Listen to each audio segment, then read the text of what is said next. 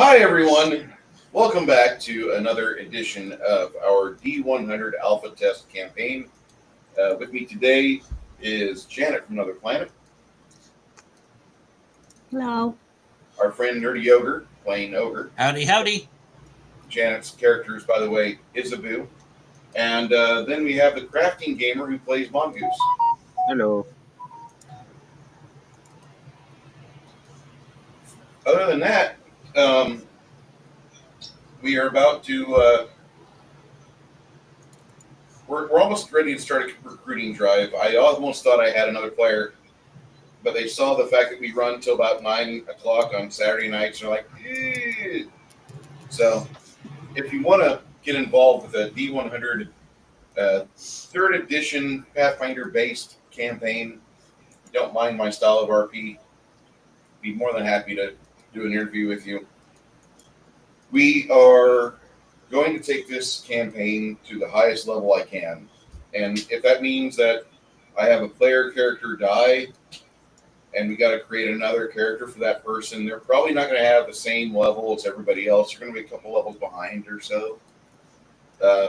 It's not something I look forward to. A lot of people brought this up to me with Pathfinder and 3.0. You get really high up and then like you're scared to throw big shit at them because you're going to kill the characters off, and now you got to like go through the one full day of staring at people while they assemble their magic items and all their goods and all their services and get their new character ready to go. It punishes the GM and the table more than anybody else, and I thought I'm okay with that. I'm literally okay with this. My players did not roll up any of the characters they've got. I did basically pre-gens and dumped them in their lap, and they've been building the characters that level up ever since then. I've been giving my players the number of skill points they get on certain days. Like when they first level up, they get their hit points and their saving throw changes first. The next session, I give them their skill numbers, so how many rank do you get, etc. And then on like the third or following weekend, I'll give them like any options for feats or edges and shit like that. Barbarian range powers, all that stuff. That happens later. Okay. Now that I've said that and my piece, I'd like to welcome you to today's game. Last session, the players valiantly attacked and successfully beat the hell out of an orc tribe deep underground. We join them in this current endeavor as they are loading up a couple of surface donkeys for where they're at. Isabu, what are you up to?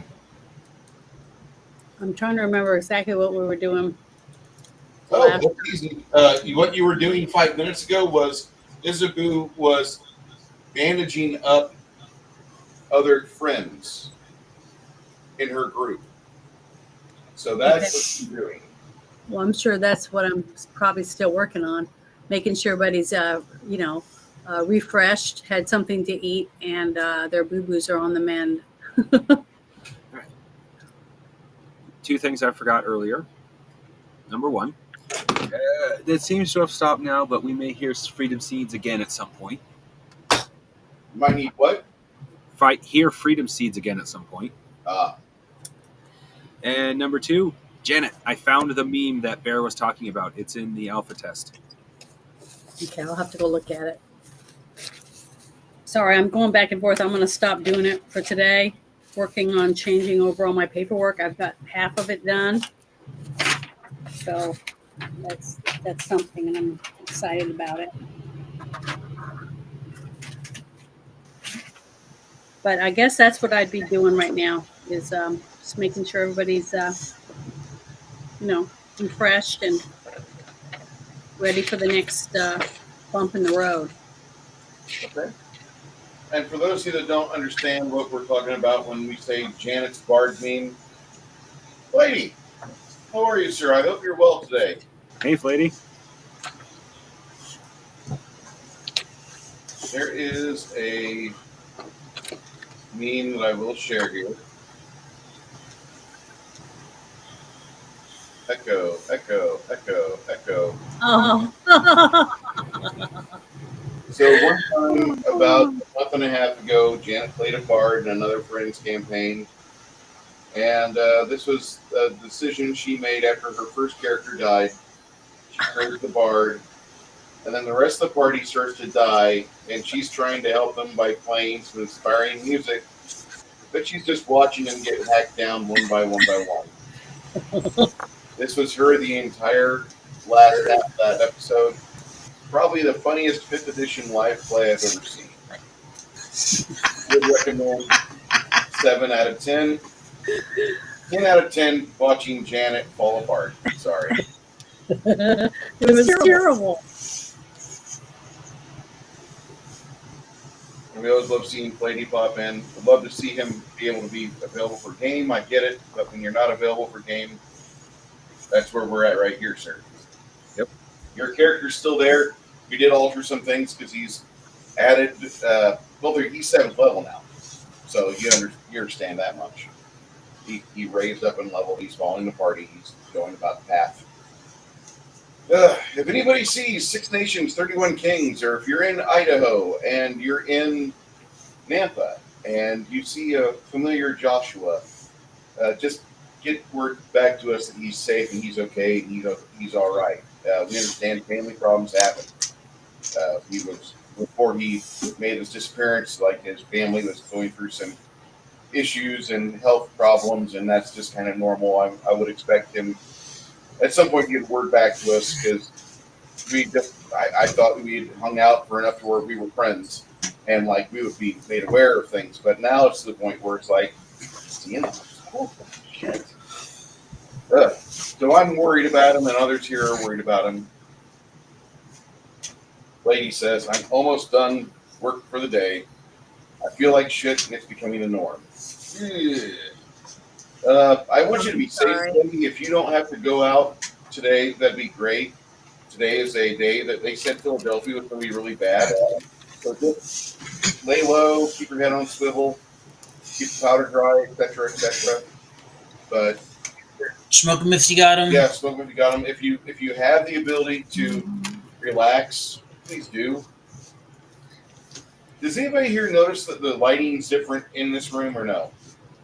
Yes. Okay. It's not it feels, as low. Yeah, but say it feels more organic. Okay, because I did put some new light bulbs in. Yeah. Looks good. I got to get some more daylight balanced bulbs. Well, what I'm actually looking at is either a daylight balanced bulb magnifying glass, one of those arm magnifying glasses. Yeah, I don't have lights that take those. I have. Okay. I have literally a built-in LED lamp, a built-in LED floodlight. Damn, that thing is bright, and a headlamp.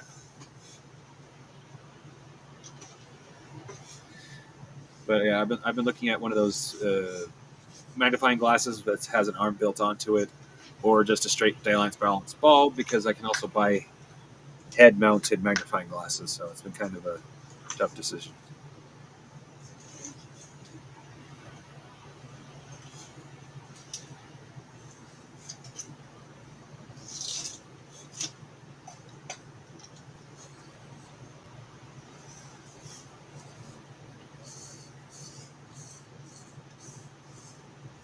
Okay, so you guys are loading up your donkeys, but you have multiple donkeys that just have, for some odd reason, only one here on the table. I thought I had more here on the table. I guess not.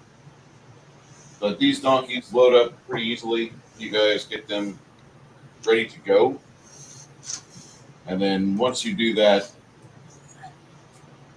then it's pretty much just figuring out what to do with these remaining. There's like 15 female orcs, about 20 young orcs, and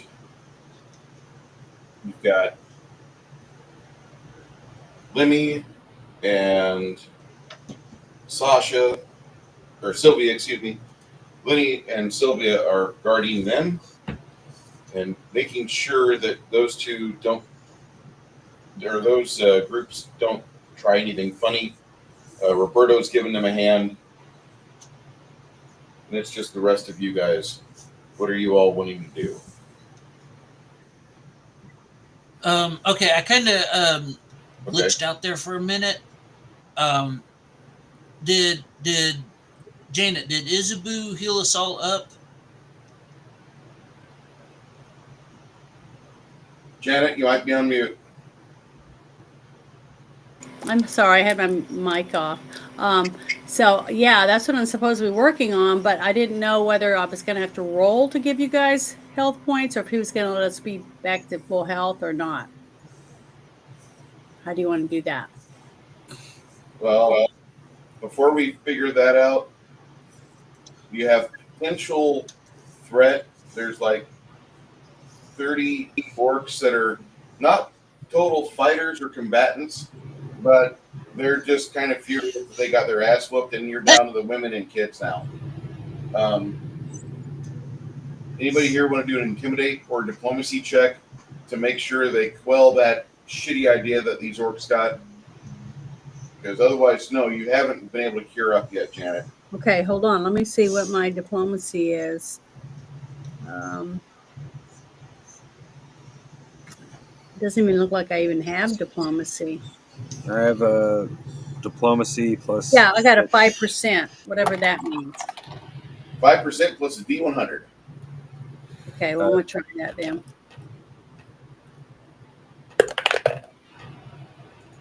Oh, I rolled an 80. So it's 85, right? Yeah. So doing that, you kind of let them know this is where you want to pack up your bags and get out of here, because we're otherwise going to just take everything of yours. You let them know that. You let them know that you guys are ready to do horrible things. And the orcs, the lady orcs look at you and they're pretty angry, but they're not in the mood to draw arms yet. Well, yeah, I want them to understand that I'm a cleric and I don't like to hurt people, but that if they don't leave and take their babies and children with them, that my rest of my team is going to make sure they probably will never leave. So do the best I can to get them to understand that. Coming from someone who's religious, maybe they'll believe me.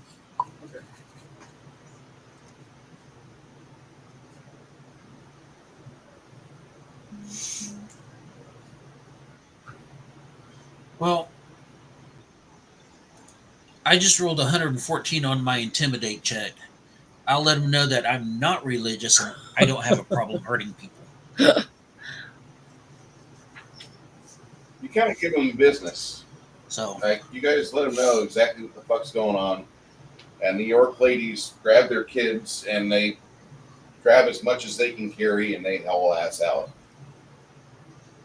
Now, Janet, I'll let you have maximized curing for anything you're doing because you've overtaken the orcs' location. They're en route away. They've lost their chieftains, their warlords, everybody that was of importance in their little tribe has now been put on your blades.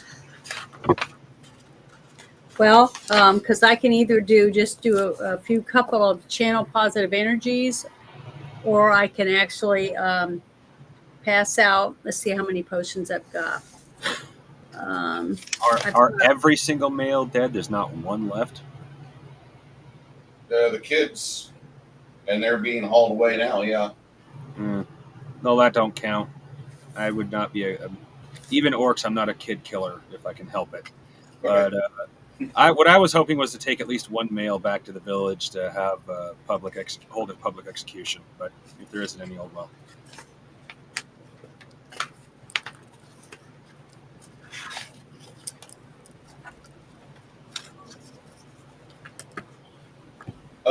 The dinosaur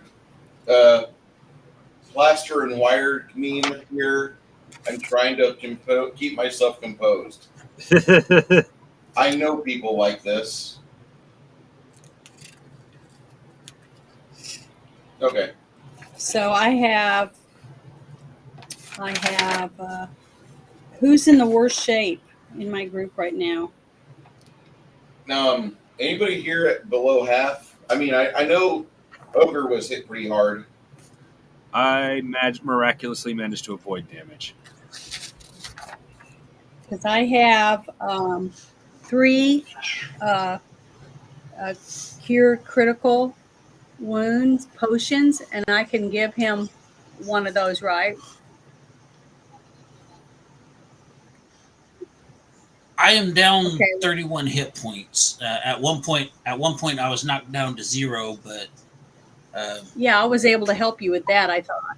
Okay, so I'm gonna give you another critical cure critical wounds potion, and I can't remember what you got to do to because does he have to roll it or do I have to roll it? I said maximize cure. You can. I'm not upset if you say if you want to have it be maximized. Your threats are I want gone. it to be maximized. Yeah, I want it to be. Your I threats want to are cure in the best gone. of my ability. You can take the time, do it right. No die roll needed. Maximize curing effects. Either positive energy channels, lay on hands, spells, potions. Like I'll give you the 20 minutes you need to do whatever, but I'm going to say for like the next 20 minutes, curing effects are maximized. So if you burn the points, or if you burn the lay on hands, or if you burn the channel positive energies, no die roll needed. Maximize it. I'm going to be like, that's cool. Okay, well I'm gonna do the cure critical on Ogre, get him healed up, and then what was everyone else's health? Because I thought that Roberto had a scratch on him. Lemmy had gotten hurt. Sylvia had gotten hurt. Sylvia, would a cure light wounds work for Sylvia? It might, yeah. Okay, well I'm going to use a cure light wounds for her. All right. You see, and also for Lemmy and what'd you say, Roberto? Yep. I'll do because I'm writing them down because I have 5 now, and now I'll be down to 3 or to 2 if I take 3 of them out. So now I have 2, and I'm going to use the other 3 on those others. So to cure them back to health, because I think that's the only ones that need it.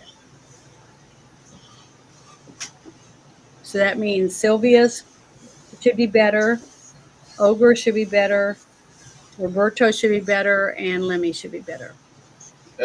Lemmy still has give him another dose. Okay, a dose of light wounds, or I could do a critical on him and just cure him off. Light should fix Lemmy all the way. All right, here we go. How many? Save the big critical wounds for him. Yeah, I already did. I Ogre. did. Okay. Gave Ogre 1. Okay. How many hit points did I get back? Light wounds is 13, and what's your 7th level? So your cure critical wounds is what, a 3d8? So that's 21 plus. You should get 28 hit points back. Okay. And that's for critical, right? Yeah. Okay. Actually no, that's for cure serious. Oh, I mean that's okay. Cure serious.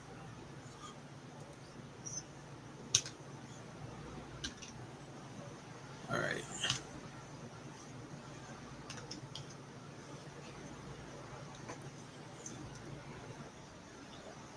Yeah, that'll do me good. How much down are you? Are you still down? I'm down 3. Okay. I've got 84 out of 87. That's really good. Oh no, a hangnail. I'll survive.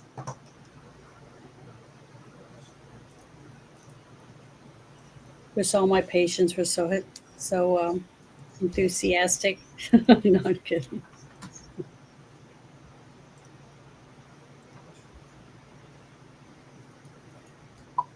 Hey Janet, check out the latest meme in the meme section.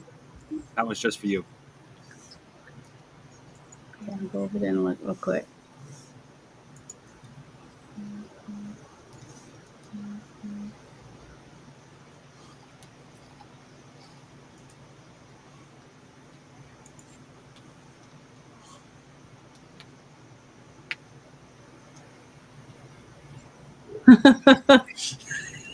That's cute.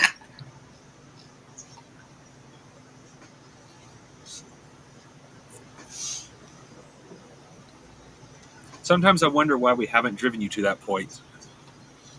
Or how we haven't, I should say. I don't know. Yeah, that was a good show. I used to like that show. Well, I've been in the middle, I can tell you that for sure.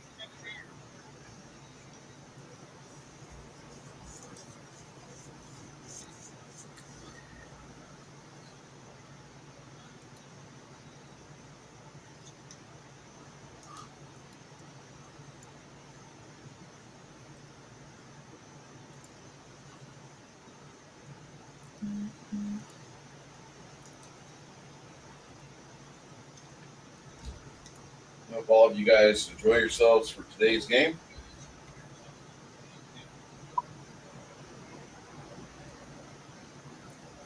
Well, right now it's Isabu's time to shine, so I'm taking advantage and loading up a bunch of memes.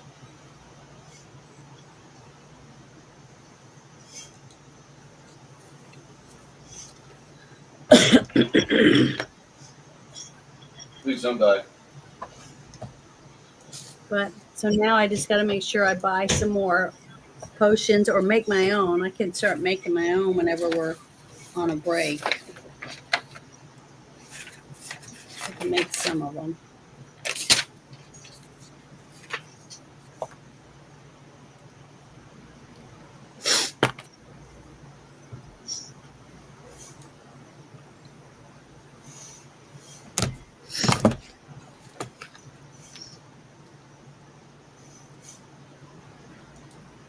So, are we now that we're all well and everything? Are we going to finish going through everything to see if this place is empty or not for sure? There's nothing, any other areas we haven't looked into. Well, checking what we have gotten to and back is fine. I don't suggest we go any deeper. You guys let me know what you want to do. Not unless we feel we absolutely have to. Because we're already borderline on the edge of the Underdark, and if we happen to just walk into Drow territory, we are fucked because we are instantaneously considered slaves. Well, Or worse. wasn't it the reason we came here was to clear out the little orcs? the little goblins, right? The Well, they- orcs. orcs, but yeah, Orcs. Okay. that's what we're here for. Yes. Okay. So, are we pretty confident that we did that? So we can go back and tell them that we cleared them out, and all the mothers and young ones decided to go ahead and leave. We don't tell them we showed mercy. Well, I can tell them that. I'm not ashamed to tell them that I tried to show them mercy, and that they feared for their lives and ran. So, you know. We're likely not to get paid if we tell them we showed mercy to orcs because we didn't finish Well, the then job. it's best that I don't do the talking then when we get there.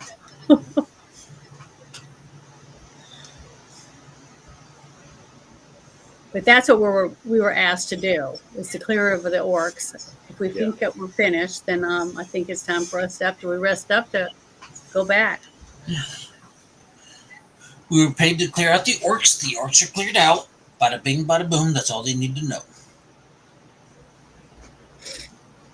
Yeah.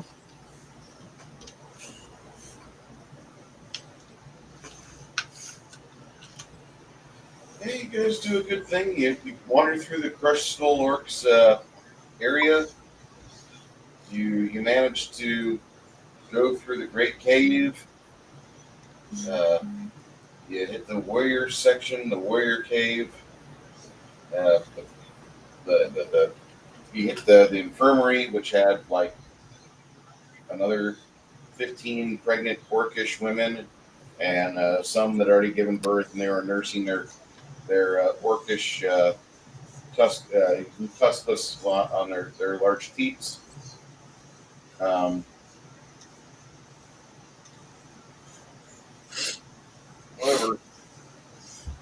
However, there is something you were not expecting. As you're investigating one of the smaller caves,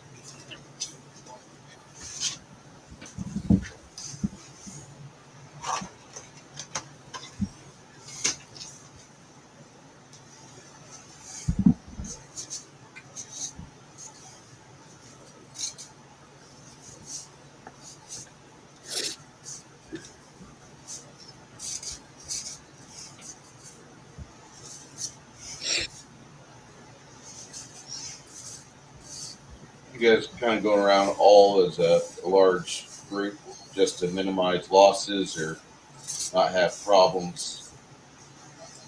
This room, this cavern seems a little different.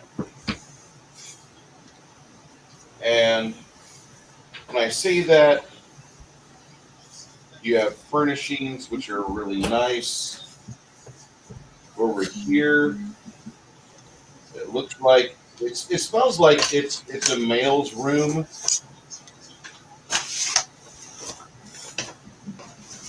Definitely. An orc love den. An orc love den. No. And you think it was more like some sort of non-orc. You have a bed over here. Yeah, it's like a 4-poster bed without a canopy. Then over on the other side, you have bookshelves. So they could read. Sconces. Looks like treasure chests, but they're full of like silver and copper. Not really gold. But if you want thousands of silvers, you could have that. Money's money.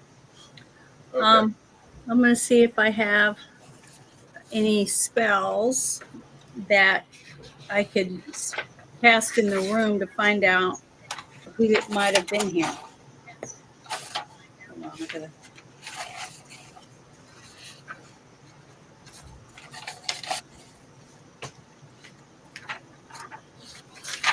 I gotta take all these papers off the top.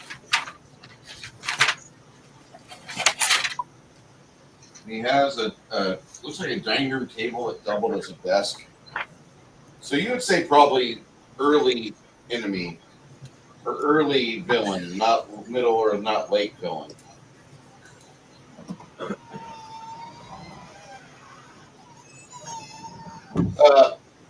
Mongoose with lamp in hand or with dancing lights, either way, it provides light to him.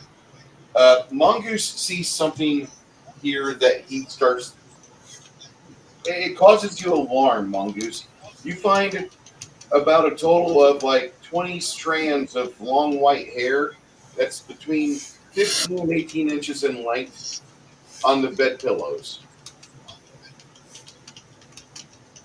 And also, whoever lived in that bed was very light because the bed mattress itself is not of a sturdy construction that could support a full-grown orcus or a orc male in vigorous activity. Not that you know how much force is needed to provide a bed mattress with strain, but the strain was never tested on this. the mattress, this stuff was never put to the test. So an immature person is not quite an adult yet. Or what? Mongoose what has long white hair? An elf? You're getting closer, Janet. Oh, you're asking mongoose. Yeah. Okay.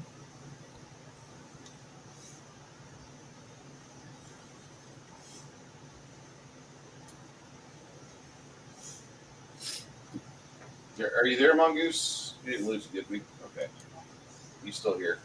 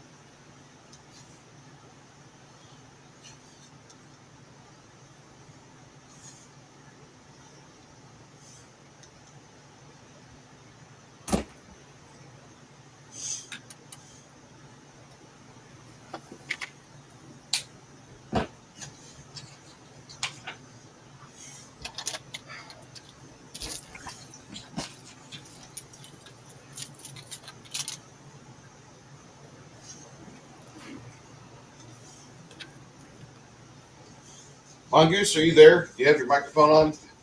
Oh shit! I didn't mean to leave it on. I'm sorry. I thought I muted myself. No, you got these like 10 to 12 white hairs that you find on the mattress. White or silver? Whitish silver.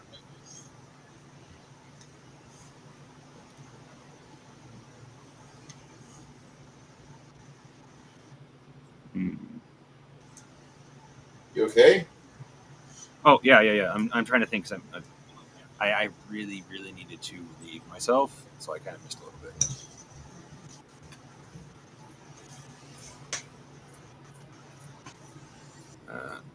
I got we're in a bedroom. Please don't tell me we have a geezer pleaser. Oh, the worst part about it is it'd be a geezer pleaser that loves orcs.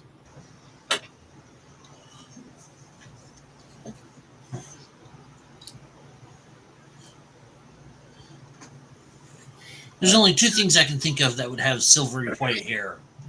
There's old people and drow.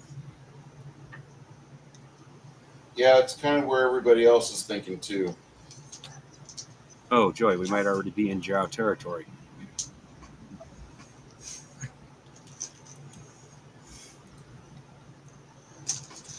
I personally would not want to fuck with drow. What is it? Let's just say that. Elves. Oh yeah, a dark elf. But let's just say everything the orcs we've heard about the orcs so far. Well, we'd rather be captured by the orcs than the dark elves.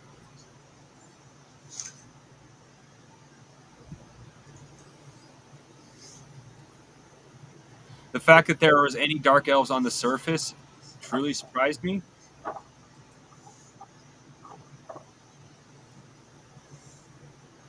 Because that means either people are more accepting in this world or they aren't as bad as... No. No, they're not accepting in this world. No. Get that out of your head. Okay. So that means one of other two things. One, the drows have been able to prove themselves on the surface. Or they aren't as bad as the drow from Pathfinder or D&D, which I doubt. Bruce likes dark stuff. So the few we have seen on the surface suggest that they can occasionally prove themselves to not be pure evil. But in the end, we do not want to be captured by any of the drow that live in the Underdark. I mean, there's always stories of a dark elf that would be like friendly to people, and like he would like bake cookies and like not try to poison those around him. Yeah. But then like you find out 10 years later, a party of other dark elves comes into your town and kills him first. Yeah. Okay, so yeah, it's more coincidence than anything that we've seen any, and still runs under the idea we do not want to run into any down here. So, since you know what this, you think that you sense what this is, does that mean we should just leave where we are and just go? Well- Leave it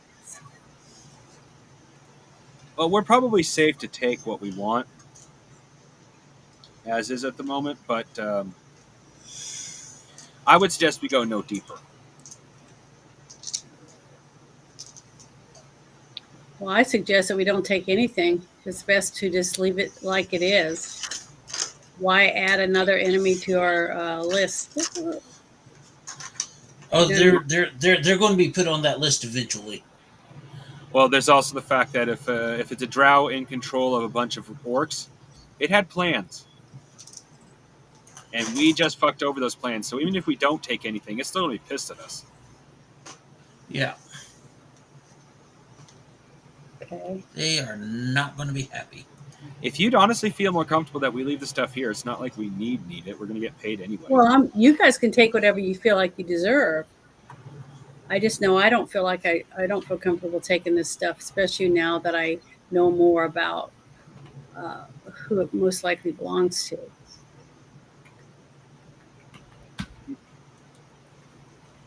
I'm more interested in any magical scrolls and spells I might be able to learn.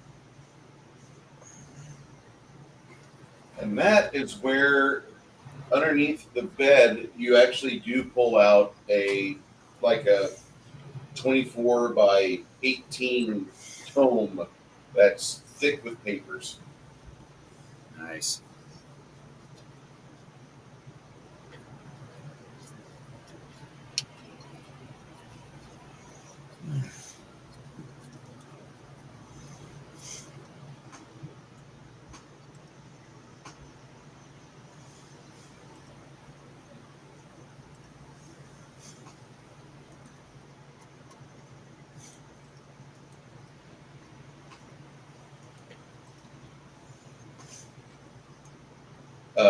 It's got spells in it. You just don't have time to look at it. Yeah. Kind of figured. That is awesome. Though I suspect these aren't the good spells, given how easy it was to find. Hold on. Remember last game? Yeah? Not exactly easy to find. And also, it is about 45, 50 pounds. Oh. Wow. That's heavy. It's not, yeah, it's a thick book.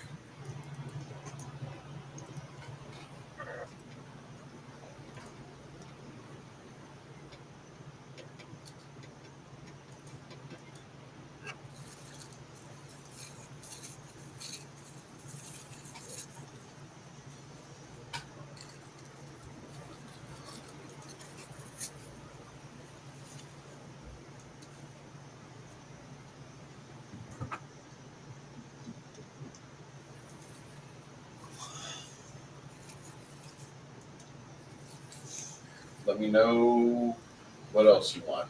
'Cause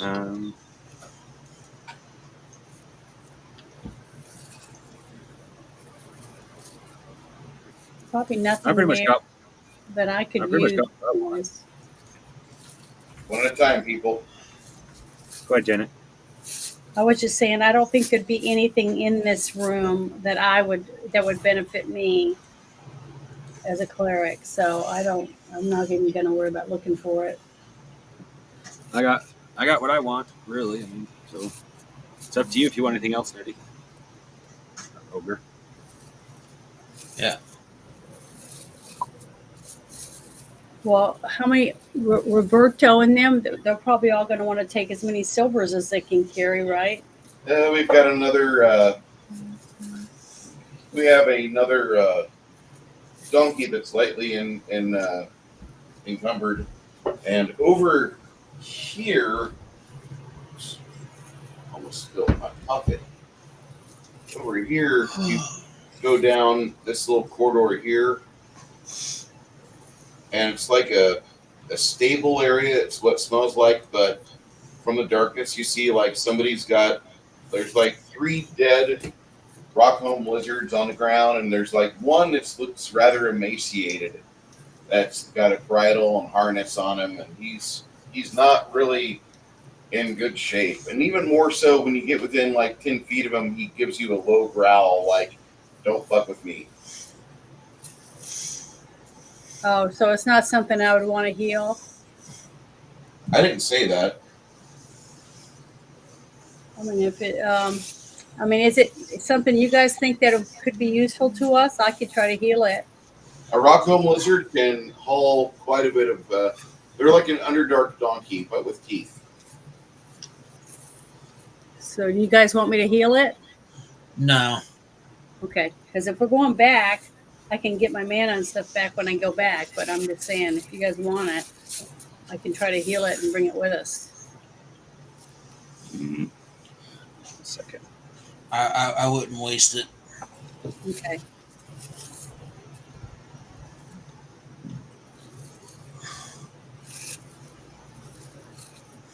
Is there anything else in this little stable that might be needed or useful?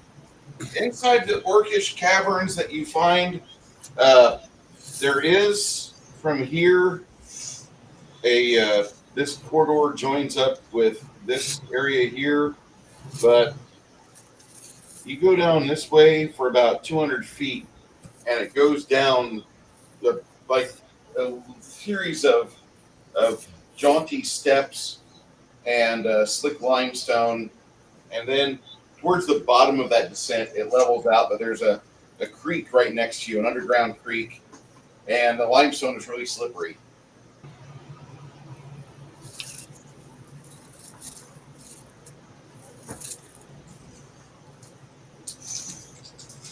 You guys want to keep going this way, or do you want to go back where we came from? You hear in the darkness as you're down there.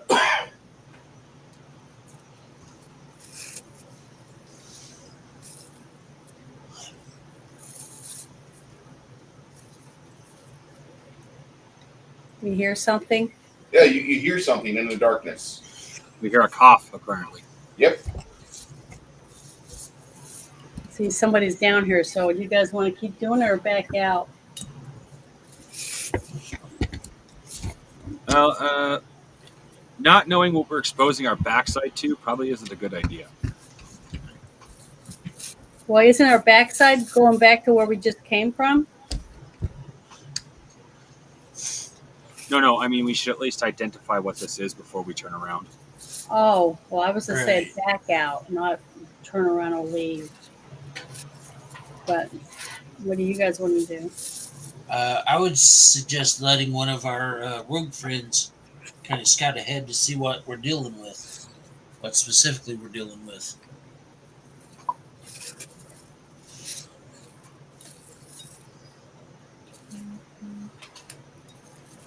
One of you rogues want to go forward and take a risk?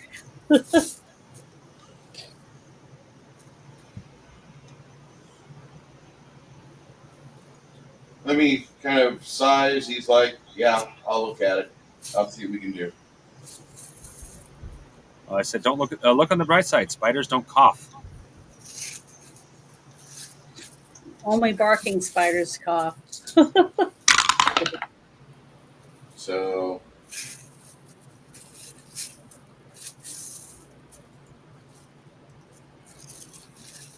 let me start to examine everything. And does a pretty in-depth search. And as he's down there, you guys are watching him from kind of the ascent.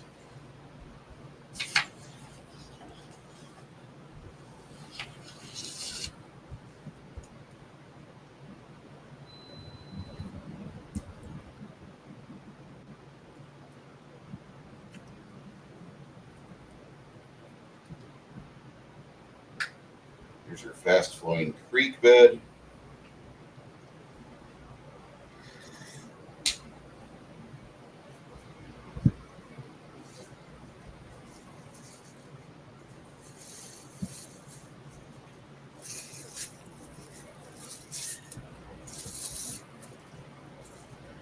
As he's examining this,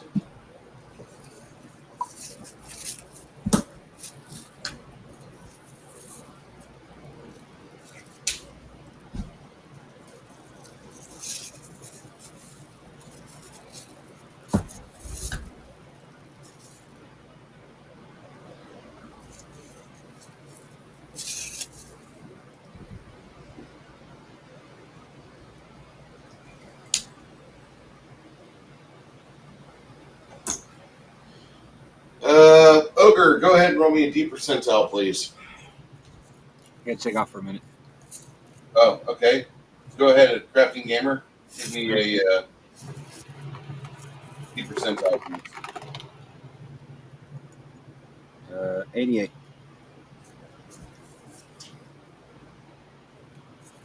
Lemmy keeps hunting around, trying to find. Finally, he kind of notices that there's two rocks standing up in the midst of the stream. So he grabs a small pebble and he throws it between the two of them.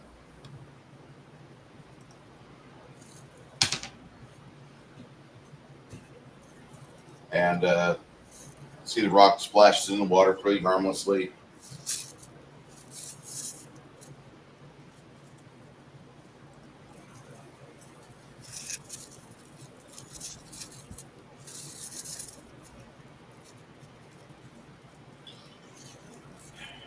Lemmy starts to play a tune.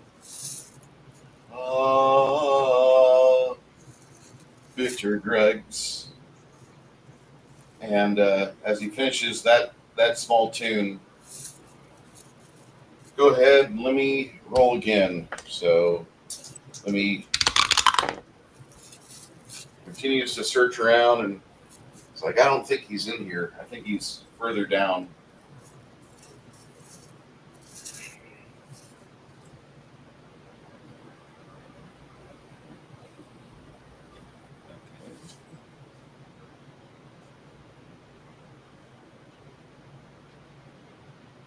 Everybody roll their perception check. Amid the water rushing, amid everything going on, I'll roll for Nerdy Ogre. I've got his character sheet right here. What are we rolling for? Oh, your perception. Don't let me use that as your roll.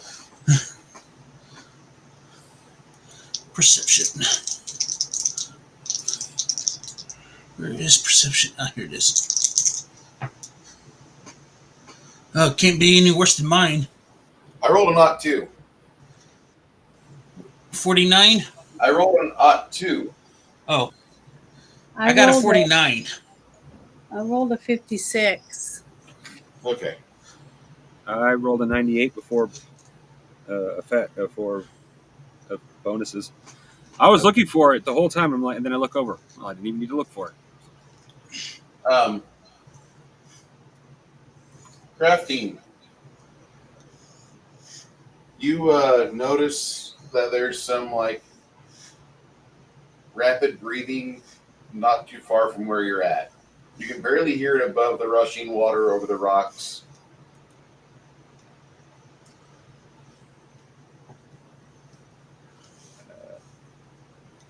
I throw light in that direction. All right, give me a better perception check. I don't know if I can get better than that. Not really. Perception. You don't see anything that kind of makes you feel as if there's something over there, but your audio senses, and there's a weird smell, like something that has been eating mushrooms all their life. And like you can smell like mushrooms and fungus being pushed out of pores over here. You don't know what the fuck is going on. It's just really weird. Your nose is attuned, very finely attuned to getting rid of problems. Okay, I'm not the most knowledgeable, but something that's for lack of a better term, invisible and smells like mushrooms tells me we need to back out of this place and set it on fire. Okay, as you're backing out, Can I roll a knowledge nature to see if I know what it could possibly be? yeah, go ahead. All right.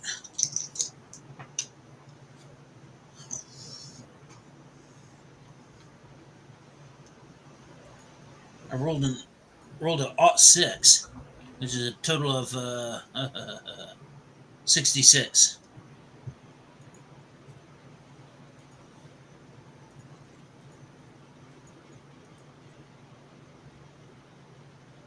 Beautiful.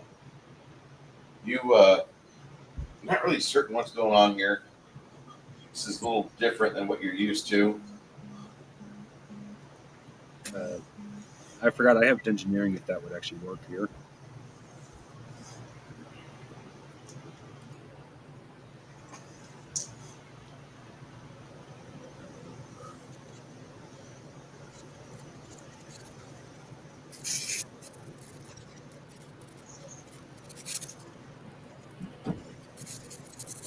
I'm used to being on the plains, on the surface, not in a cave. So what do I know?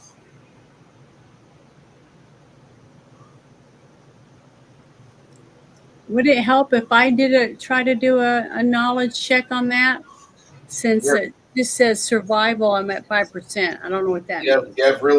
You don't really have a basis. Yeah, I For, would say I don't have anything to help out with trying to figure this out. all of a sudden, all of you are overcome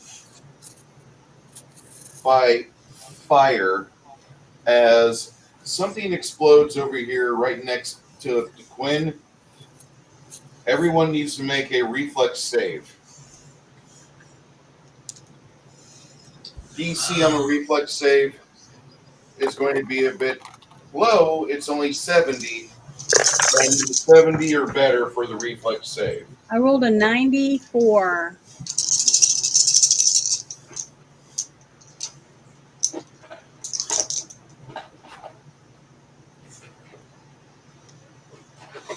I rolled a 71. Sorry, to calculate for a second. I got 68.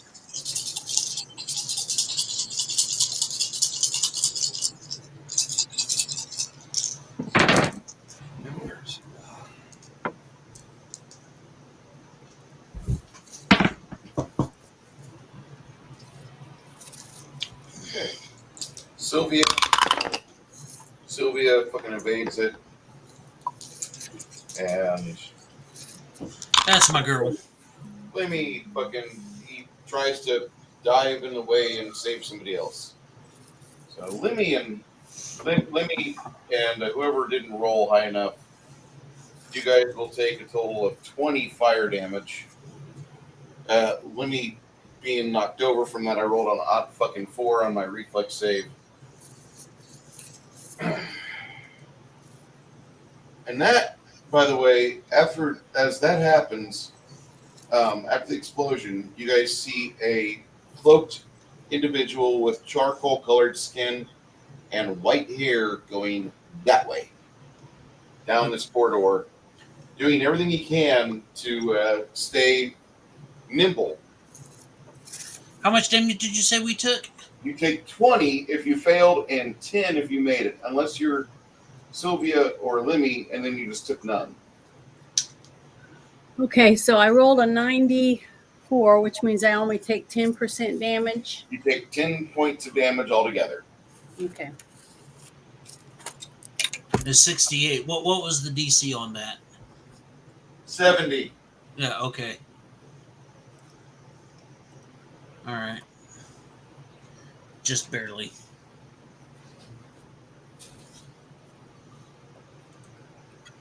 All right. The first of our sponsors be rolled out today at this moment. For those of you that like really good coffee, and I mean really good coffee, this is bourbon truffle coffee. This is one of the most amazing flavors that Blackout Coffee's done. Their best, of course, being blueberry crumble. But if you're not certain what I'm talking about, let me give you the link for this bourbon truffle coffee. Yeah. I wanted to ask a question about the coffee.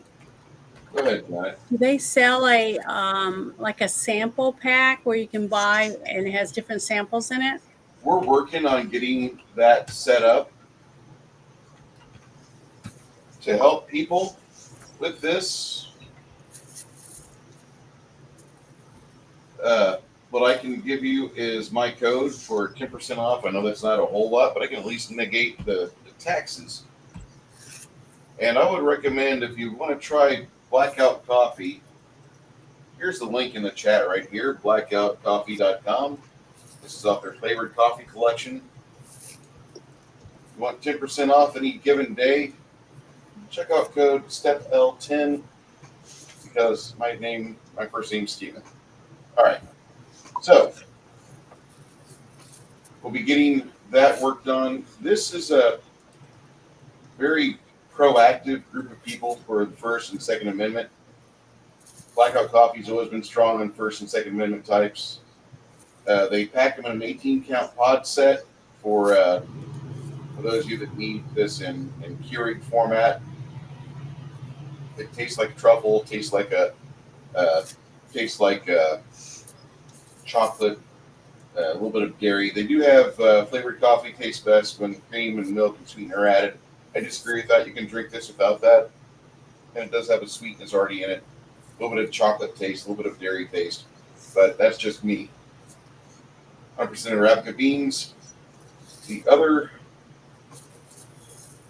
coffee they have this month, let's see. They got a super dark one going on right now. Look down on this page.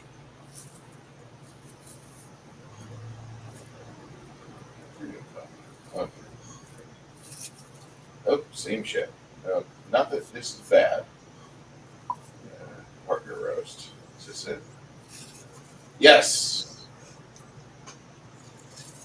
Got a bare knuckle, BK FC knuckle up medium roast coffee going on right now. Kind of like a limited time thing, but this is a really good, like, non-flavored but flavored yet coffee. Very strong, very good Colombian if you like Colombian. Don't want to say much more about this, but if you like what you're seeing here, go ahead and follow those links. Use my checkout code, and I thank you so much. Are they? Which one is the least bitter one you've ever had? Smooth finish. Because I don't like bitter coffee, and if I buy some, they don't have bitter coffee. That from what I've tried, I've never had smooth finish disappoint me. Okay, good. Thanks. It's a very under the radar coffee. You pound it. It's high in caffeine, but it's a light roast. Mm-hmm. A lighter roast doesn't have the bitterness because they don't cook the bean. The darker the bean, the more bitter it is. Check out for smooth finish, the least bitter coffee I've ever had. Right there in chat. Thank you, Blackout Coffee, for being a part of today's sponsorship. And thank you for the money that you give me. If you're dealing with bitter coffee, just put a little salt. Praise Dale and raise hell. Raise Hale. Man, do you watch Habitual Line Crosser there, Ogre? No. Okay. I am now in a Nightbane campaign, and Okay. yeah, and there is this Nightbane NPC who helped us out. He's a Florida man, and his morphus is that of a fairy. So he's got a he's got a Dale Earnhardt T-shirt, and he's got one of those hats, those hats with the that hold the cans full of Mountain Dew that goes straight into his veins, for the caffeine. And that's anytime whenever he leaves go do whatever, he'll leave and say, "Praise Dale and raise hell." That's his shtick. I don't know where he got it from or anything. Just Every time I hear about a Florida man, they always say, "Praise Dale, raise hell." Anyway, you just saw a dark elf go skedaddling through the darkness. You guys grab Lemmy up and pursuit. you want to pursue him through the darkness? Okay. Sure. What light source are you using there, Mr. Barbarian? I run at 40 foot of fucking move action. My axe, it flames. My war axe. You're trying to chase him down and wing your war axe at him? No. My war axe, it flames, right? Yeah. Yeah. You can. That's my light source. Okay. You're running down the corridor trying to chase this guy, and as you do that, you notice that the cavern goes down a little bit more, following the creek, and then the cavern splits. One cavern kind of submerges where the creek's at, and the other side goes down a slippery set of limestone. I need an acrobatics check or a reflex saving throw. I need it in excess of 75. Otherwise, you're going to hit a slick spot and go skidding upon your buttocks. All right.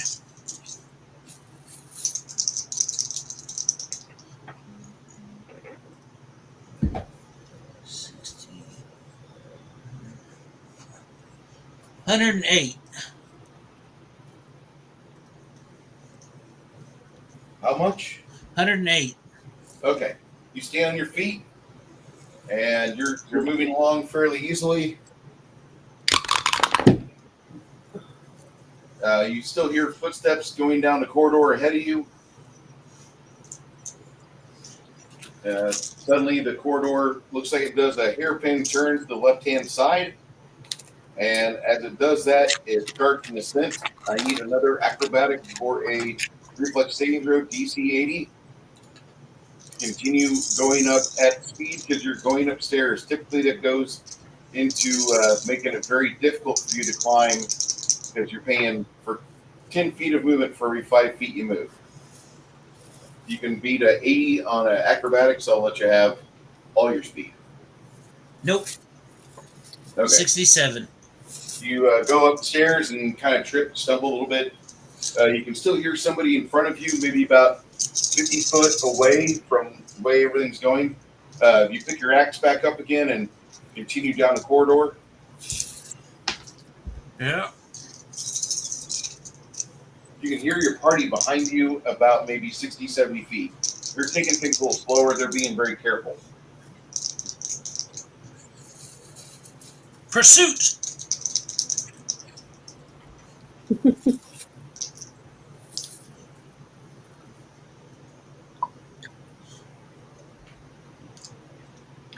Not much to do other than follow the barbarian. Let him go on by himself is a bad idea. Following is also a bad idea, so it's pick your poison at this point.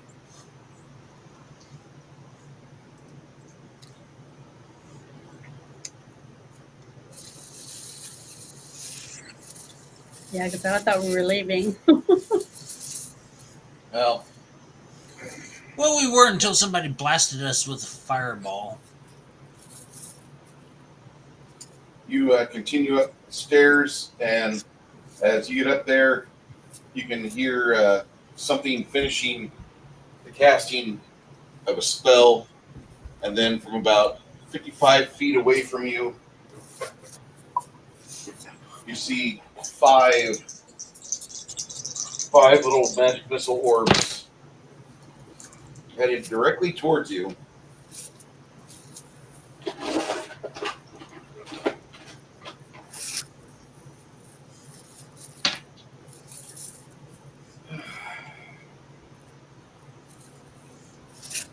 You get smacked for 21 points of damage by 5 magic missiles as you're running towards him.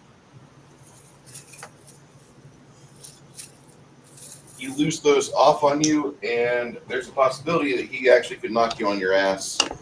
I gotta roll a toppling check against your CMD. Yeah, you're knocked on your ass. You hear something say something in like a broken version of Elvish. It's like somebody took Elvish and dragged it through a ghetto filter from Battle Creek, Michigan.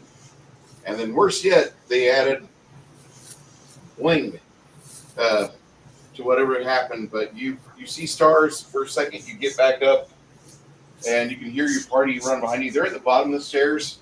Do you want to wait for them, or do you want to keep going after this guy?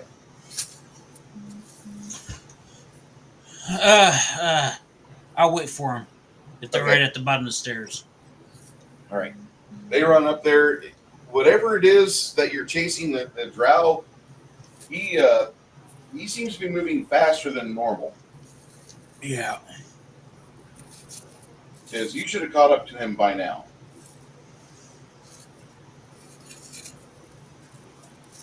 In fact, it kind of dissuades you how fast he's moving, but he's a pretty powerful wizard if he's thrown that many orbs at you at once. Because you've only seen Mongoose throw 3 at a time. That guy threw 5.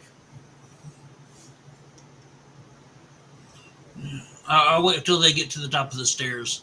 Okay.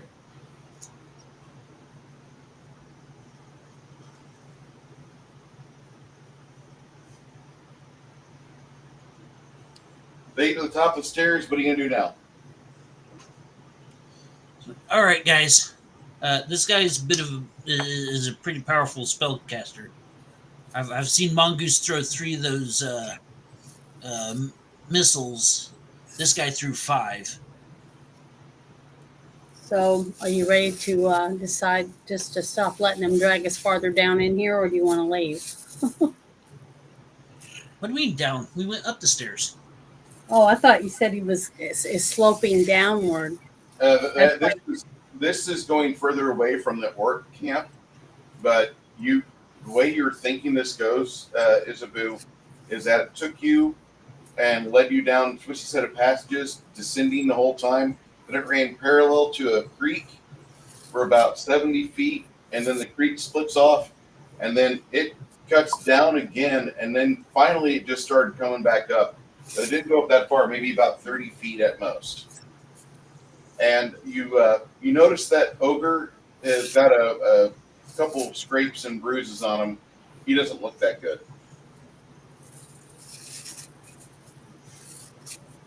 Well, I could give him another potion if he wants one. I don't know how bad off he is. I'll be all right. But all I know is it's either he's running because he's afraid of us, or he's just toying with you to get you to follow him into a trap wherever it is he's trying to lead us. And I feel that we aren't prepared for whatever he's wanting to give us. I really think that we should go back the way we came and go tell them that we cleared that place out of orcs. That's my what I feel. What do you guys feel? The rest of you? I still got a good feeling about it.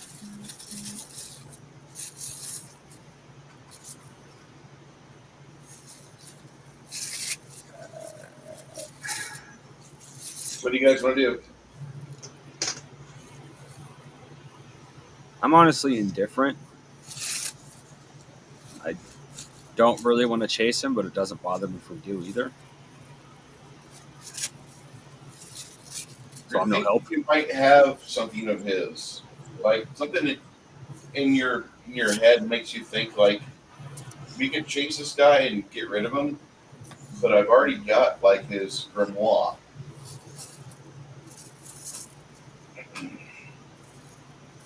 You already have his grimoire, Mongoose. Yeah.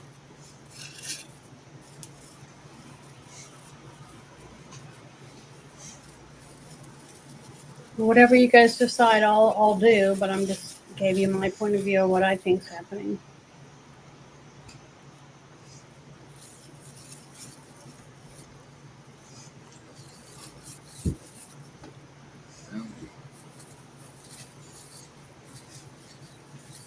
Ogre seems to really want to get this guy, though. Yeah, he's pissed off. Sometimes when you get mad, it causes you to make decisions quickly, and sometimes they're not always good ones. All right, let's go. Hey, look at the bright side. He's going to want that book back at some point. You get to kill him then. Yeah. On your terms, not his. Big difference. Yeah.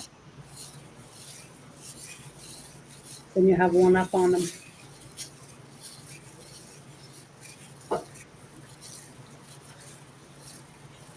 You finish, dust yourself off. How badly hurt are you? I'm down to half. With his eyes, Isabu, it looks like he's hurting. Yeah, I asked him already if he wanted me to give him a potion. And he said that he didn't think he was that bad. But halfway down, that's pretty bad in case we get another tiff. Well, yeah, I mean, it's pretty bad if you're a whiny spellcaster, but, you know.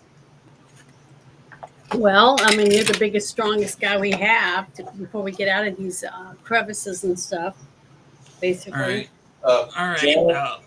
Janet, Isabu, what is Ogre's strength? 17. Okay, Isabu can out deadlift you. She's got a 19 strength right now. Okay. I'm just gonna say that. Like, if she gives it her all to whack the fuck out of something, if she were to use a flail or great flambears or something, like, she could probably cause more bloodshed than you. She uses just a longsword, but like, you kind of notice here over the past couple of weeks, like, the exercise that her and William are getting is benefiting her in the most. William, mind you, he looks like he's coming of age because he's got this little sliver of a mustache starting. I'm not saying anything like negative or questionable, but I'm just saying, like, since those two have gotten together, like, Isabu's turned more into kind of like warrior maiden build than what she had before, and already she was like Christy Carpenter off of the Dresden Files. If you read the Dresden Files, Christy Carpenter's like this really buff, but like she's the wife of a paladin, and he's given her like 5 kids, and she's just like, when she takes her blouse, her little frumpy blouse off and gets in the chainmail and everything, ready to go help and fight, like everybody on the battlefield is like, oh damn, we're gonna die. If we're heathens, we're gonna die. She's scary. Isabu's of that same frame. Worse yet, Isabu's got a 19 strength and 19 charisma. So like, not only is she built as fuck, she's also hot. I'm sorry, I don't mean to be a pig, but I can be a pig. Silly. Well, so would you like me to give you another cure serious wounds while we have a chance? Yeah, I'll go ahead and Up? take it. Yeah, go ahead and roll the dice, Janet. Hold on, let me get it. It says I have to do.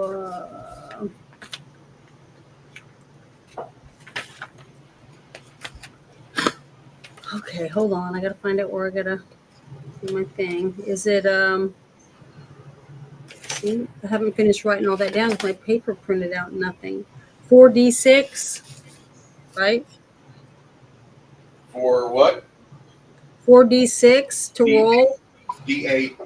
D8. Okay, 48. 4d8. All right, give me a second. I'm gonna get 2 more out of my bag.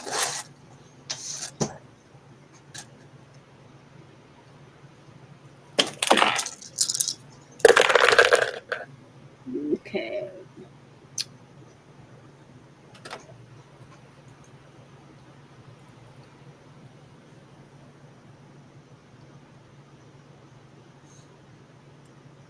$28 total 28. healing. That should help you a lot.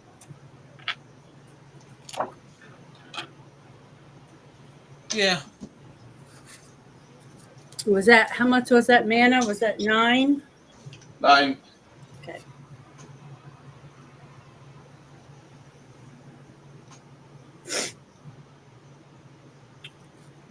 Okay. Now I feel a little better. I feel like we can protect ourselves if somebody comes up behind us.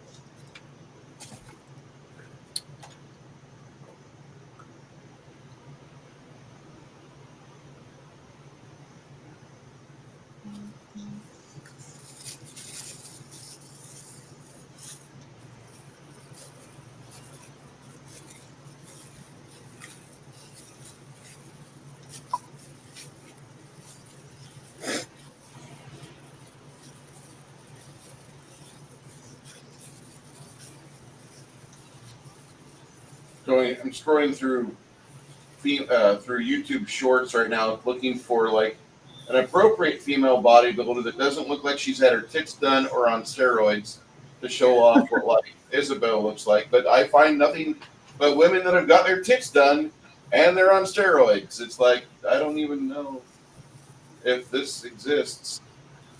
Oh God! And you put shitty.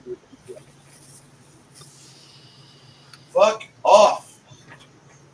God, what is it with shitty musicians? Is it the bad drugs or the horrible fucking music? Like either one, and God, our society's gone downhill.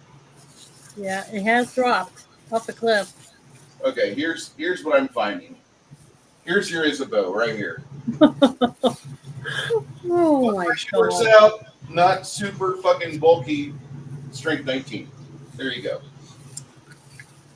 Thanks. She's in shape. All right.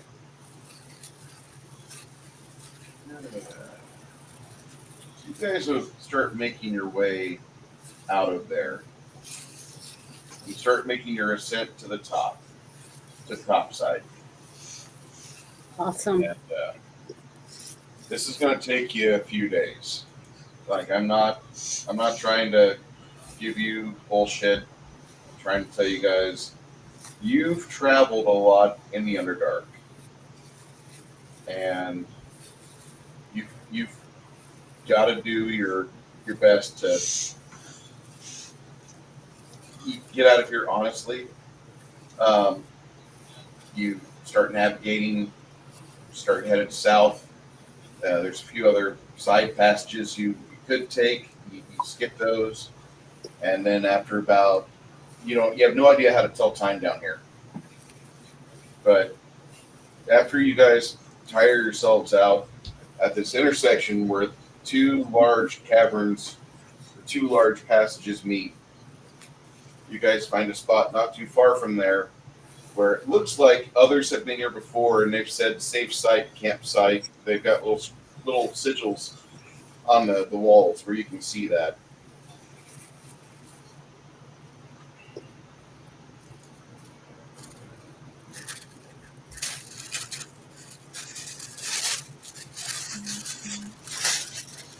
Forgive me, I'm on the Dude Cannon website buying soap right now.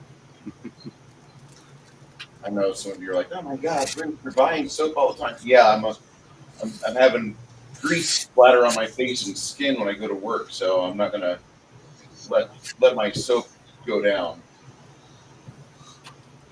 So you guys go another 2 days. You find your passageway takes you near what appears to be an underground dark lake.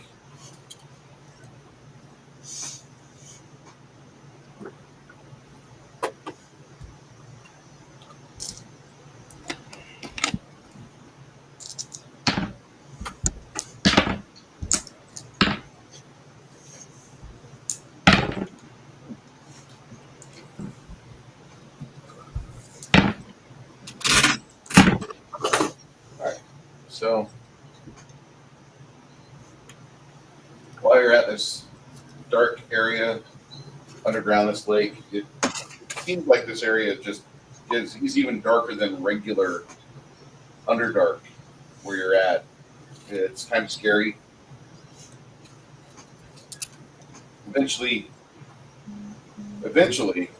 you find your place where you're supposed to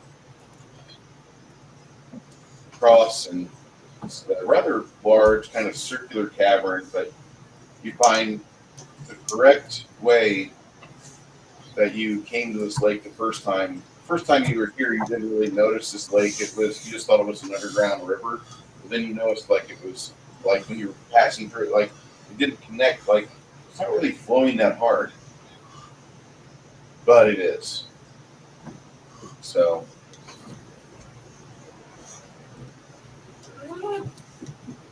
you do note there's evidence of another group of visitors that are here, but they've broken camp. Looks like not too long ago.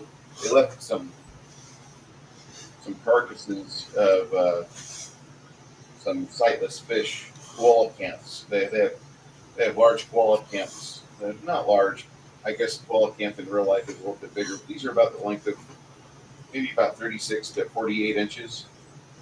And they've gutted them, and they've already left this area.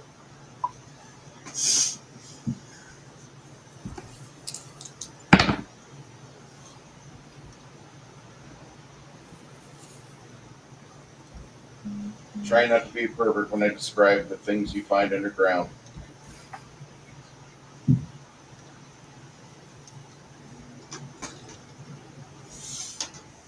It just comes naturally. Thanks to Janet, I've come to grips with myself. Well, thank you for giving me credit.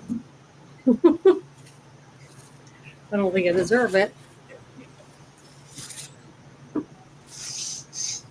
I've come to grips with that.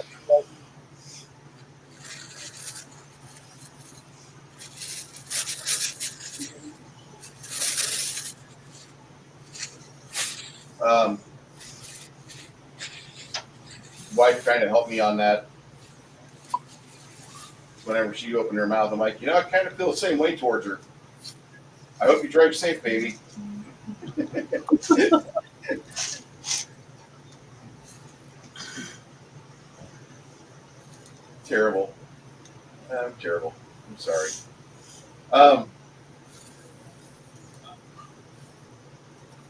guys spend another 3 days navigating back home, and then right as you think you're about a quarter mile away from the town itself, and that's when you notice in the cavern you see some soft. It's the area where there's a little like a cavern stream, and there's like a soft set of paw print there, and you look at it, and it's canine, and their canine paws suggesting about maybe the paws are about the size of my hand. Jeez. Okay. So the size of a dire wolf? Yeah.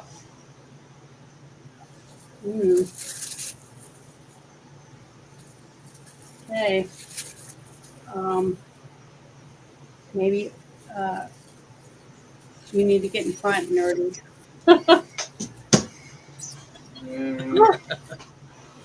All right. See, Find out. told you we're gonna need you. Pull out my war axe, light it up, and shoulder my way to the Make your way front. to the front, starting to look around, doing everything you can to be alert. These things looks like they exited out kind of close to the center of Pembrose. The way that the paws are, like you see the occasional one, because this cavern isn't so much limestones that it's shale. So whenever it gets wet, it kind of can have imprints in it. No, more of a sandstone shale-ish, yeah. Not exactly the place you thought you would find these, but it's you have about a handful or less of things that it could be. You think it could either be werewolf or dire wolf, and then Roberto says, "What about gnolls? Aren't gnolls like big dogs but on two feet?" And that's okay. Yeah, I don't know what a knoll is. are you serious? Yeah, I don't think I've seen one in our games yet, have we? Okay, a gnoll. All right, a gnoll. Think of a gnoll as like a werewolf, except instead of it being looking like a wolf, a bipedal wolf, a bipedal jackal. Oh, okay. Yeah. Yeah, looks like it might be a werewolf that evolves in Africa. Oh, right. Oh, that's because they're basically hyenas, humanoid Yeah. hyenas. Wow, that's scary. And apparently they have the appetite and the ability to eat to match. Like, if one gets a hold of you, they will never find your body because they'll eat you bones and all. Yeah, he'll do everything he can to eat you, and he loves that. Yeah, we don't want to get in a pack of those for sure. Because But if there are a pack of them loose in the city, that's not good either. People are going to be missing and dying. well, I'm glad we spotted that, so at least we can warn people. Yeah. Maybe they can set traps and stuff, some sort. If they're gnolls, what we have should be fine for dealing with them. If they're werewolves, we're going to make sure everybody has magical weapons or something like that. Yeah, unless everybody, I think, doesn't everybody have a +1 weapon by now? I think I do. But is there a let me look real quick. I'm trying to see if I have a spell to put on all of us to give us something extra against a werewolf. Do we have anything like that?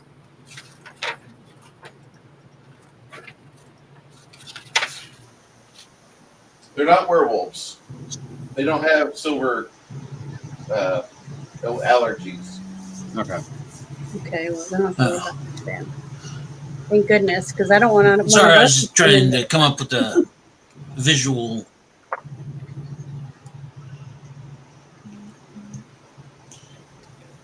they're not like werewolves like that. I was just going for like the bipedal humanoid wolves, except they're hyenas instead of wolves. They do look menacing. Yes, not pleasant creatures.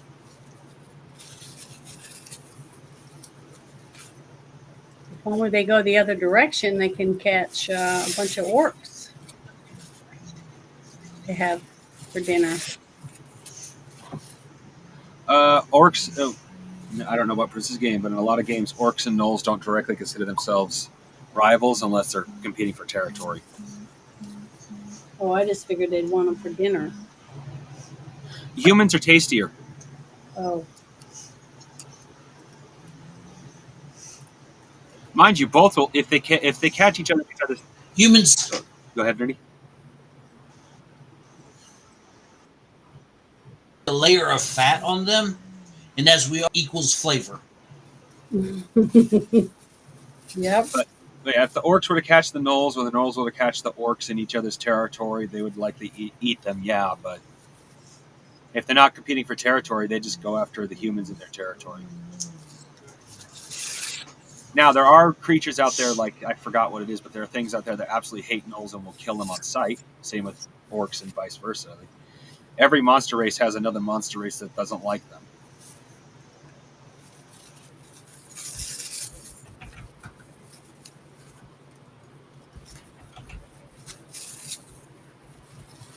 Now that would be an awesome shape-shifting ability. Be able to shape-shift into whatever the other creature you're confronting hates. Well, depending on the circumstances, that's a good way to get killed first. But if you're trying to like do a trick, then yeah, I can see what you're doing. But just straight turning that into battle, that would just make them angry. It'd be like the movie Alien versus Predator. So if you want to trick Except- them into fighting each other, I could see where you're going. But you want to be careful when and where you use that. Sorry, interruption, Nerdy. No, that's cool.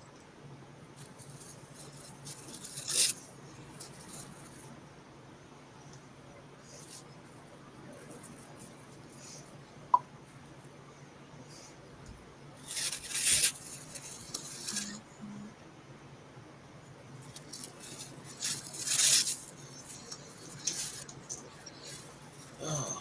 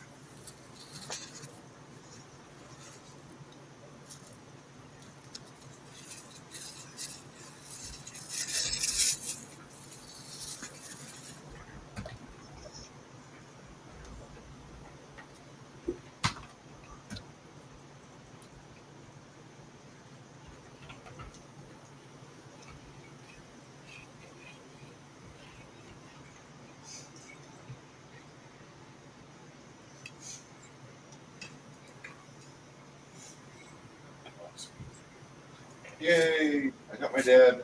So small good stuff. I got my dad a thing for Father's Day. It was a Bird of Prey Christmas ornament, and now I'm some Duke Cannon, the liquor cabinet soap bundle, which has the Big Bourbon beard oil, the Big Bourbon beard wash, because he's a furry man like myself.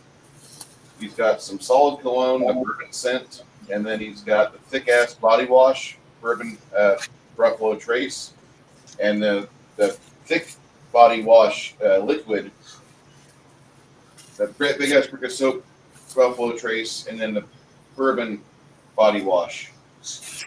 Giggity. So your dad has a beard like you? My dad could grow like a Harley Davidson beard if you wanted. He's rather impressive with that facial fur. He's had a womb broom on him since he was like 12. Mustache. Fallopian flosser is a pretty big thing in the family. Is that what you call it in front of your mom? Yes. Jeez. It's hilarious. Ever since we started watching the Bad Electrician videos, yeah. Okay. And if you haven't seen the new Bad Electrician video, he did a video on Alvin York.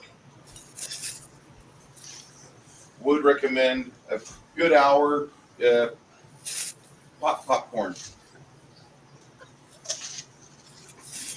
Okay, so you guys get back into the town of Pembrose. And when you do, a couple of the guards notice that you guys are crawling out of the sewer grate area because like the sewers go to are piped into a creek, and they've identified which creek 3 miles away it actually gets on the surface.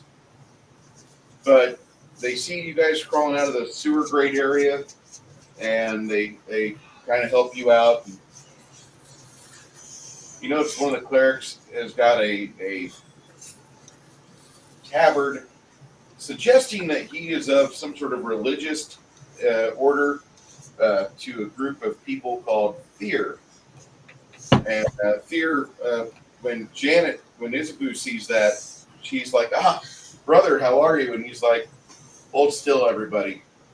And he begins to cast something, and you see a volume of water from above douse as you're all huddled together. And then he casts another spell which lathers you all up. And he says, just let that sit on you for about a minute. Then not long after that, he casts another rinsing spell to get all the stuff off you. Although, granted, your hair's ruined.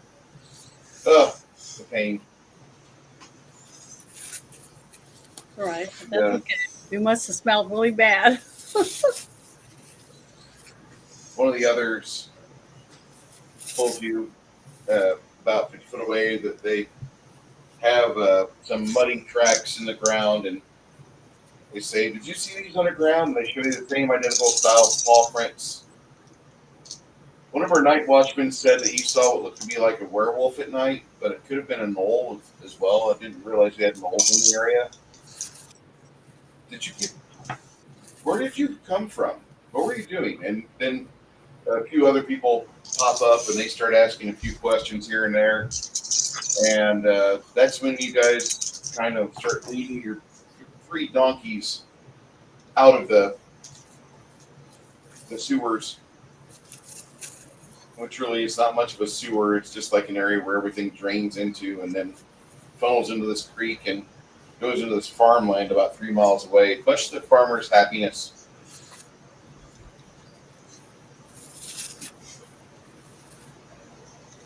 Oh, you guys really got loaded down.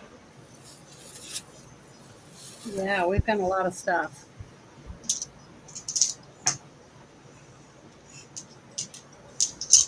Yep.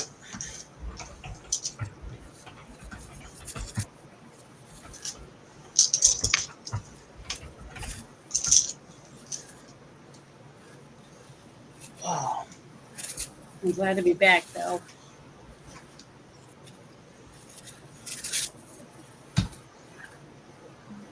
back again. To be able to have the sunshine on my skin. It's going to be nice. With some vitamin D.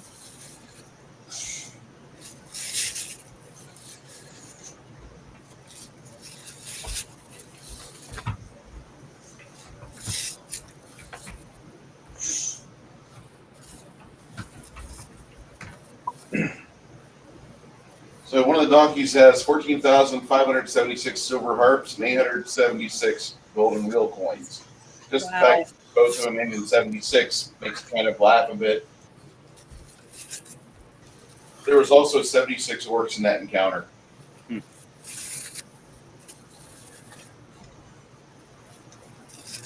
Wow.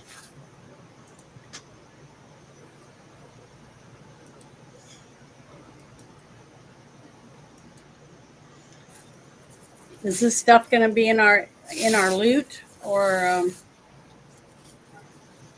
It's in the list. oh, it's already in there? I already put it in there. Oh, okay. I haven't gone No, to look. she means in the loot file that I have. That's amongst y'all. Yeah. I gotta go and empty the kids. You're going to do what?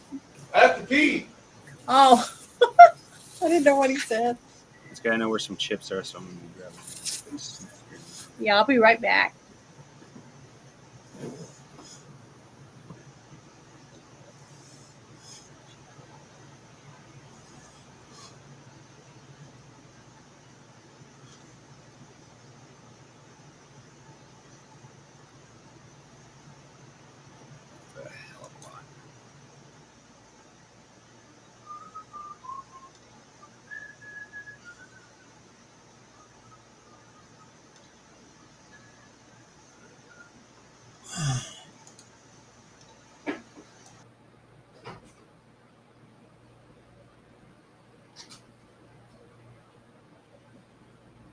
I don't know how good these are or not, but Duke started just dropping these 6-ounce bars of soap for the same price as the 10-ounce bars of soap. But this one here is supposed to be super hydrating. So I have no idea what that means. I mean, the other soaps I had no problem lathering up with.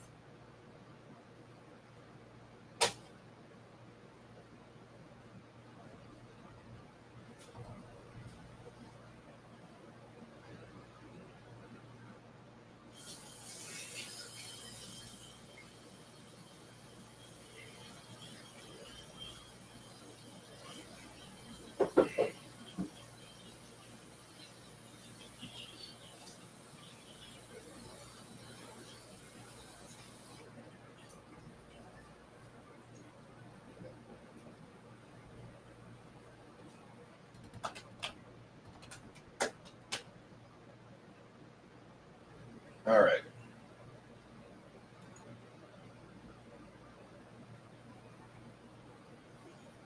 Any questions so far, gentlemen and lady? No questions?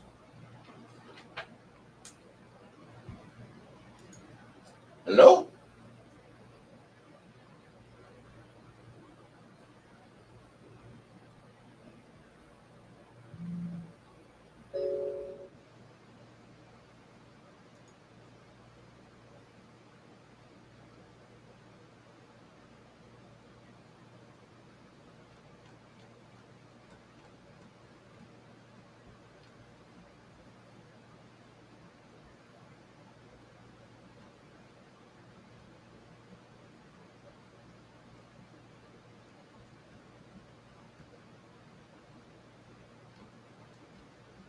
Graphene, are you still there?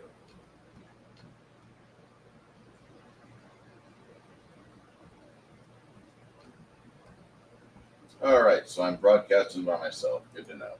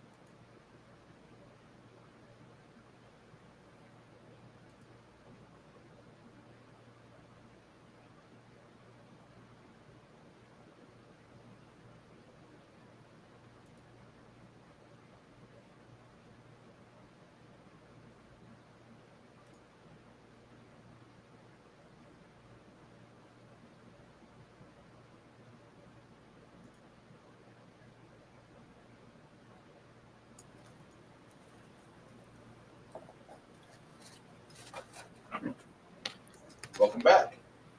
Thank you. I went ahead and got me a snack since people were busy. I got me a bagel and cream cheese. Bagels. I love bagels.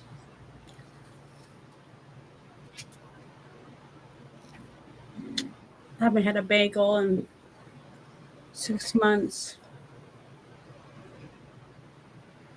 Whenever you have a bagel, do they make you itch? Yep. Got to figure out how to get some gluten-free bagels to you. Right now I'm eating some shrimp, chicken, and beef, and a couple of vegetables that my daughter brought back from the hibachi place. We haven't had lunch. It's good. No gluten. For those of you that are seeking to romance our Lady Janet, I will say that if you take her to a location that does not serve gluten-free material, your success will probably be less than what you want.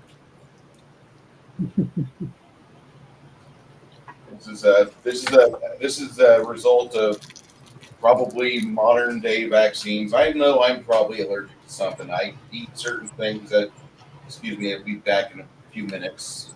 That's me 10 minutes after I start eating it. I don't know what it is. I'm not going to go to a doctor and be like, yeah, tell me something I already know. No, fuck you.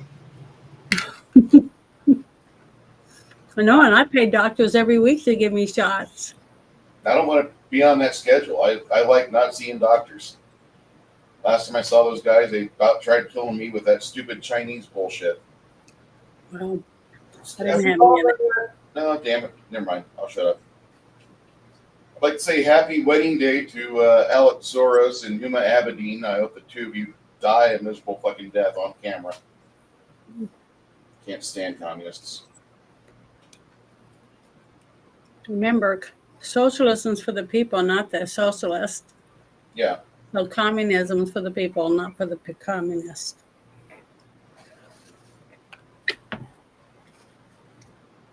They're not going to give away their wealth. No. They want you to give up yours. And people are willingly to do it.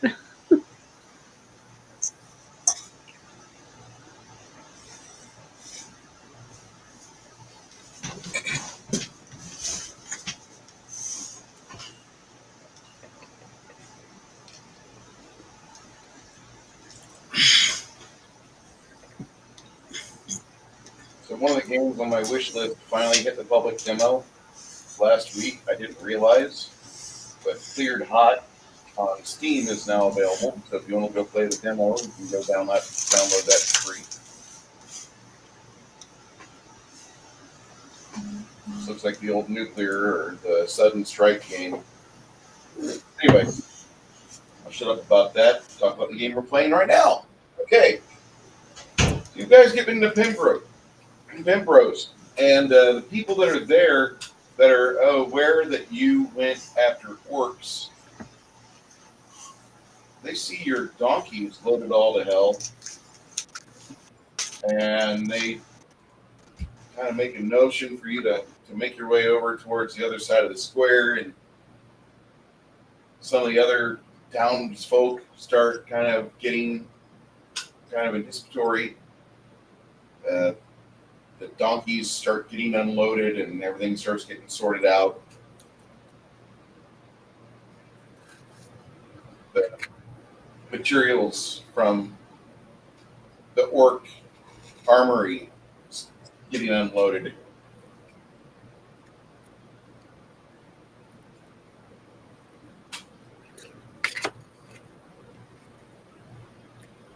So our totals for each of us is in Gildim for the money?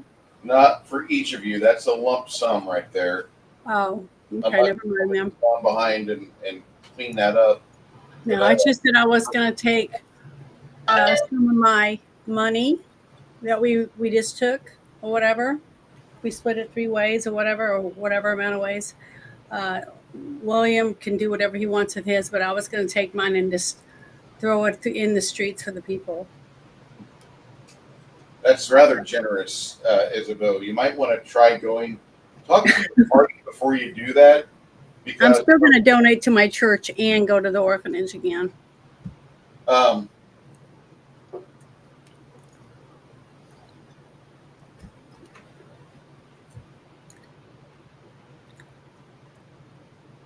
I haven't actually broken up the money yet because they are specific denominations. I don't know if they have value in this town, or at least what the value is in this town. the silvers and all the coins are the same coins that you would have elsewhere, unless I say otherwise. Those are silver harps. The harps and wheels are the atypical like coinage that you're going to see the majority of Central Akados, Right. where you're at. The half plate, the armor, this. If you guys aren't taking that great sword or mighty composite longbow, you're going to sell that. Let me know. Let me know if you want to sell that. Well, I figured we'd offer the longbow to our archer first. Roberto looks at that longbow and he's like,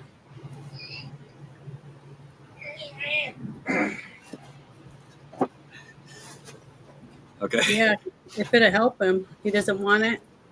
No, he doesn't have the strength to pull it. Oh, You ever seen the Scorpion movies? The first one with Rock. That's pretty much that bow is the Scorpion King's bow. no, I never even thought about that. That's funny.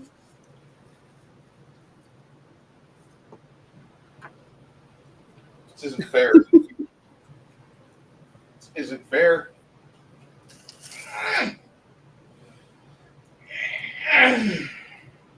Now, if only we could find a belt of giant strength.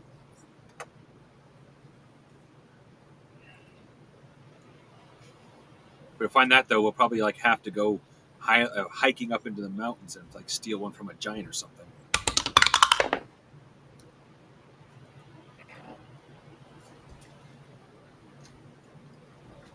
Well, shit.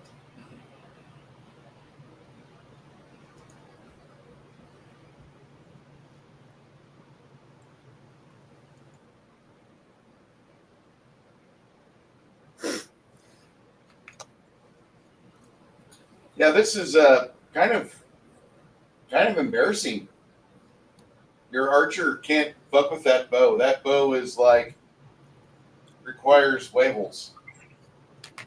Like the only person here that could actually use that bow if she wanted to is Isabu. Even the barbarian would be at a negative to hit with it because he's missing a point. Because it says, let me see real quick. Because it is nice to have arrows from a distance.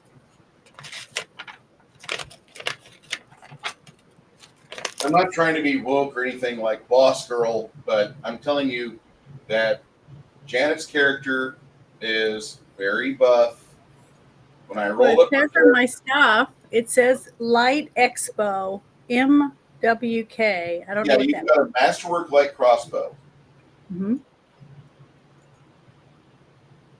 But I would be able to use a bow and arrow too? You'd be able to use this at no penalty, but you're just not fast with it. The reason why you got the crossbow originally was for when you ran out of mana. I don't know if that's going to be a big problem anymore.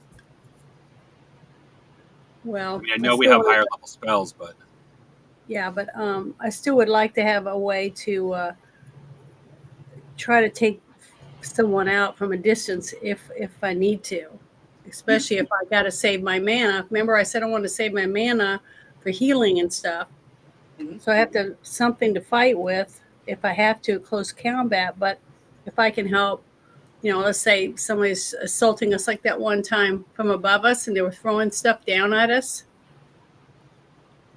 If I had something where I could get someone from a long distance, that would be a big benefit, I think, for us. I just don't know how good it would be for me to shoot a bow and arrow if I could only shoot one every, couple turns because it's so big.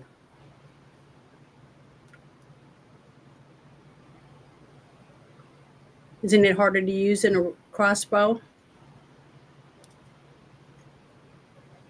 A bow and arrow is kind of more. It requires more effort. A crossbow is very easy. It's you load up your quarrel in it, and then you wrench it back, and then you point and click. A bow requires a lot more dexterity. It feels like.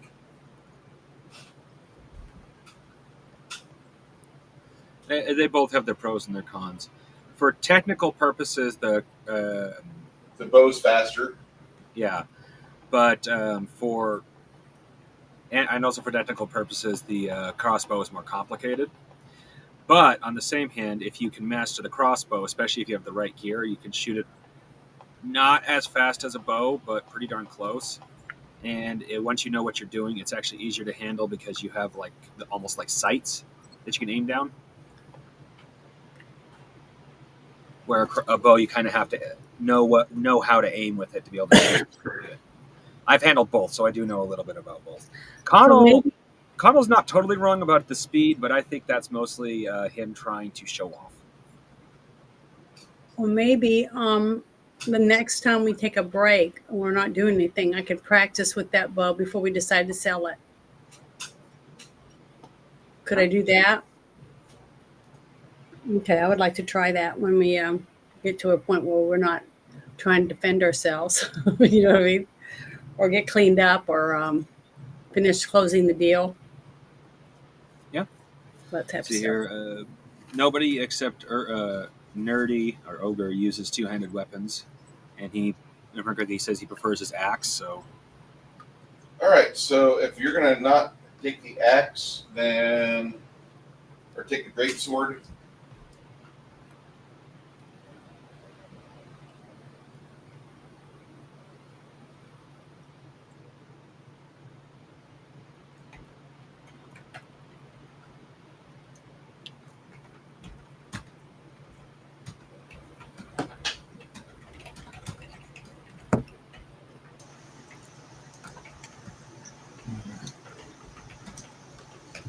And just so you guys understand, when you're dividing how much this stuff goes out to, Yeah.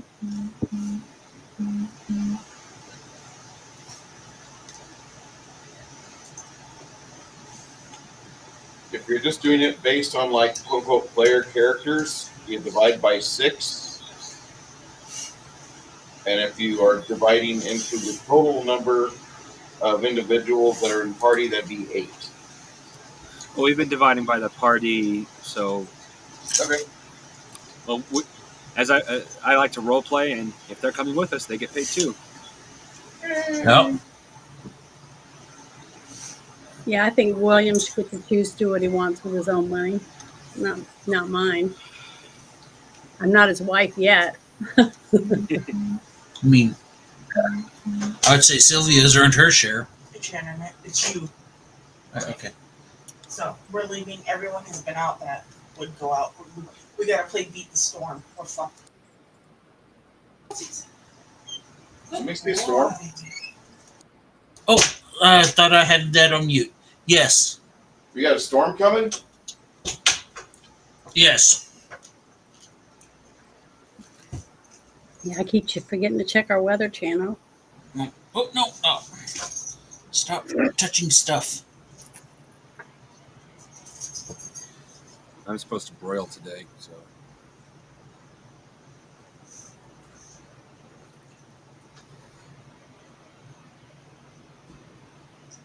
Oh, shit. Wow. What, Janet? I was just looking at the storm that's just now coming over the bottom part of Arkansas right now. Yeah, you guys got a big storm. It looks like it's about to go over San Antonio. Parts of it, at least. Yeah. Ogre might be having trouble from that. That might be his issue.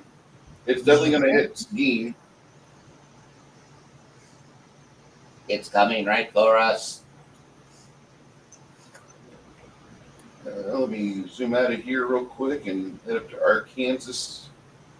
See what Janet's got. Oh shit, Janet, you're lucky you're not living in Pine Bluff. Thank God. You don't like Pine Bluff either? No. I think the name says it all.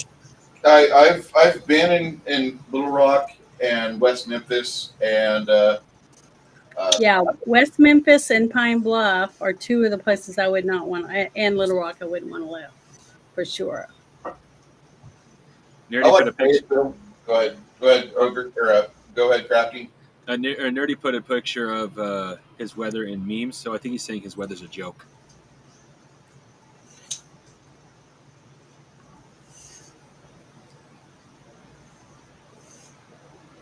Oh my God.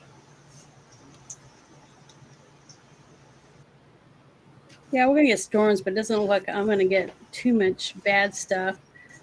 After 7:30, it's gonna be pretty much gone. It looks like. Okay.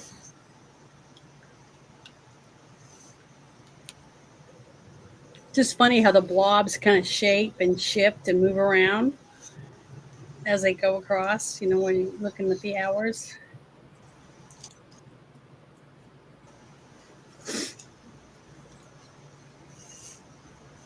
Yeah, I agree. Some of those girls look really young. I do like the Death by Snooze New girl. Well, I kind of figured that it was put up as the fact that it was the joke, one giant woman amongst tiny women. Yes. Yeah. I mean, I get the joke, but I mean, those two specifically look rather. Yeah. Assuming they're not, but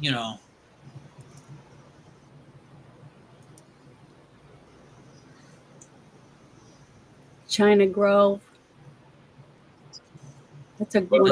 That's a wonderful song. China Grove. I love that town. Yeah, this. I'm trying to zoom in, but it's not working very good on my computer. Oh, never mind. Oh, I did it wrong. Okay, I figured out how to make it bigger. Wow, that's real pretty. The colors. But that song, I love that song. I need to put it in my playlist. I haven't heard that in a long, long time. China Grove. Yeah. See, now it's in your head. Can't get rid of it. That's what happens when I see certain words.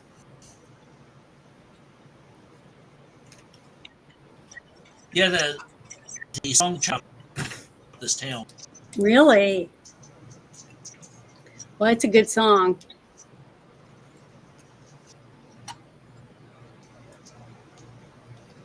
Town just outside San Antonio. Yeah, I love that area. That China Grove is like my favorite part of San Antonio. See, I thought all this time I thought it was made up. Nope. Well, so did I. Until I came to San Antonio and hey, there's a town, sleepy little town called China Grove. Well, I'll be dang.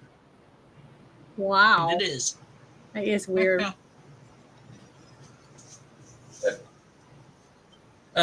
They were doing a concert. The story goes that they were doing a concert in San Antonio.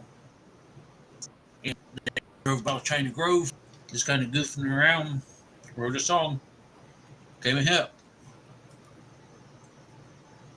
Yeah, it's real catchy.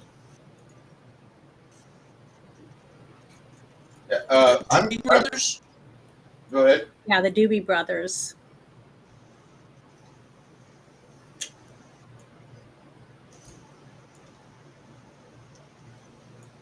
What, Bruce?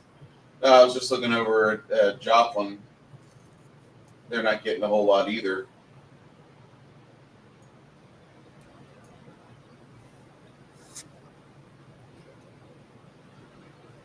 All right, that's enough weather viewing for me. Okay. So now that we're all dried and everything, are we gonna make our way to talk to the people that sing us? What do you want to do? That's why I'm asking my team. Do you guys want to walk over to the person who asked us to go try to get rid of the orcs? We're ready to go talk to them. What time of day is it? I don't know. I don't remember. About it's 4 in the afternoon, roughly about 1600 for those of you that are otherwise unawares. It's just about dinner time. Unless he comes looking for us, I suggest we let him have his dinner and we get our dinner and we visit him tomorrow. Okay. What told you about the orcs? Hmm? Who was it that told you about the orcs? Fuck. I don't know if I have my notes now. I know he wasn't the mayor. He was still someone important, though.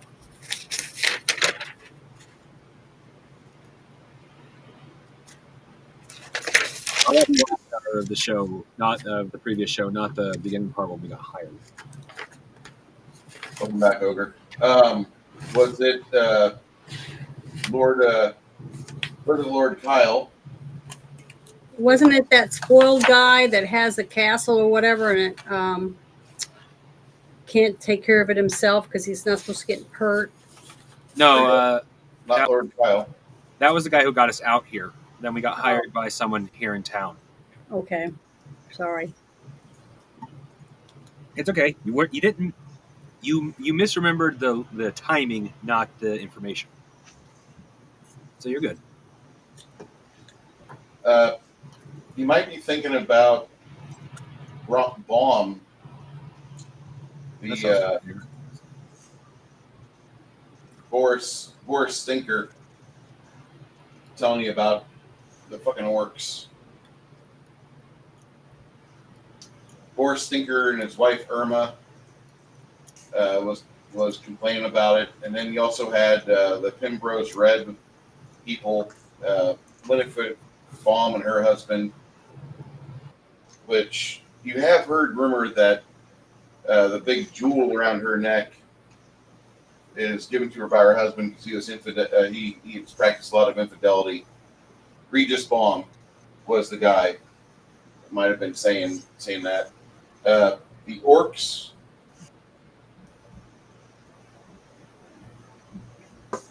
after you think about it for a while, you're discussing the various people you've looked at and talked to in town, but the ones that had mentioned this to you was Regis Baum. Regis Bong. Regis Baum is the husband of Winifred Baum, but he's the wine shop owner. He's pretty regular looking guy. He looks like a. I remember. What? That guy is. It was actually it was the mayor of the town who hired us to take care of the orcs. But it started when we were hired by the wine guy to check out a secret tunnel he found in his basement. And when we discovered the orcs, we were hired to eliminate them. Yeah, that is true. Lord Kyle wanted to make sure the orcs and the hobgoblins were both out of there. Yes, I remember now.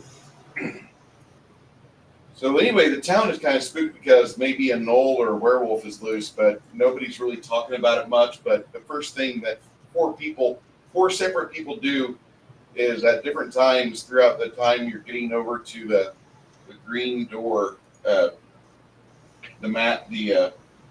second inn in town where you guys can go and enjoy mutton and stew and a tall glass of a lager, which doesn't taste bad, except for Isabeau, which Isabeau is like not a beer drinker.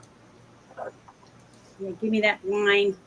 The Pembrose red wine, sure, they sell you that for 2 silvers a piece. A glass of that for 2 silvers is not bad. The Pembrose red. Go ahead.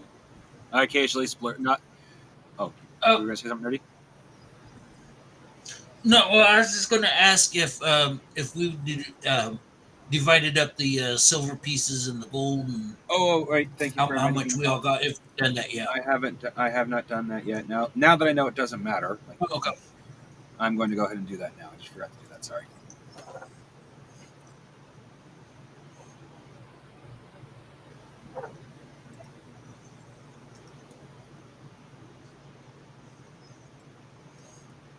We actually have some silver from other places too that I haven't actually divided up yet, simply because they had a denomination that made me a little bit worried if they would be okay to just. It's intermixed. You can mix all that together. The weights are the same. Okay. The weights and purity are the same. Okie dokie. I found out that because of the Hebrews, we have little ridges on our coins. You can thank the Hebrews for that. That's interesting. Why? Why did they do that? Because what used to happen, the ancient Bolsheviks would chip away the edges of the coins and get like an eighth to a 20th off the coin itself, have a pile of silver, go reforge it into more coins, and they would fuck with the weights and the purity. By having the ridge in the coin, it's authentic. It's not false.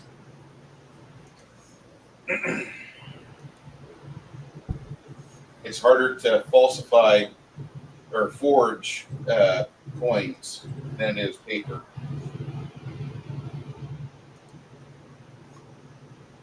Lord Kyle makes his way to see you guys, and he sits down, and while you guys are having your little appetizer or food at the green door, he starts taking in information from you guys, and it's fairly pleasant.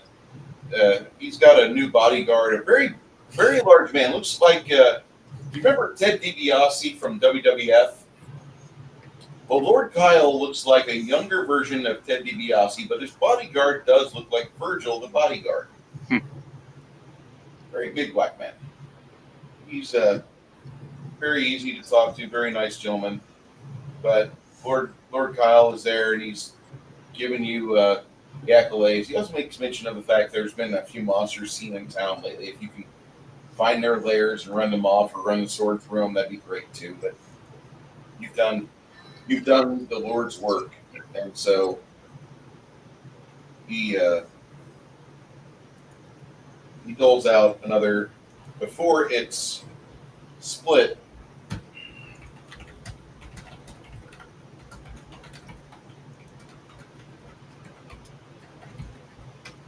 Gives you all 2,400 silvers for the orcs from Lord Kyle. That's before it's split 8 ways, so 300 silvers each.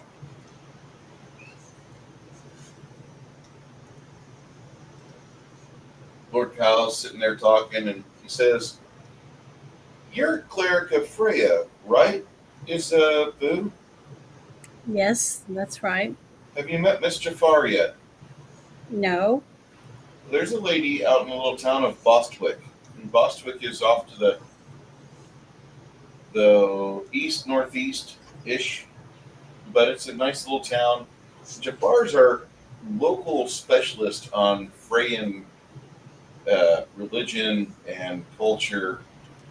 She's really good at what she does. You might want to talk with her one of these days. If you are looking to discuss things with another like-minded cleric. That's What is her name once more? I want to write it down. her name is Jafar.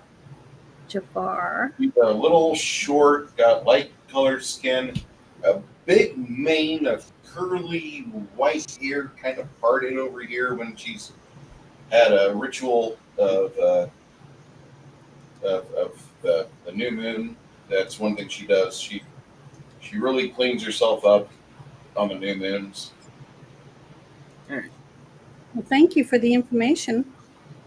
No, not a problem. She'll probably, if you don't go and visit her, if you're going to stay around this area, she'll probably send a messenger to you, kind of demanding an audience. She's that way with the religious types. She gets very upset when they don't come and see her because she's not a spinster, but she likes to talk and gossip, and then she gets into like the meat and potatoes of her job, but she's a historian, and she really likes it. She really gets into that. You're not a priest of Freya. Isabel, you're not a priest of Freya, by the way. You're a priestess of Mir. Oh, Mir. I'm sorry. Mir. Okay. Mir. I was about Mir. to ask her that. Yeah, I was gonna say I thought it was different, but I wrote it down just to be sure. All right. Oh, well, we have a quick Mir. break. Everybody gets 2,614 silver pieces. 2,613. 14. 14. Thank you. 2,614. Yep.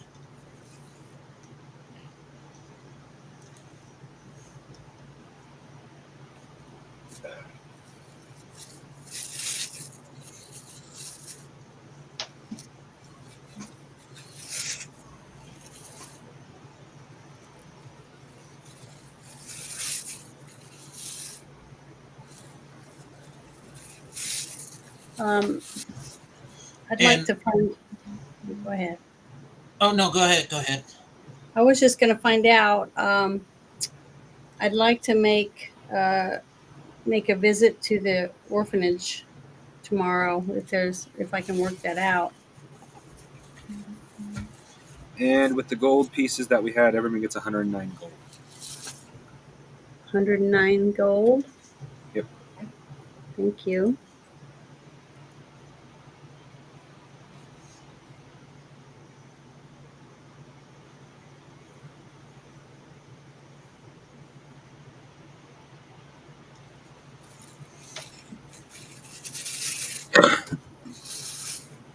Now, I personally, as long as we're getting paid, have no problem sticking around to take out the gnolls or werewolves, whatever they are.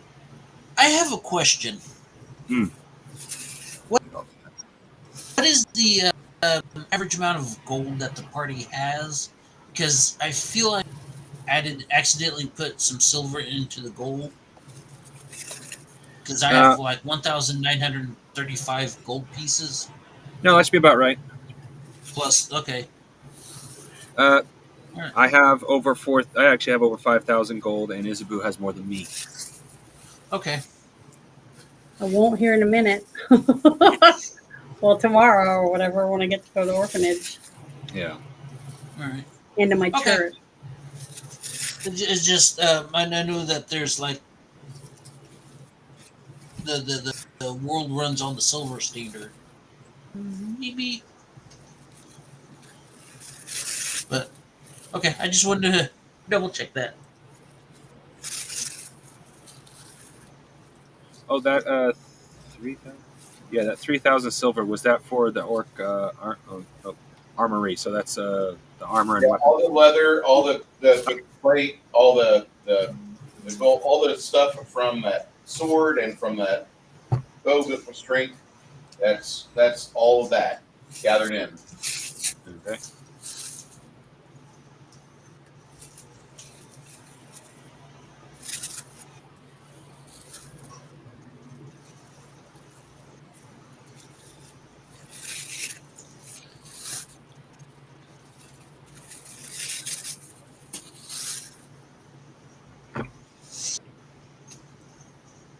And at some point in the night, I'm going to pull off to the side a little bit. Mm-hmm. I'm going to hand you 1,000. I'm going to hand you 1,000 silver, Yeah. and as a donation for the church or whatever you think is best for it. Okay, I'm going to rewrite that down real quick. 1,000. That's from both of you, right? You and your woman? Like 500 For from me. each of you? Sylvia and you? No, that's just no. Just It's me? just for me. Okay. Yeah. You know, Okay, org. Since And you it's and 1,000 silver. yeah. Okay.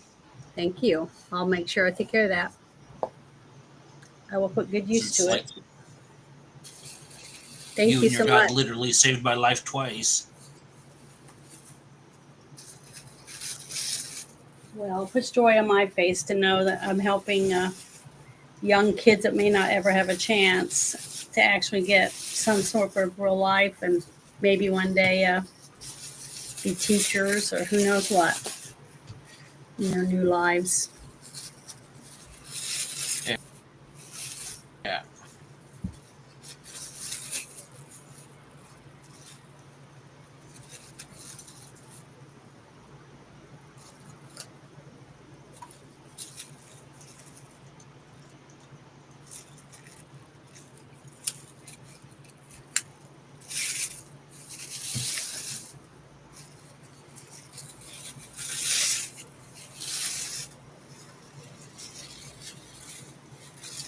Hearing that reminds me, Janet.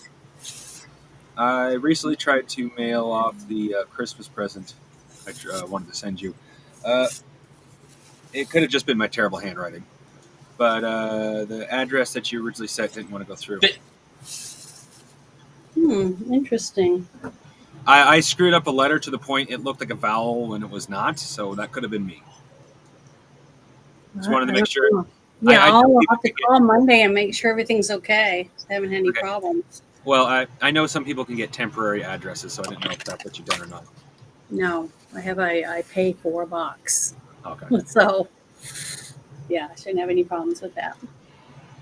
And then it was more likely just my crappy ass handwriting. Oh, I'm sorry about that. Doesn't matter.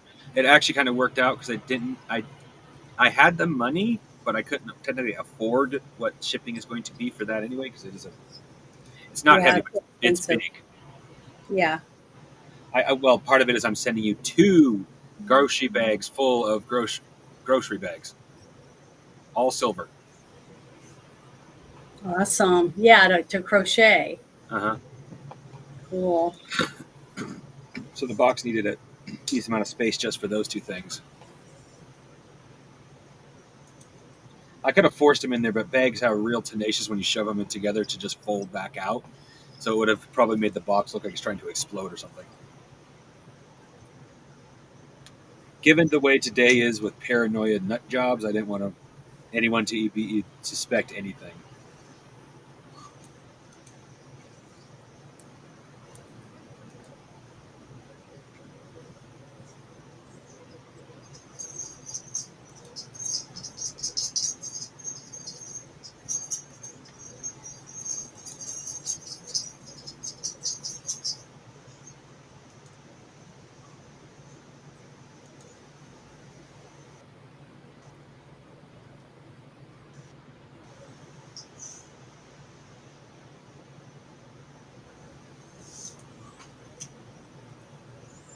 Okay, so I just realized I probably can't ever go to Frog God Games' server with my Discord name.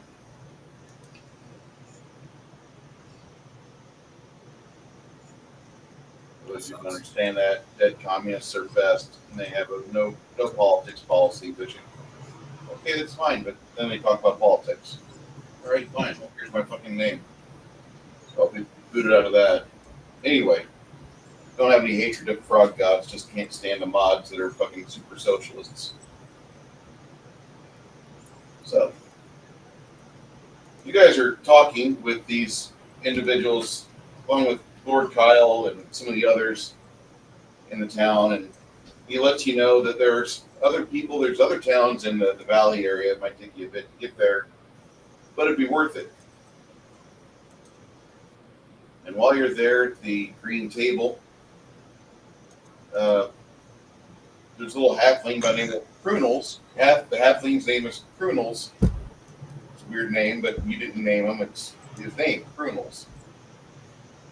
And he seems to be pretty entertained by the fact that you've got the Lord of the city, Lord of the Valley here. And it's kind of entertained by a lot of you. The mutton tastes pretty good, although there's a significant amount of spice on it, which kind of makes it a little bit more flavorful, hot. And Prunels will tell you that I spice up everything because the spices help keep clerics away. Not that I don't love you cleric ladies, but I just don't want to get sick. I don't want to have more silvers going out than what I'm taking in. And at that point, the little halfling, he rubs his big nose.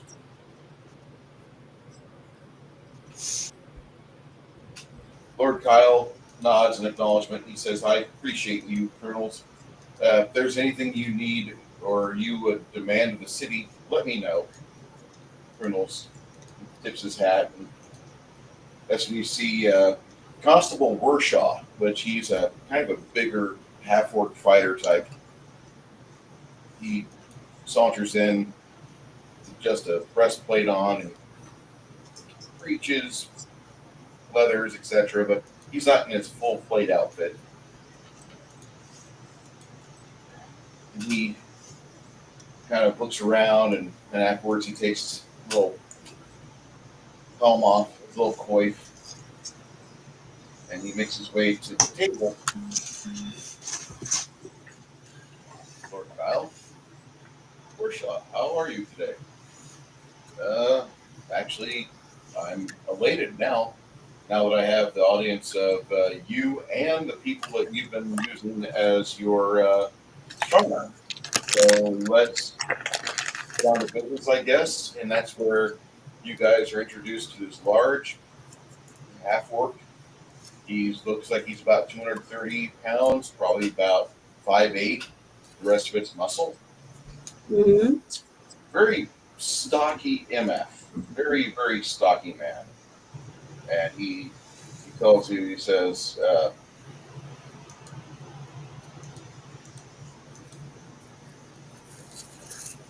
got complaints coming in from Bostwick, and there's supposedly a troll in that area.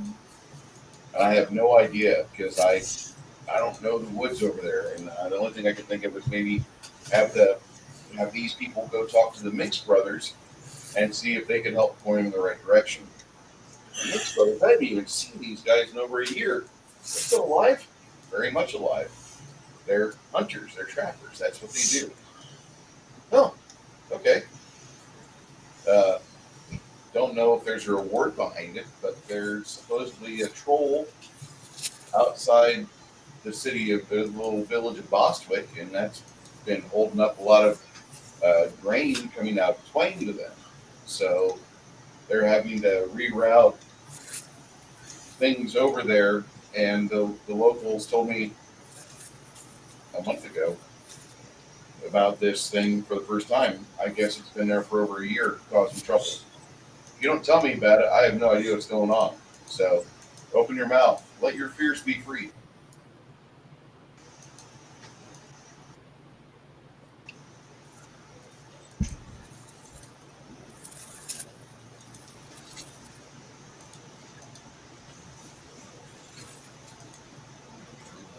So, is it now time for us to talk as a group? Well, it's more along the lines of, are we going to go deal with a troll when there's no guarantee of reward? You said there's no guarantee it's a troll, right? That is true. There's no guarantee it's a troll. Could be something worse. Honestly, right? Trolls are kind of specific. You don't usually mistake them for something worse. I'm not saying you're wrong. I'm just saying, like, there's not much directly worse than a troll that you could like easily be mistaken for it. Because anything worse than a troll is usually pretty identifiable. Giants, dragons, displacer beasts. Trolls are kind of distinct, though. With that said, I wouldn't put it past somebody to be using an illusion. In which case, you could definitely be dealing with something stronger. In which case, they're trying to purposely look like a troll.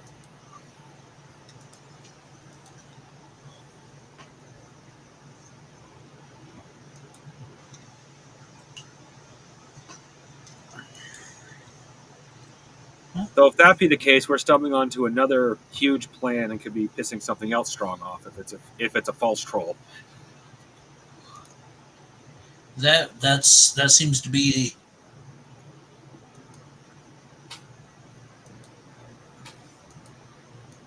But I have no problems. Let's go with the troll.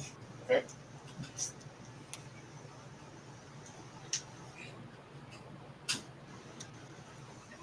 Does anybody here know how to deal with the troll? Say again? Know how to deal with the troll? Well, being both alive and magical creatures, I think some sort of spell knowledge or arcane roll or a nature roll might tell us something. You discuss things with them for a little bit, and Constable Warshaw gives you the info that, yeah, indeed, it is actually fire. Sharp weapons and fire. If you don't use sharp weapons and fire, they're going to come back after you. Oh. As it just so happens, I pat my I have both. Good. Oh, wow, that lights up. Not impressed. Not impressed with something just regular. You got a flaming axe. That's awesome. We'd be more than happy to. If you guys, Constable Warshaw kind of brings over one of his men, and the guy hands over 6 torches. So he hands you guys six more items which you can set alight.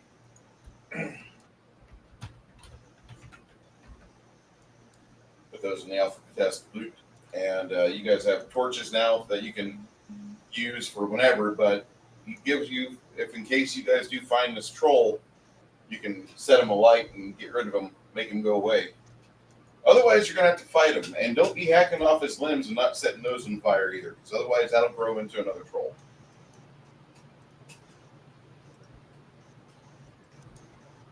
That makes sense? Is what we call need no information. So basically, trolls are related to worms or salamander. No, worms. Salamanders don't grow a new body; they just grow the tail.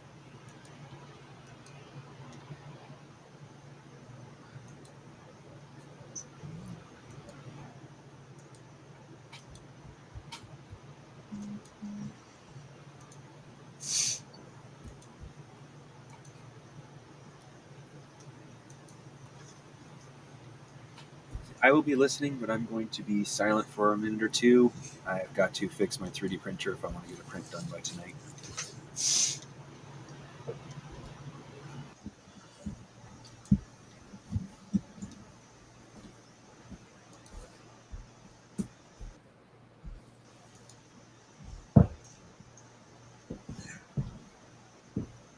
Are they night creatures, day creatures? Whenever they want to creatures? Trolls are creatures of opportunity. If they find that there's more food in the daytime, they will sleep at night. If they find that there's more food in the nighttime, they will sleep during the day. Really just depends on what you exactly can research about them first. Like if you have time to do a deep dive and see exactly what they're doing and how they're affecting the locals, I think you got a better chance than most.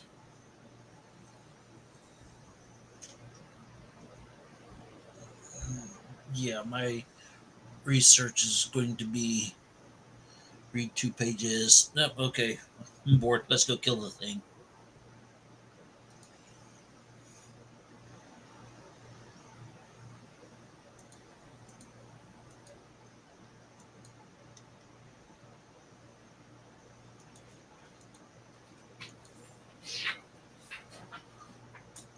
Well, the easiest way to get to Bostwick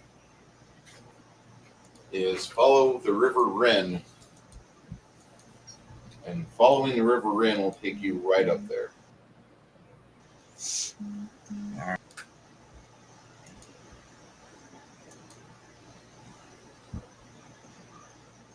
So for the first few days, you guys travel along.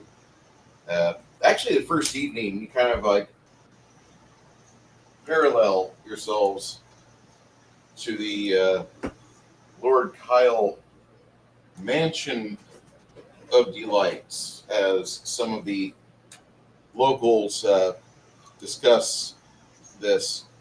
And next day, you guys make your way a little bit further up the river.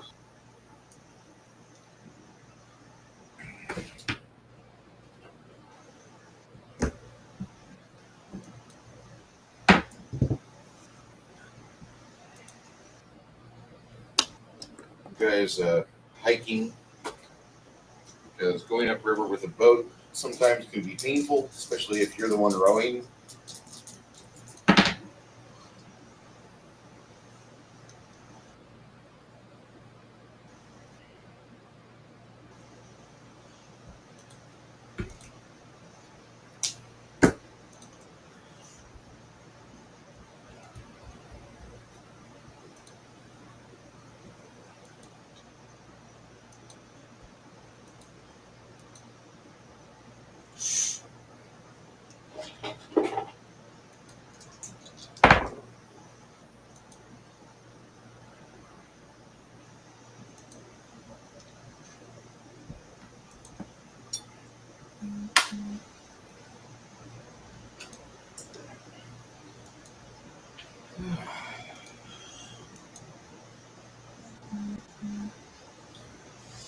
Day 3.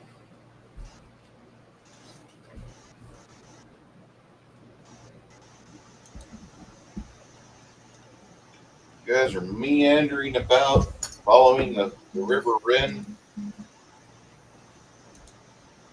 And it parallels kind of between the forest of Nin and this majestic little creek bed river. Really nice place. Lots of fish.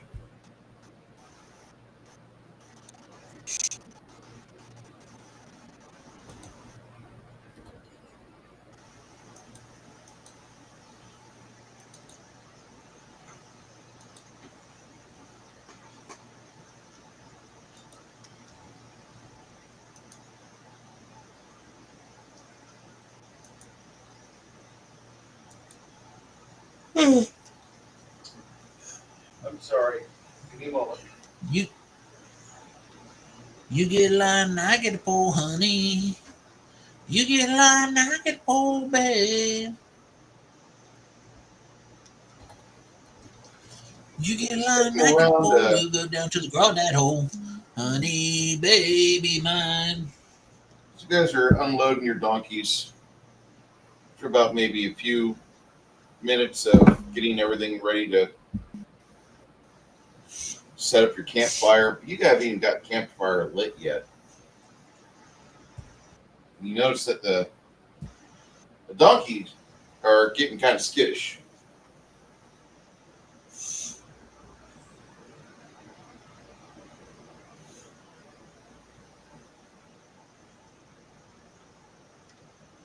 Keep your eyes open, people.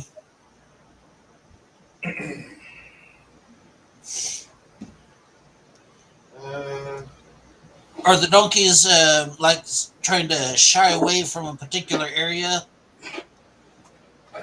Like they're trying to get closer to the area that you're going to be laying the wood pile on.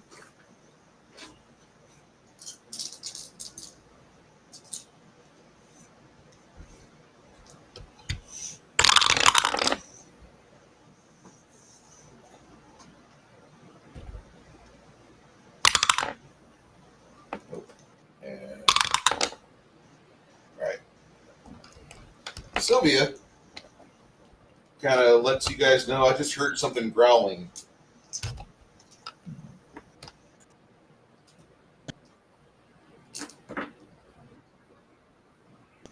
I say as I pull out my axe.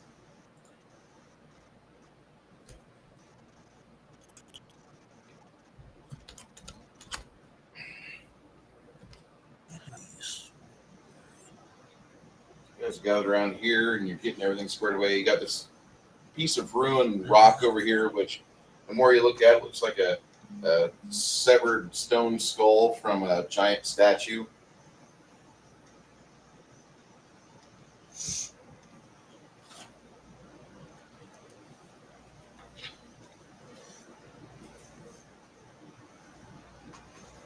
As you get the fire roaring.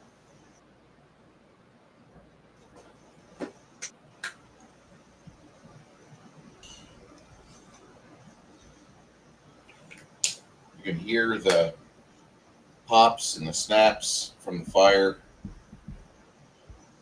Everything seems to be going rather well. Which direction?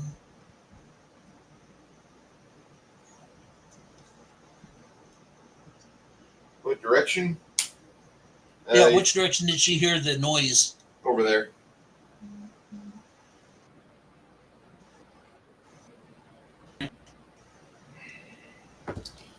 Go ahead and make a perception check if you want to.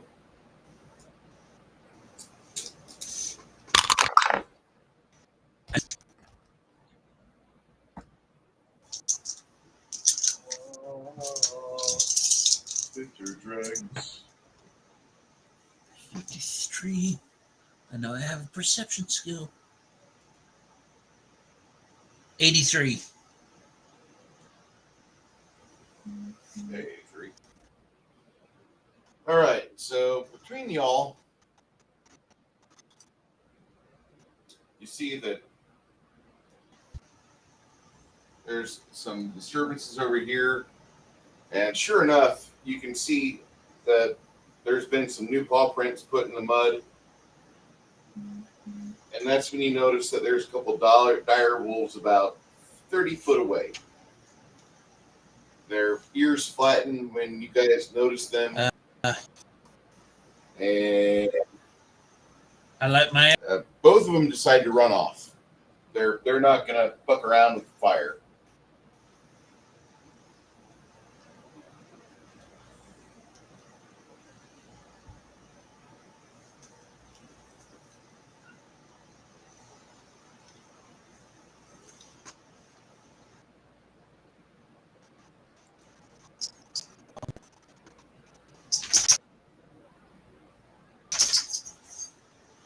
I'll watch after them for a minute, make sure that they're actually gone, and I'll deflame my axe. Okay.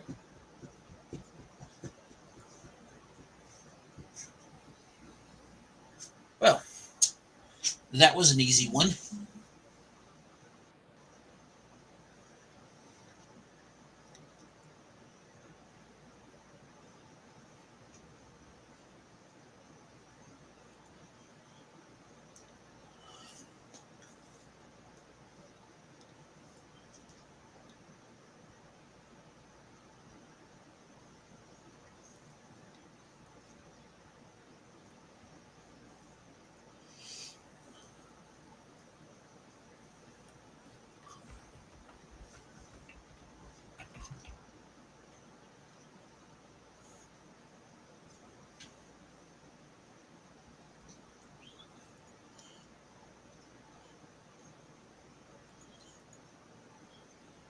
You can knock it over me. You can knock it over me. You can knock it over me. Go down to the garden. Honey, baby, mine.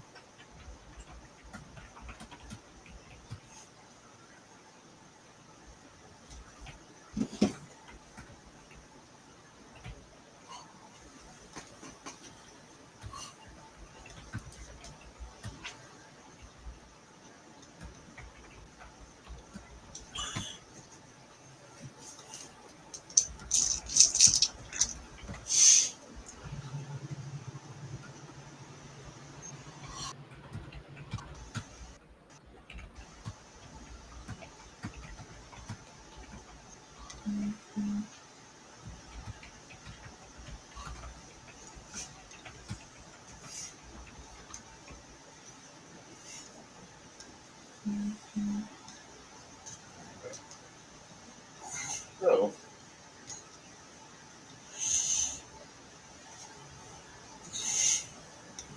once you guys run off the wolves, they do a lot of running. You take them for about a half mile and dissuade them. Oh no! I'm not chasing them. You're not? No. I'm just. I was just going to stand there and watch them leave. I ain't that stupid. Roberto launches an arrow at one. Go ahead, roll me 2d8. Is it 2d6 or 2d8? Let me look at Roberto's sheet real quick.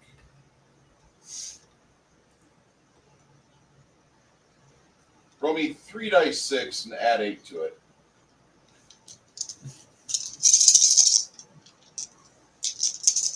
3d6. Okay, that's 16, 24. So that's 24. Oh, wait a minute. No, hold on. It's exploding, so it's 30. 34. Okay. One of the dire wolves, like, you can see something's definitely happened to its leg. It's running like it's really hurt on its back left side paw. You know how dogs are when they get hit by a car. They run on 3 legs, and the other leg is stretched, but they don't really put a lot of weight on it. That's exactly what's happening with this guy.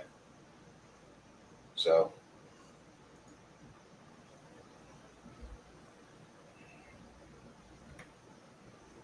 all right. So he got injured. Yeah. Roberto does his best to load up another shot.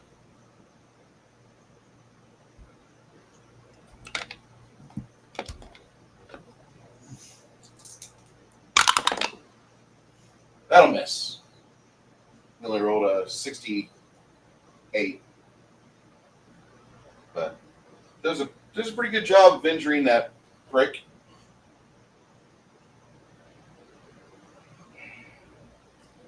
He runs far away. They both run quite a ways away. You guys have driven off the dire wolves, and over the course of the night, you'll sleep, you'll rest, do everything you can to get yourself in good shape, and to let Isabu get her beauty sleep, because that's something that you kind of have to really maintain, is keeping your clerics well rested and keeping your wizards able to not have any disturbances throughout the course of the night. Yeah. You don't get disturbed at all that evening throughout the darkness. The cloud cover continues on into the morning.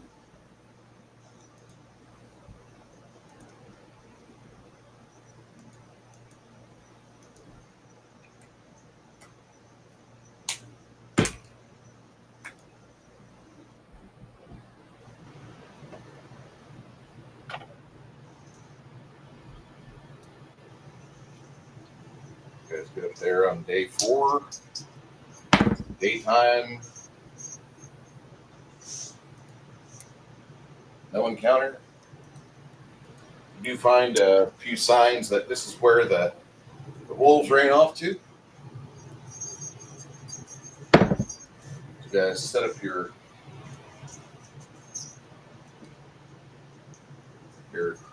place to put a fire down. You find more ruins. Once again, throughout the evening, as you're setting things up, you can see the donkeys being skittish. Once again, the fucking dire wolves have returned. I need somebody with a... actually, one of you 3, roll me a d6. Under a 1 or a 2, you manage to get to Roberto and let him know what's going on. Because he's your long-range specialist. I rolled a 1. Beautiful. Do me a favor, roll me a percentile. Right in front of me. Not so good. 25.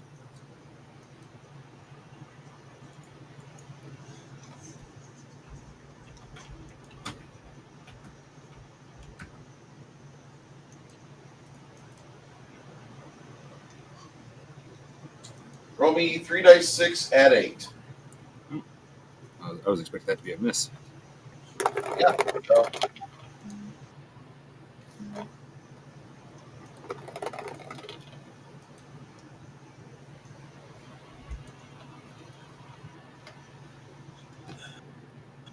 27.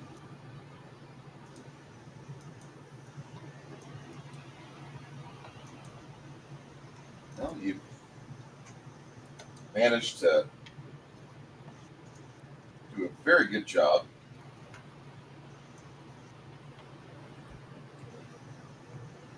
Injuring that wolf the remaining way.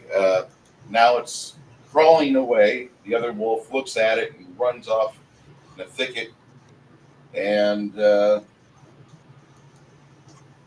unfortunately for you, you guys don't have the ability to make wolf palatable. You can eat it. It's just gonna make you ill if you do. I was actually going to ask Ogre, how hard is it to tame a dire wolf? My thought is watching Isabu ride into battle on a dire wolf.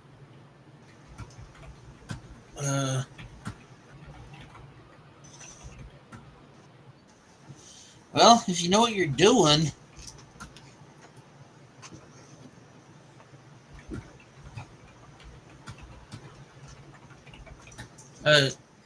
should I roll a handle animal to like see how hard it is? Yeah, go ahead.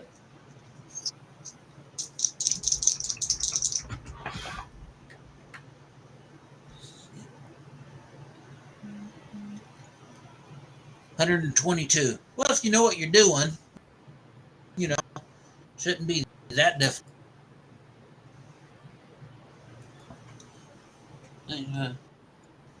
Training an animal is like dealing with people. It's all a matter of being able to communicate, letting it know what behavior is acceptable and what behavior isn't. Of course, if you have miscommunication, you know, it'll kill you. Yeah.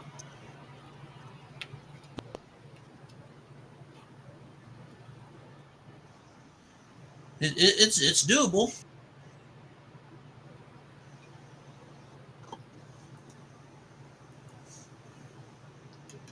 So, Isabu, how do you like the idea of riding a dire wolf into battle?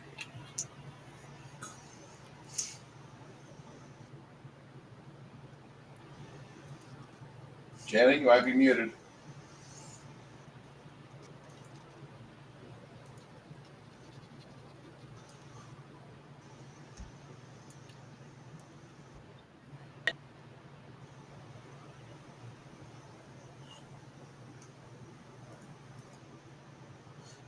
She says she'll be right back.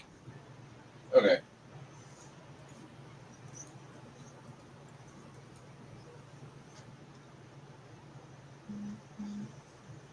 Well, that was a while ago. I thought she got back by now. Oh, it's probably taking care of her chickens, and that usually takes her a few minutes. Yes. Okay. She'll. If she was a. I thought she took care of her chickens at 7. Dark usually. She usually goes and tries to do that at dark.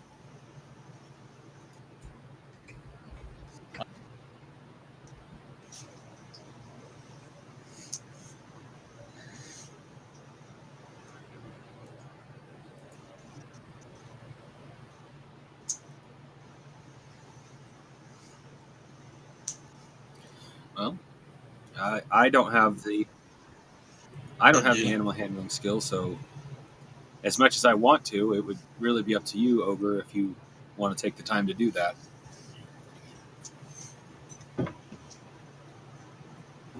I could give it a good whack. take a whack at it.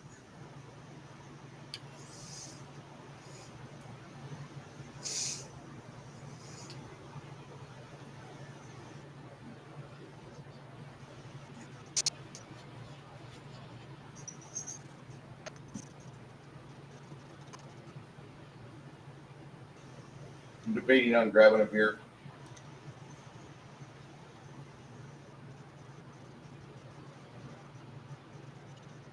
I'll have to make sure when I come down to visit you to time it so I can get some of that chocolate beer.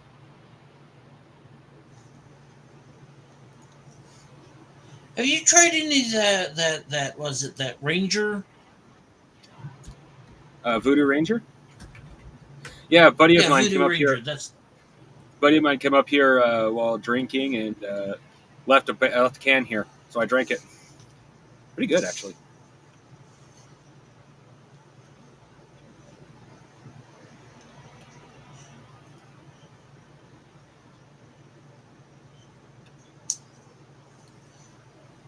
Of course, I drank it for two reasons. somebody. One, go ahead. Go ahead. Okay, well, I drank it for two reasons. One, I grew up with the rule: leave a beer at buddy's house, you're going to lose it. Uh-huh. And two, my father is a alcoholic, and we don't want, especially for beer, so we don't want anything like that sticking around the property too long. Yeah.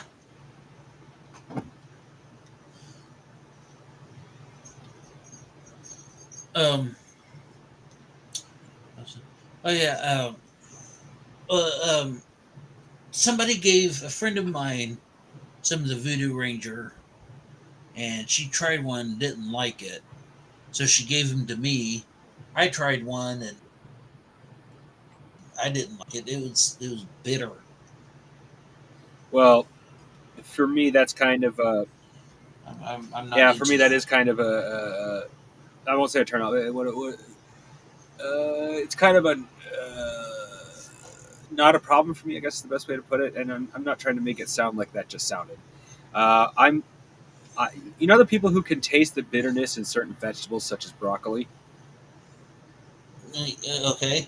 Yeah. I'm one of those people, but I actually like the bitterness. So a bitter beer actually tastes good to me. To each their own. I ain't knocking on. Just it ain't my thing.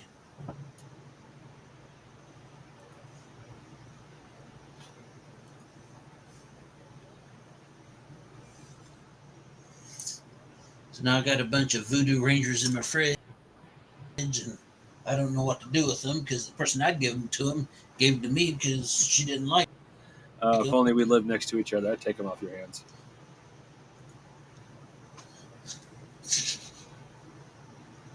What about you, Bruce? Do you like Voodoo Ranger? It's an IPA. No IPA.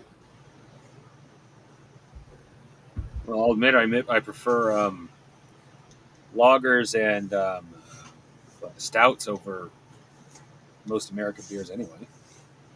But I'm about to make y'all sick. I have yet to meet a beer I can't say I didn't like. Other than I just don't like the taste of most beers in general because I don't like the taste of hops.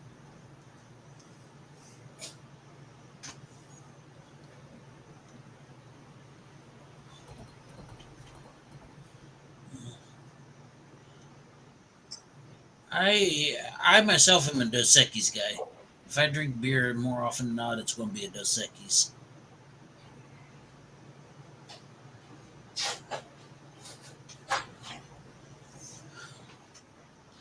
But that being said, I'm not a beer snob. Now I've always been more of a liquor kind of guy until my stomach started rejecting liquor like mad. Now if I want to drink any hard alcohols or any alcohol I should say, it either has to be beer, or it has to be like liquor mixed in with cream of some kind. If I drink liquor straight, I will be regretting it for at least 24 hours. I never regret liquor. Oh, I wish I could. One of my favorite things to do was always take a shot of Jack Daniel's honey whiskey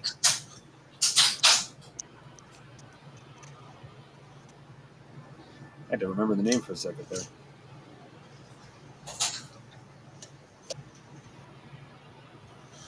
Call me boring and predictable, but I do like Jack and Coke.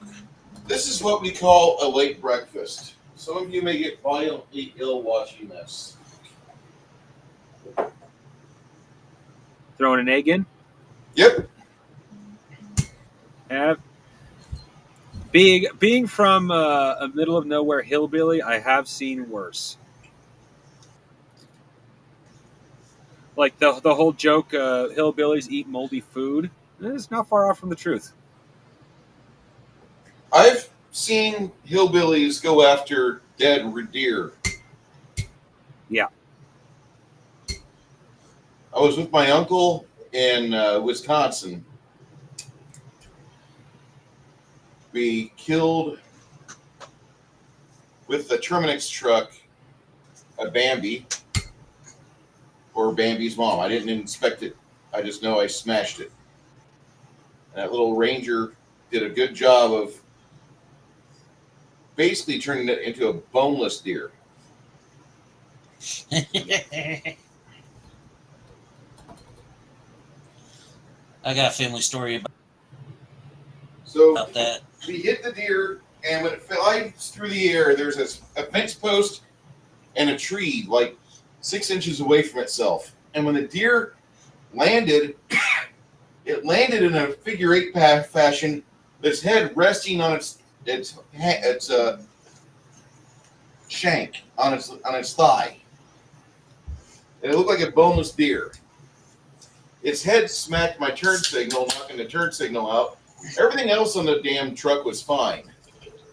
Ford since then got rid of the Ranger design for no reason.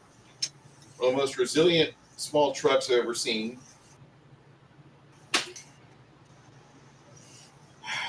Got to wait for the foam to subside. But for some odd reason, they stopped making the Ranger.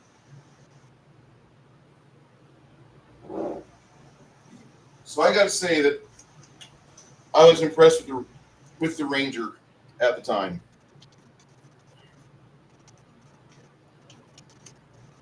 Yes, I'm adding honey and egg to my beer. That's okay, Janet. Family's important. As Vin Diesel says, it's all family. Sorry, Bruce. Sandy stopped by again. I like her. I don't like her as much as I like you, but I like her. She right now we're really close right now. Yeah, I know. You guys are going through hell. It's really nice. And I gave her some eggs and talked a little bit, and Oh, I'm getting ready to have gave some. her a dish that she had made quiche for me last time, because she's a really good cook. I wish I was half as good a cook as she is.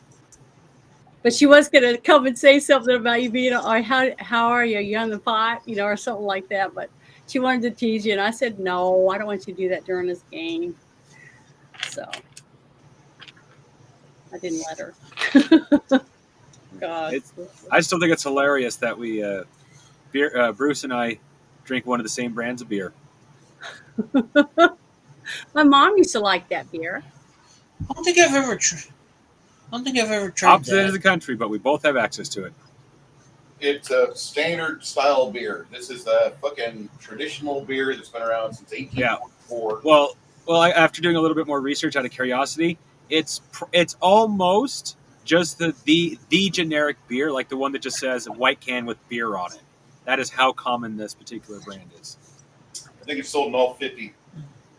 Yeah, she borrowed a wig from me, and I gave her a bag full of my little yummy drinks, because she didn't want to have to run all the way to get booze. Remember, we live in a dry county. So I gave her a bunch of different samples for that, 3 beers or 3 real drinks per night. So while she's gone, and I said, so you have to buy me some when you go back to the, make a run. She has to buy me some and replace my alcohol. So sorry, it took so long. Couldn't help it. I actually have to be careful with that. My mother works at a gas station where they have some of my favorite bottles of alcohol, so I could easily become an alcoholic. Yeah, see, we don't have that problem here because you have to drive a very long way to get anything. Ooh, I don't know. Well, Drive. 48 back in the day, miles. I used to Not live in bad. Logan County. I get it. It wasn't a dry county. You just had nothing in it, so you could go buy it. You had to go anywhere else. Yeah, that's it. Everywhere around us sells stuff. So funny. I hated living like that. Now here, I'll probably move. If I don't move to China Grove or somewhere around Kirby, then I'll probably bop over to Guadalupe County and still be somewhat remote to San Antonio. But I don't want to live in Bear County. The more they do stupid shit, the more I realize, I don't like you. Well, I'm glad you're having time to look around and try to find out what's best for you to actually buy a Once property. my wife changes jobs and gets more money, I won't have to fucking fund her fucking everything. Like, her job cut her hours, and then, like, I got saddled with a fucking Buick car payment, and I just hate everything General Motors. If she had better insurance, I would take an M40 to that car and just, the cartel's got to it. I I've despised that car since she bought it before we even started dating. I was like, I don't even know if I want to be with you. Like, you went for a $800. Oh, No, because the goddamn car salesman fucked her over so bad. Financially, getting with her would be a bad decision if the economy turned south like it did. And I hate overpriced General Motors products. And that's exactly what this fucking is. It's a piece of shit garbage. I wanted to ask you guys a question. Yeah. Remember I told you about a couple of my wires that goes to my electronic something that it says OSC or something like that. Emergency. It supposedly helps you stay on the road or whatever. You know, it makes your steering wheel vibrate if you go over the fog line, stuff like that. Help you be more aware on the road. Well, remember I told you that a rat or something supposedly chewed through that and made a bunch of ripped up foam and left it all over my engine, even though that didn't come from my engine or anything in my truck. It came from somewhere else out in the middle of the 4.5 acres. It found this stuff and brought it all the way to my truck and left it in there, right? So if I buy this little sensor, it's supposed to give off some kind of vibe when you're not driving your truck, and you plug it in to keep rodents from wanting to chew in your engine. You think that'd be worth buying or not? It depends on if you have a rodent problem where you are. Are rodents common? Yeah. Do you got cats outside, or do you have like vermin? I don't have any cats. Okay. But we have, I can't even have a chicken because we have so many other predators like raccoons and possums and ferrets or weasels and, coyotes and black bear, owl, snakes. Yeah. But I was only get you in a bed. good dog and a What? good cat, and Get a cat. get you a good dog and a good cat, and that'll take care of them. Well, I already got a new dog, and she likes to lay in the house and be foo-foo because she's a Bouchon. So I'm not going to see her ever chasing rodents. But I was told to get this, plug it in my car once I get the new part in, and it will help deter rats from getting in there and chewing. But normally I drive my vehicle almost every day. But this time, remember, for those 4 days, I was in bed with a migraine. I did not get out of bed. And that's supposedly when it built a nest and chewed up my engine. Whatever it was. Did you see signs of it chewing up your engine? My wife, the Sonic. Go ahead. We have one of those Sonic things that's supposed to keep bugs and pests away. Mm-hmm. And my wife just all of a sudden got these headaches. she kept unplugging the thing when my mother-in-law kept plugging it back in. Well, I don't have that My in the wife was telling her, house. This look, was in I get truck. headaches. She's like, Liz, well, yeah, and my mother snuck it. I can't hear what he's saying.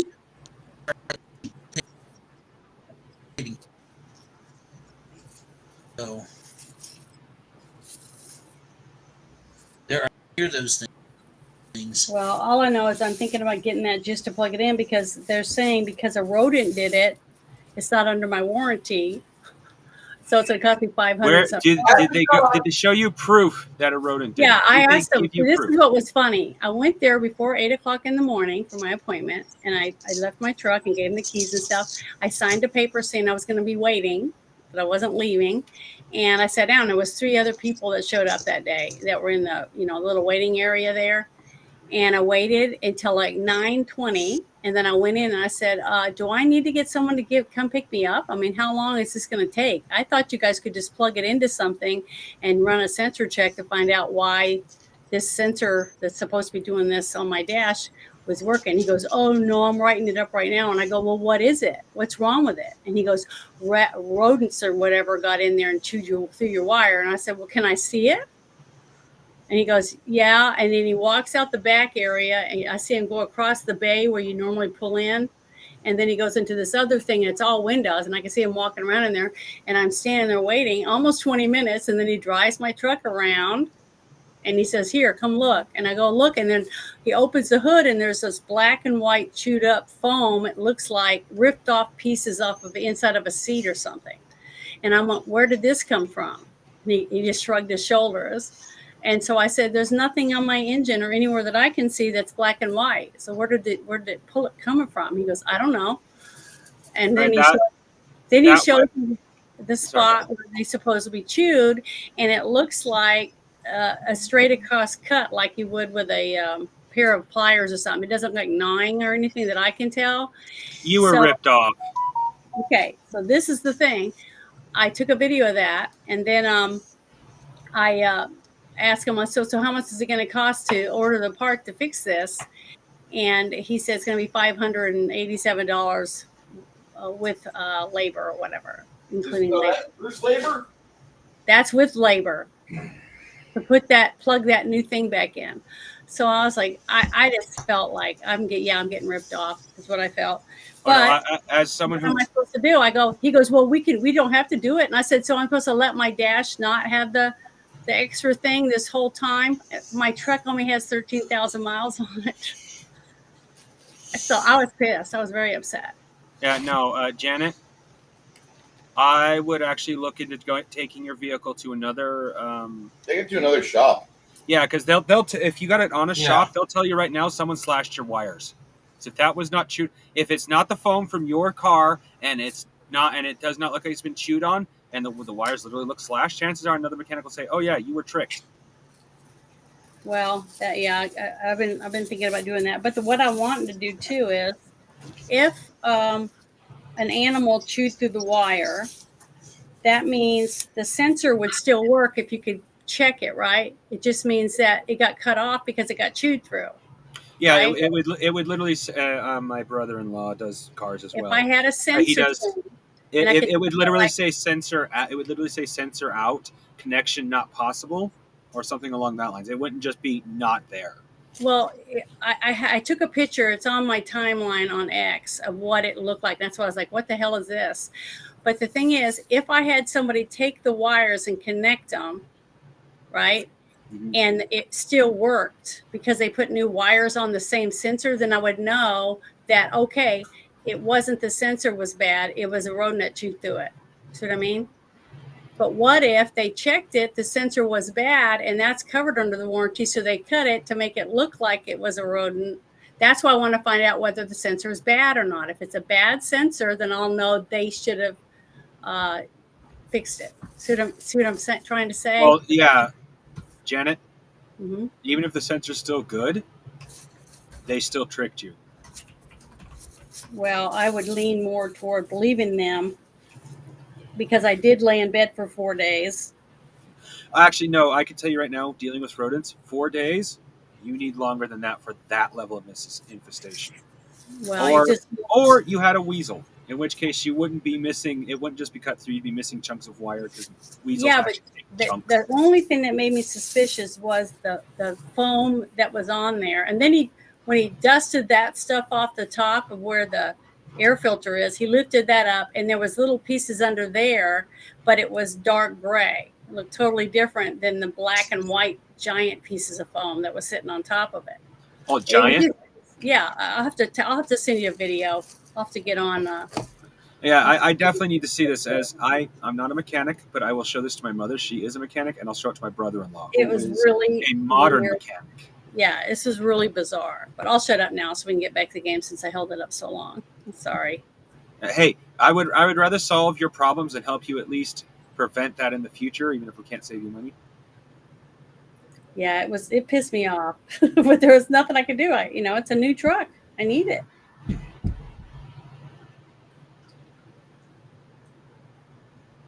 I'd be pissed. That's all I'm going to say. Well, I was really upset. It's not even my vehicle, and I am pissed. It's like, that is bullshit. Of course, growing up with a mechanic, I don't like. Growing up with an honest mechanic, I hate shady mechanics. That's a part of the fucking trade, though. I know. I mean, just like me, whenever I go to a fucking house, like most of the time, I'm pretty honest about shit. Like, hey, when was the last time this was pumped out? And if they're okay, with telling me the truth, well, we haven't pumped it since we moved in. Okay, well, how long was that? If it's anything less than 6 years, I'm not going to get too upset. But if they've done this if they've lived in the house for like 12 or 17 or over 20 years and they never pumped it out, and now they want a miracle worker to come and get it flowing again, I fucking tack it on every goddamn charge I can. You want me to send my guys over here to work on your plumbing and to get flow reestablished when you had 2 to 3 to 4 decades of shit just pile up, turn brackish and sludgish, not want to move, not want to get active, not want to do a damn thing. But instead, you guys have a location which should have been serviced every 5 to 6 years, even if you didn't want to do it every 2 years, every 6 years, you want to do that. And they don't. But now you want a miracle worker for $300. Man, can't help you. We need to talk about $2,200 to start. And then I'll send my plumbers over. Well, there's also a difference between what Janet experienced, because I just watched the video. Yeah, the mechanic tried to fuck you over, Janet. Go to a different mechanic. He's fucking her over. No, that's not even a rat's nest. As someone who literally has had to clean out rat's nests from his fucking clothing, losing some of my favorite clothes as a child, that is not a rat's nest. That is just thrown in there by a human. That's what I felt like. Go to another mechanic. This guy is literally trying to at this point, he has ripped you off because he cut the wire, almost guaranteed. It doesn't matter if the sensor's working or not. He probably cut the wire and threw that shit in there to get you to believe it. Another thing too is I said, is it safe for me to drive the truck? If it says it's for emergency stability or whatever, because I got the manual, I looked it up. You can look it up online about that part of it. I'll send you a link for that so you can read it about what it does, what that sensor actually does. And it handles fine. I haven't had any problem with the handling or my speedometer or any of the other things. It just affects the steering wheel vibrates, like if you're and it tries to hold you in a curve, that kind of stuff. It's really weird. I can't explain it. But besides that, it's normal. Yeah, that stuff's more for what you were saying, if you were to do a hard turn, it's meant to help keep you from rolling over. If you are to take a But see how many miles is on my truck? 13,000. Yeah. And I already got to pay $500 something to this person.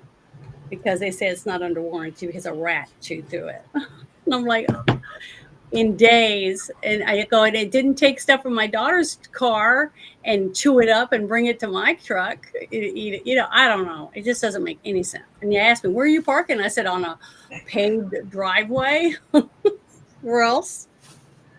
And I go, they sell vehicles with animal edible stuff. I'm just going to show you something here. Yeah.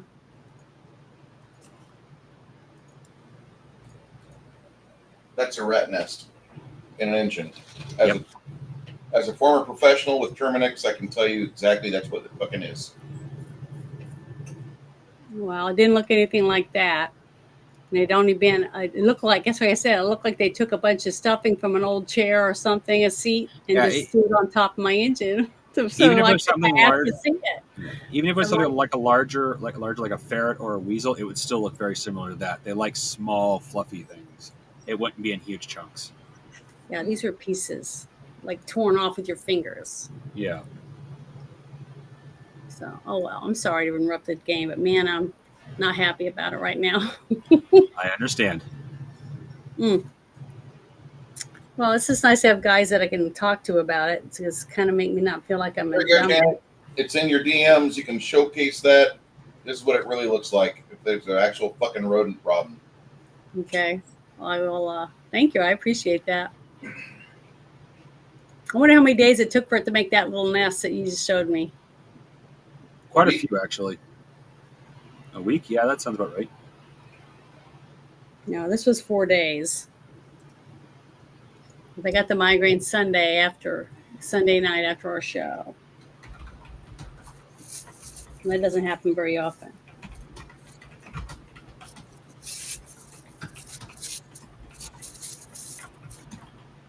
It takes months before a rodent decides something looks good enough to use as a nest. I mean, would squirrels do that? No. Squirrels use they have occasionally use inorganic material. They prefer their own hair, their own tail hair, and stuff like old man's beard. You know that moss that hangs from trees and looks kind of like a beard. Yeah, deer moss. Or deer moss. Yeah, that's another name for it. They like that kind of stuff. Squirrels. So if it was a squirrel in your engine, it would have been more organic. Though they can sit in a nest in an engine. Well, next time I take it in, I will. Before I do that, I will look at my engine myself and take pictures of it before I go there. Yeah. I recommend everyone. Unfortunately, you don't have the proof to prove what he did. If you did, you could sue him. Yep, I know. That's why I wish I'd asked, can I go with you to see it? Take me back there to see it. That's what I should have said. Yeah. But oh well, I didn't. I'm learning the hard way. It's the way it is.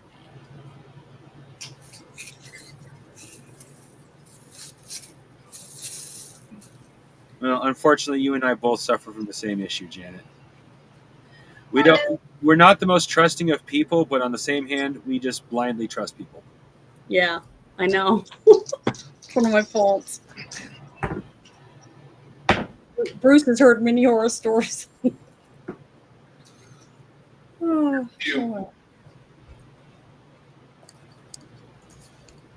Doesn't really beat on the way I feel about you. We know you're good.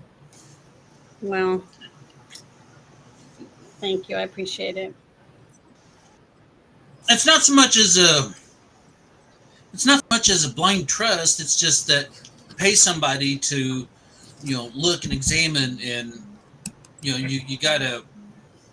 Yeah, it's where I bought my truck. If you don't know anything about it, yeah. If you don't know anything about automotive engines, then that's why you take it to a mechanic. Yeah. But yeah. Well, see, I bought this truck where I bought it because it has a 100,000 mile powertrain warranty.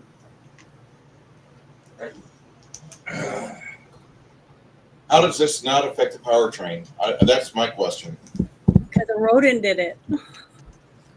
It wasn't something supposedly from their end. Sounds like bullshit to me. Well, that's the reason why I bought a truck there. I could afford it. Oh, he's pulling out the good stuff. He feels special.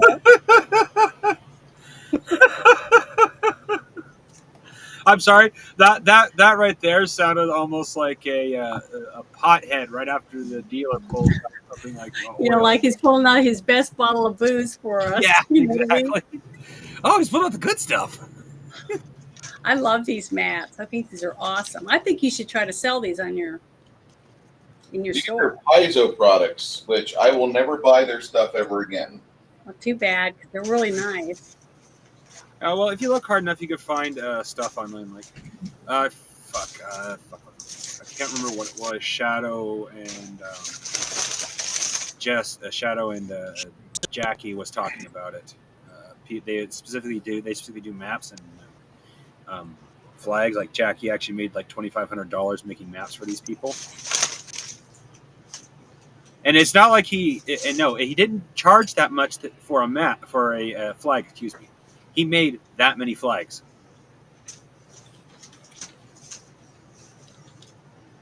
Jackie's talented. Oh yeah.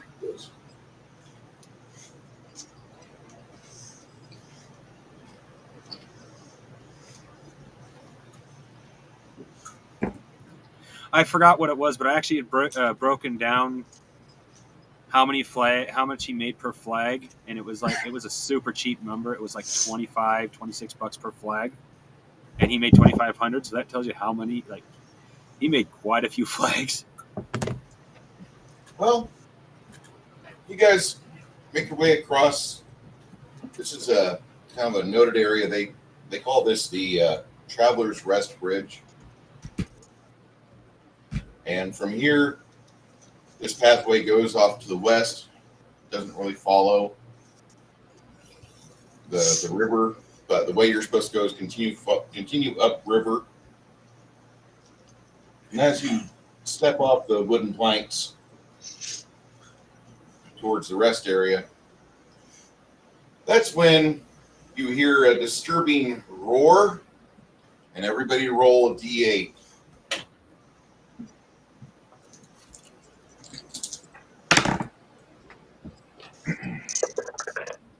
I rolled a 4.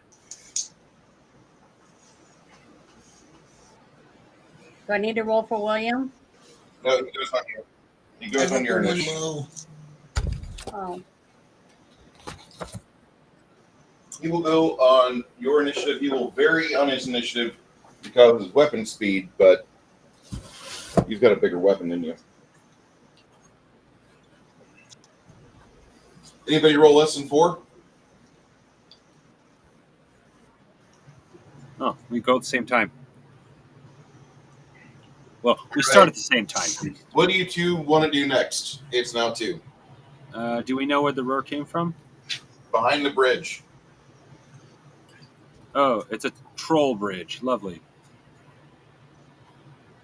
Actually, I don't know about it. I just had to say it.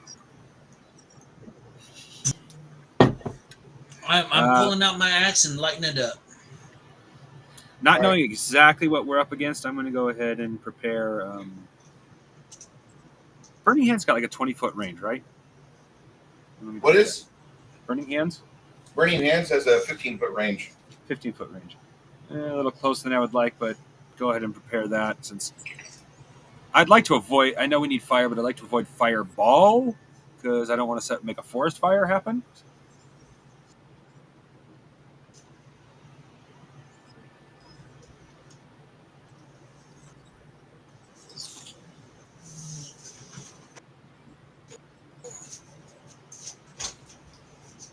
Come on, dog, get in here.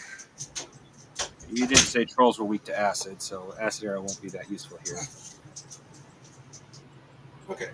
Too bad I just got it. Nope, it was fire. Yeah, exactly. Fire and sharp things. On 4, Janet, what are you going to do next? what I'm going to do is cast a shield of faith on myself, I guess, before I, start Uh, the fight. I have defensive spells for myself. I just keep forgetting to use them. And every single time Janet goes, I'm gonna use a defensive spell. Crap, that's what I should have done. Oh, too late now. I want to, and William's after me, right? Yeah. What are you gonna do? I want him to just, I guess, step in front of me and be ready to fight with his sword.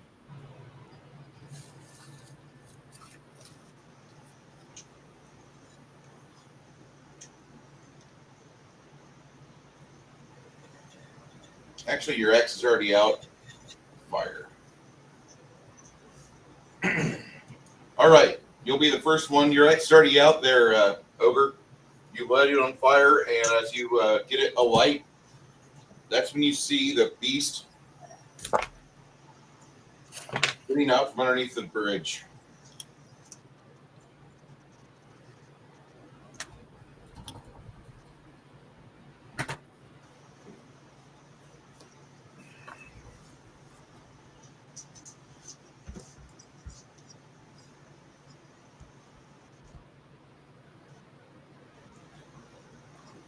All right. Didn't come out here for nothing. What's your next move? You're gonna charge in. Yeah.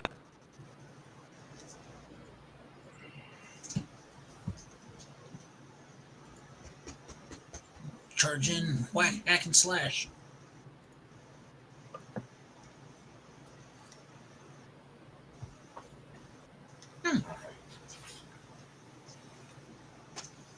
That'll happen on 17.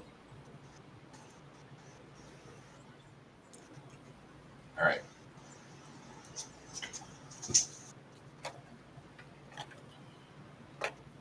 He's right here, well within range of your burning hands. Go ahead and roll it there, Crafting. Right before I forgot I had Scorching Ray, so that's the one to aim for next. 5. Okay.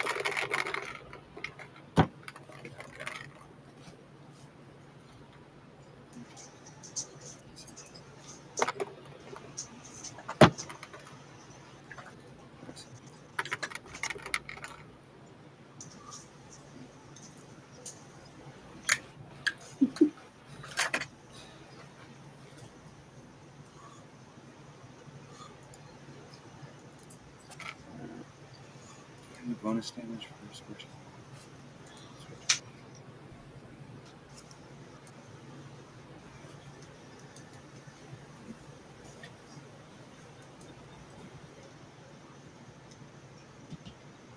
How much damage do you do to it? Ogre? Oh. Or Crafting? Was reading it. Well, if I rolled it properly, I rolled 16, but it has 2 different damage things. It says D4 and D6. For burning hands? Yeah, in 2 different sections. Any creature in any area of flames takes 1d4 points of. Oh, burning fire damage per. Okay, the direct damage is 4d6. Oops. Or 1d6 per caster up to 5d6. Okay. I was reading its effect, not its direct base damage. Sorry.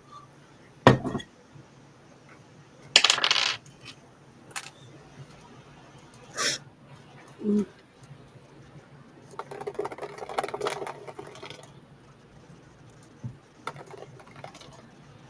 Hmm.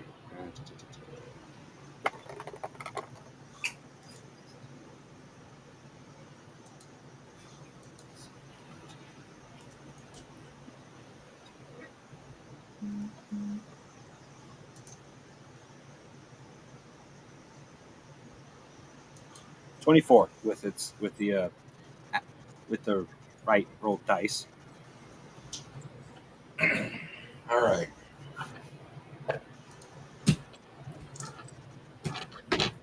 As you do that, He stalwartly steps forward and goes to attack it. And William completely fumbles his attack. Aw. The troll, capitalizing on this, manages to get a really vicious rake in on his face. Like I said, William is not happy.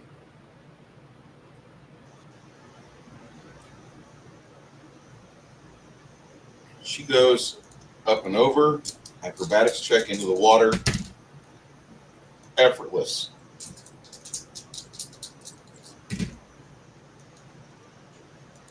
She manages to miss the troll, not able to get proper. You see your rogue friend lighting his arrow. The bard begins to play a very nice song.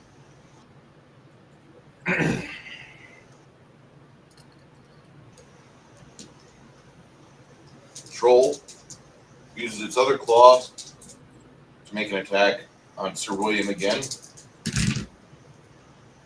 and misses pretty badly. But after burning hands, you said you're doing Scorching Ray. Yes. Casting time on that is 8 or 9.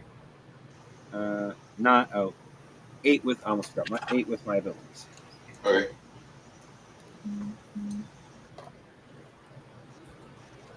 All right. It's about that same time that he maneuvers forward. Go ahead, take a whack at the troll. Go for it there, Ogre.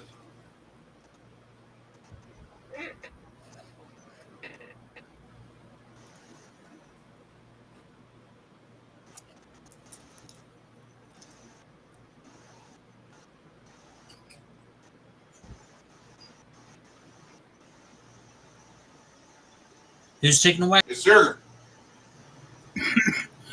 I am.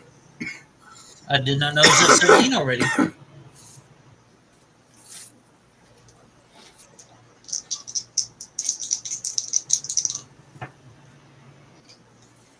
Let's see. 95. 100. That'll hit. 4x 1d6 plus 2d8.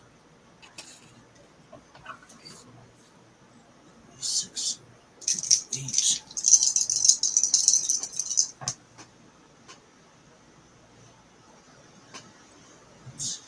10, 17, 25.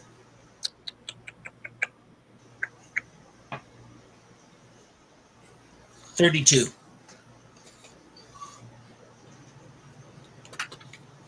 32 to hit. Oh, 32 It damage. was 100 to hit. Yeah. It was 32 damage. Damn.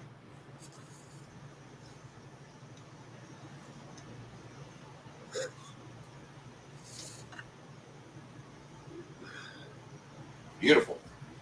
You gonna whack him again?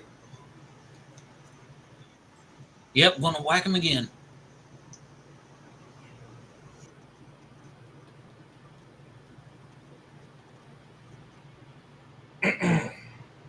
I gotta ask you something.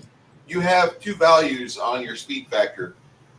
You can go for a follow-up swing, which is 1 second faster, but it's at negative 25 from your base to hit.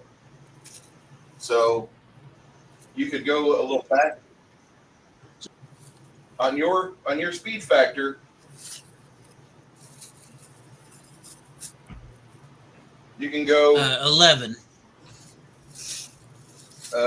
Your war axe you're really good at. Yeah. And so your speed factor with that is 10, and if you go with a combination, it'd be 10 and 19. The combination, anytime you're doing a combo attack, it's minus 25 from the first hit. But if you don't want to do that, just go ahead and whack again. It's understandable.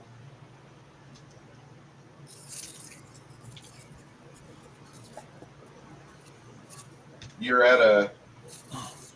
You'd be attacking again on 27 with your full bonus. I'll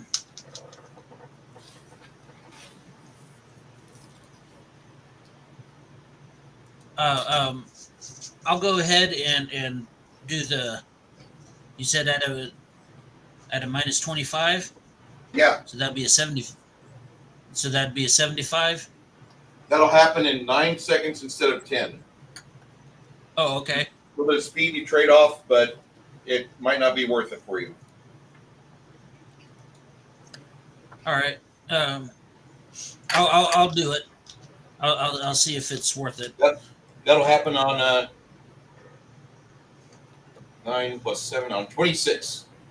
That's axe. Okay. All right. Janet, after you did Yeah. your shield of faith, what were you going to do? I am going to join William and fight with my sword. You get over here, and as you're trying to get behind William to get around him, the beast matches your tenacity and takes a swing at you. Okay. You make it over to here. You'll need to make another. You'll need to make an attack on.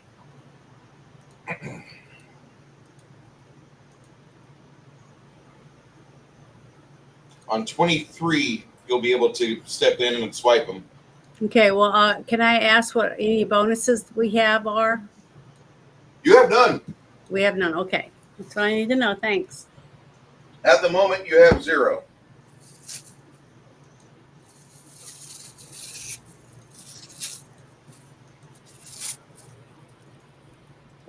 However, Just my shield.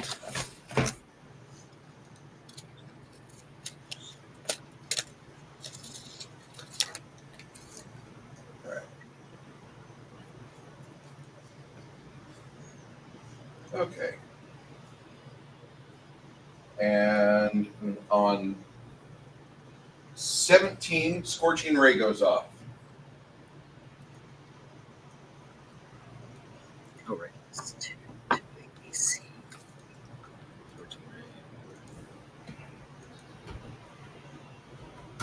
I am high enough level to choose 2 beams.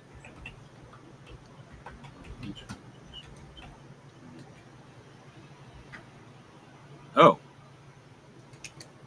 No, I didn't know that. I don't know if I like Scorching Beam as much now. Each ray requires a ranged touch attack.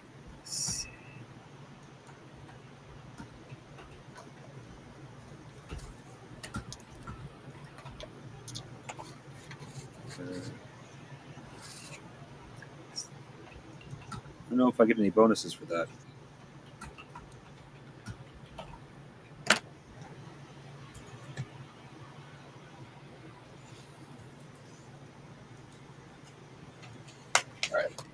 About the same time, these bonuses appear.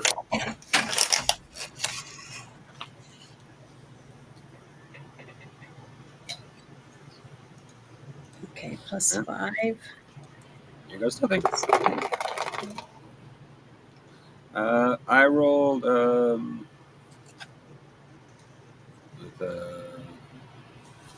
+5. Yeah, with a +5 to hit, I guess. A 78 and an 88. Both hit. Nasty. All right, that is 46 each. All right, this dice tower its dice tower is nice, but it doesn't have like huge globs of dice at a time. So I'm gonna roll each ray individually.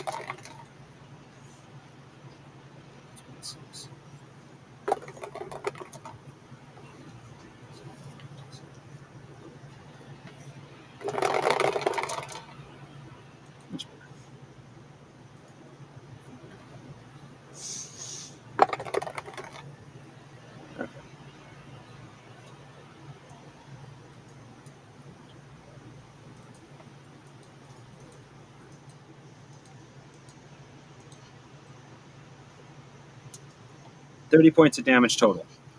Yeah, hold on. Is there any bonus damage? No. Okay, just straight 30 damage. 30 total? Yep.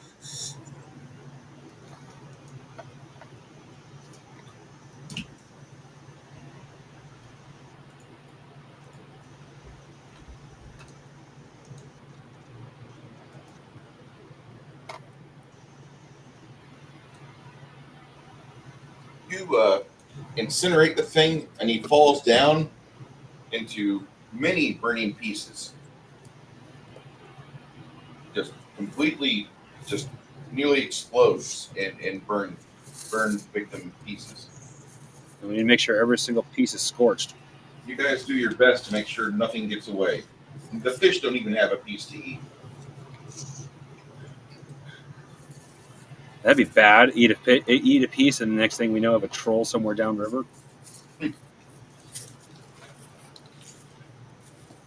Yeah. I didn't know that about trolls. I actually don't know either.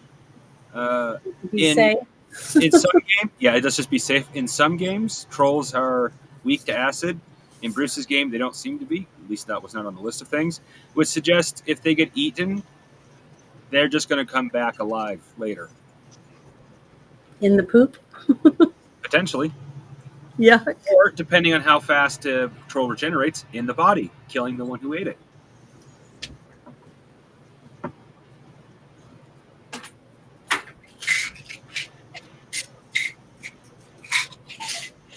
So,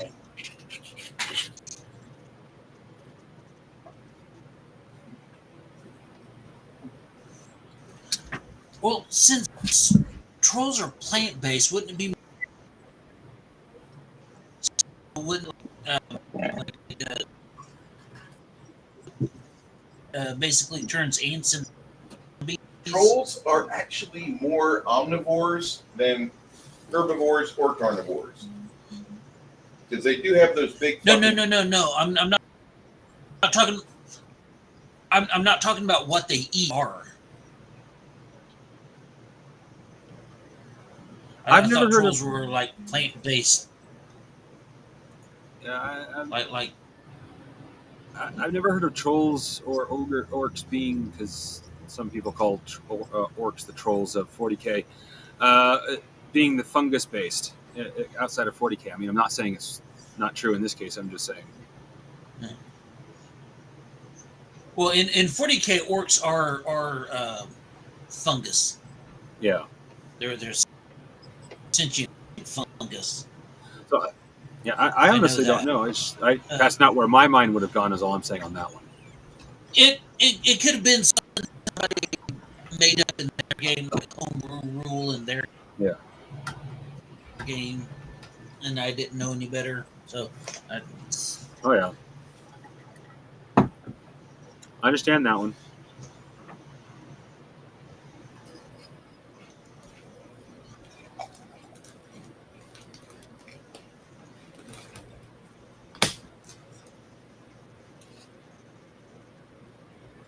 So while you're here,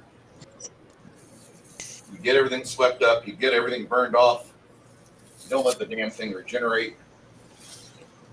Then you sit down and start getting your rest prepared. In the morning, there's another group of people over here with their wagons and what? That's Say again. I'm like that. I couldn't understand what he said. Well, last time we dealt with a troll, we were actually several levels lower.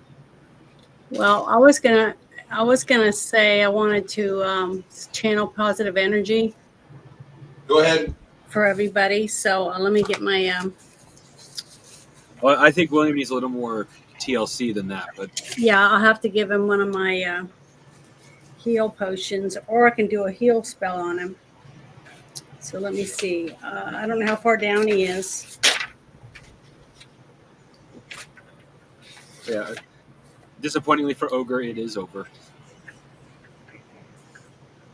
Unless there's more trolls around here somewhere. William is no longer. Not disappointed. What? I'm a little surprised and paranoid.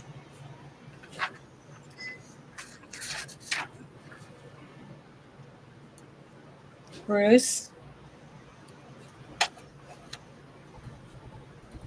Can you hear me? I can hear you. I'm Oh. wondering why the fuck you guys aren't.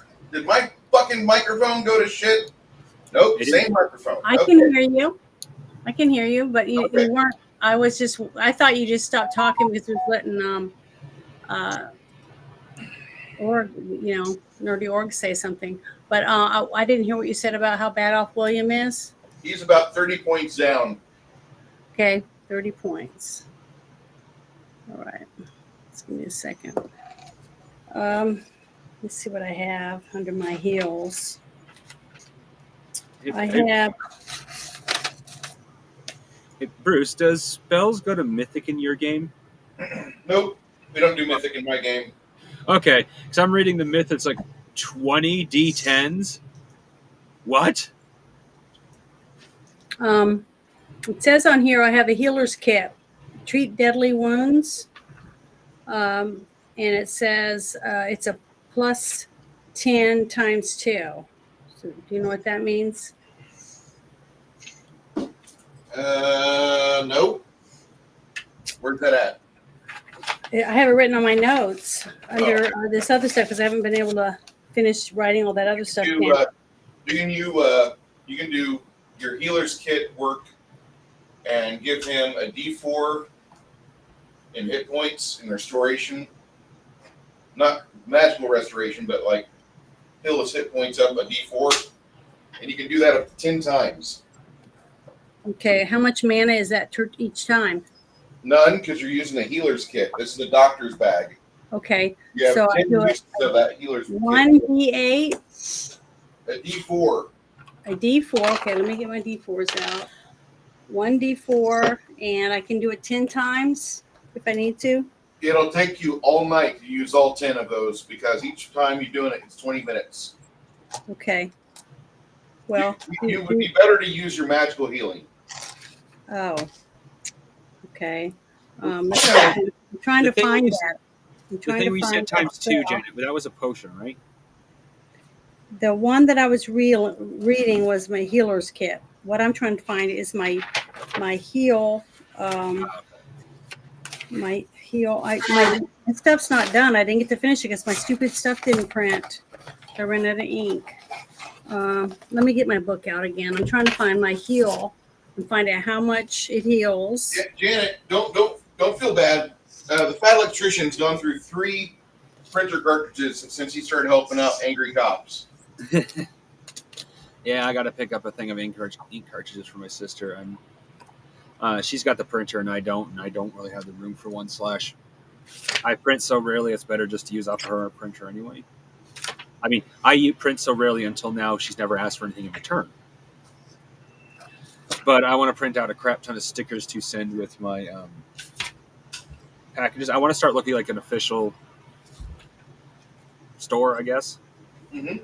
and actually have stickers for like shipping stickers that you print because I got boxes I like now, and I'm going to order I more. used to have a sticker on here, I thought, but now I can't find it. I'm going to have a thank you for your purchase sticker that I slap on the box to make sure it stays closed. And I've got 2 fantasy stickers and 3 because the other thing I'm really painting is Warhammer, so I got a couple of 40K-ish stickers. I think I might have to change the human because I think he actually does have the inquisitorial symbol on his hat, which I can't have. But I just used AI generation, so. Okay, it says for heal enables me to channel positive energy into a creature, wipe away injury and affliction. It immediately ends any and all of the following adverse affecting the target's ability of damage. It also cures hit points of damage per level of the caster to a maximum of 150 points at level 15. Heal does not remove negative levels or restore permanent drained ability. No, that's good. Okay, so I'm going to use this spell. and it says, because I'm a level 6, so I can do that. But it doesn't say anything about rolling dice. It just says I use the spell. What spell is it? It's called heal. No, you don't have access to that spell. That's a 7th level spell, babe. Oh, it says 6 in my book. That's why I was You looking. think- It says a druid has to be a level 7, but a cleric can be a level 6. And that So, we I don't have my list of spells, so I don't have a clue You- what spell I can even use. Did you see the? I just sent you 2 pages for level 3 and level 4 spells. Okay, let me go. Is it in Gilded? I believe so. Okay, let Didn't me we go. just hit level 7? No, I'm 6 as far as I You're know. level 7 now. Yeah, I must Oh, say we The just hit paper you just sent me, I printed out the one I did. It says I'm level 6. That's why I was trying to make sure I didn't use anything higher than that. Hold on, I gotta. Is it in my personal DM? No, he put a couple pictures in beta test. Okay, in beta. Alpha test. Okay, Yeah, so let me alpha go test back. there. Alpha test. I keep saying beta. Alpha Sorry. test. You're good. That's Right. the alpha test. It wasn't the main one. At least it doesn't look like it was the main one, or did we just bury him? No device, spells and magic. Yeah. Yeah, it spells and magic. Yeah. Okay. All right. I'm being So both of these are my spells. Those are your spell sheets. Yes. Okay, let me click on them. So I got to see if I have something that can heal.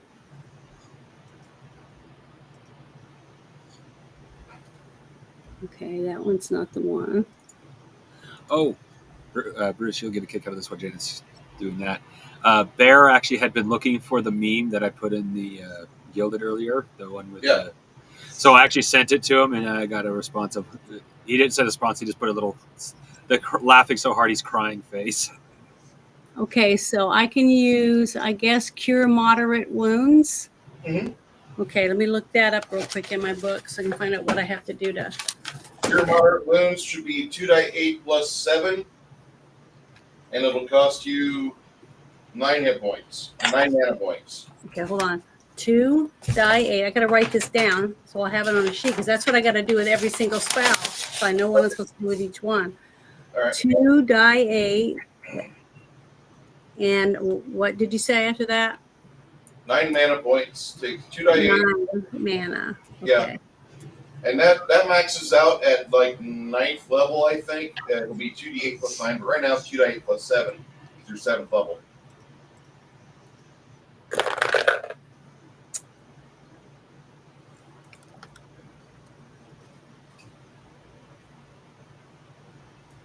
So 14.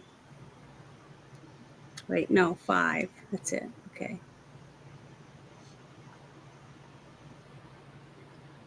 So 12. I get 12 points restored to him unless I do it again. So I'll have to do it again. Plus 7 comes out to 12. Do what? You rolled a 5 on the d8s and you add 7, right? Yeah. Okay. I don't roll very well, so that's why I try to get as best that I can. But that's all right. Let me take that man off and do it a couple more times because I don't want him to die in the middle of this stuff.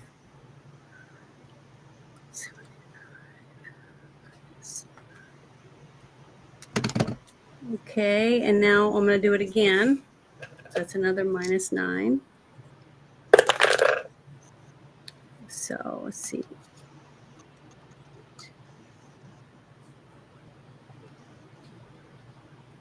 So that one was 20 this time. So the first one, what did I say the first one was again? Do you remember? Fuck. I got to write it down. What did you say? Did you hear the first time what I said? No. Oh, The first time you rolled it was a total of 12. okay, 12. That's what I needed. So right now I'm at 32 points. That's enough to help him, right? Yep. Okay. So, and I'm minus another 9 mana. So let me write that down real quick. Okay, I'm at 57.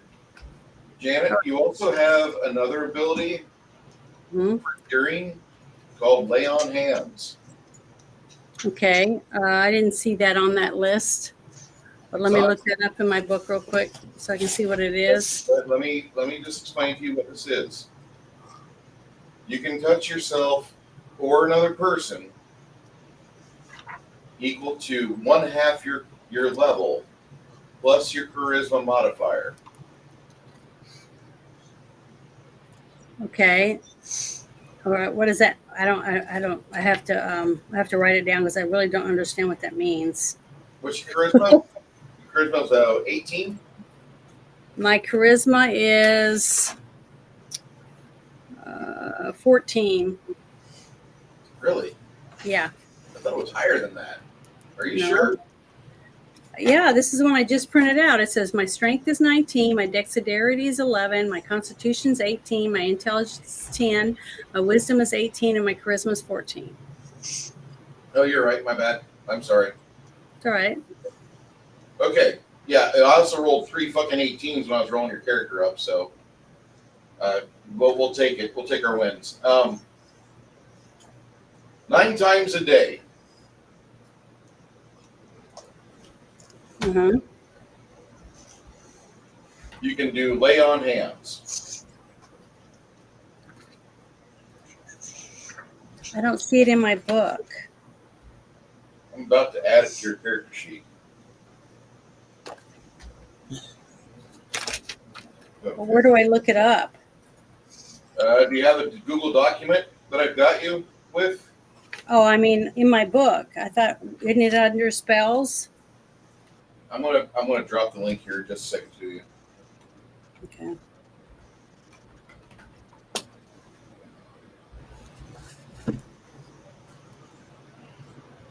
See, remember, I bought this so that I could look up the spells and try to learn what dice roll, what goes with it, and all that stuff. Oh yeah, that's completely fine. But I don't see it in here. Lay on hands is typically a paladin-like ability, but you chose this as one of your edges at level 6. Mm-hmm.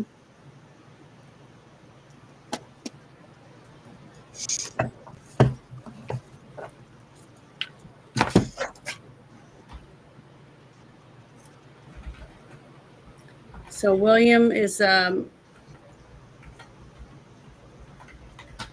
pretty much back to normal now for health. Yes. Okay.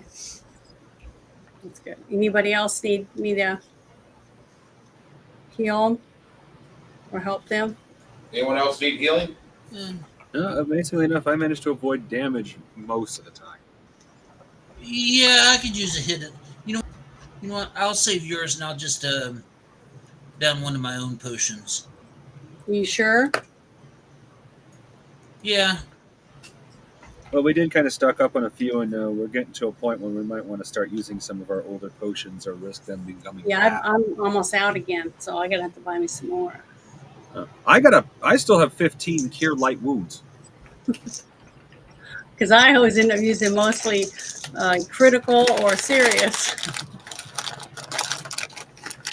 Yeah.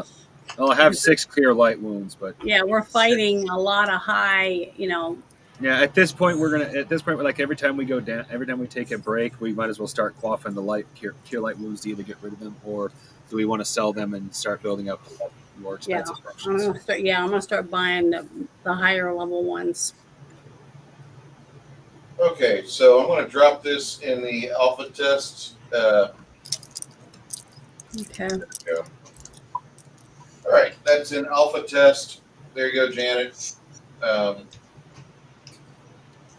It hasn't changed the fucking level on the title, but it's got everything properly set. You are 6th level. Okay, thanks.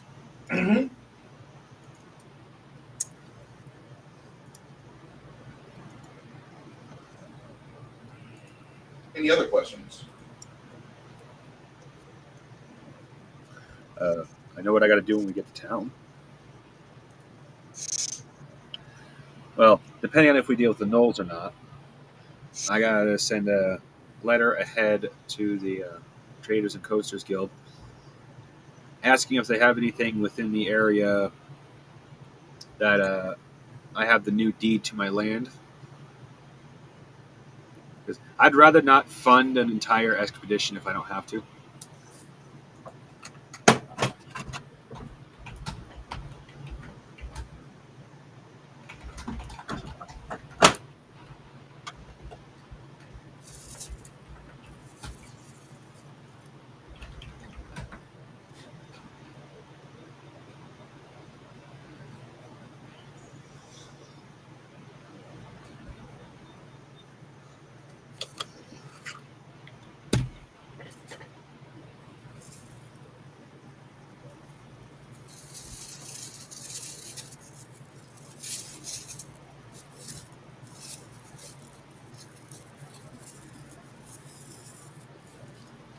Okay, so you guys rest up overnight, restore yourselves, you get your hit points, your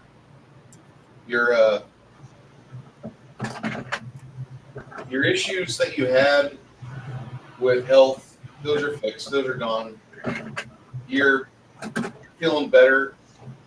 Over the course of the night, your buddy Lemmy tells you, he's like, oh yeah, there's a merchant that parked his donkeys on the other side. They've got about 7 people, looks like about 6 fighters and archer types. They look kind of big, but they're not a guild. Look like they might be locals.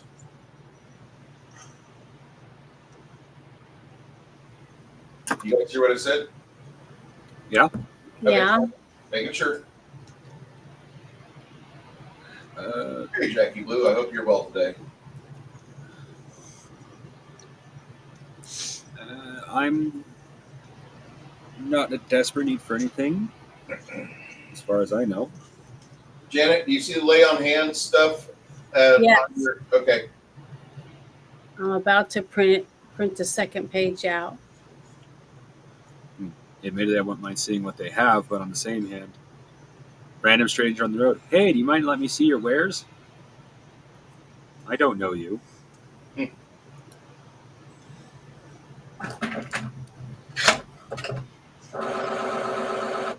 And I apologize, Janet. You can do it 5 times a day, lay on hands. 5 times a day. Yeah, I just got it corrected.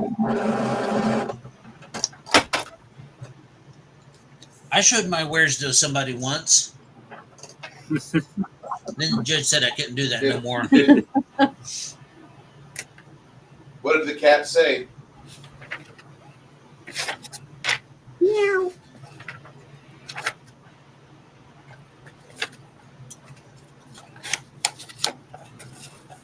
I thought that was a joke.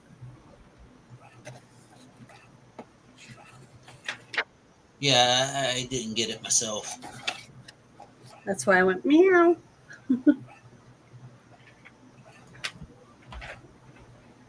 Can you re-explain you're trying to explain something to us? But I guess it went over my head because I didn't understand what you were saying. I was going to say something, but apparently what I was getting at was not quite something that you have been exposed to before. So I'm going to fix that.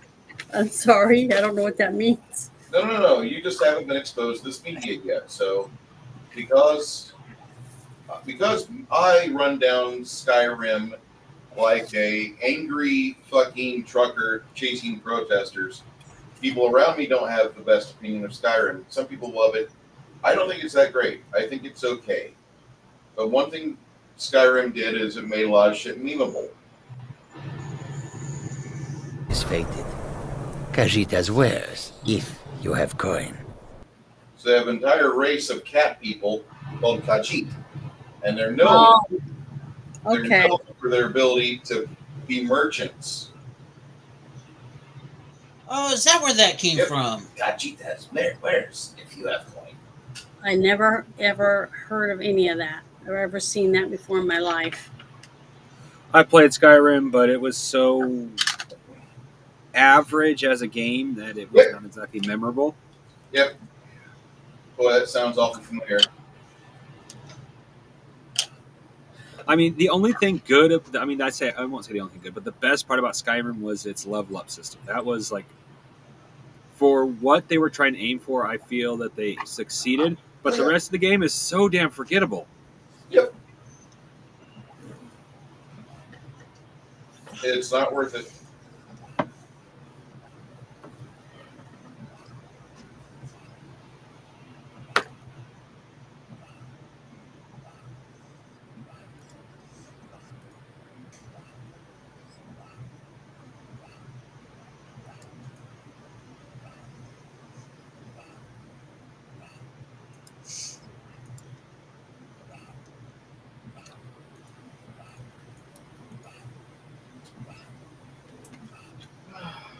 So, you guys go over to the merchant if you want.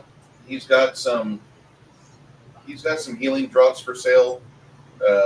Moderate cure light or moderate cure wounds droughts. He's selling for 125 silvers a piece if you want. He has 6 of them. If you don't need them, then you don't need them. But How much a piece? 125 silvers.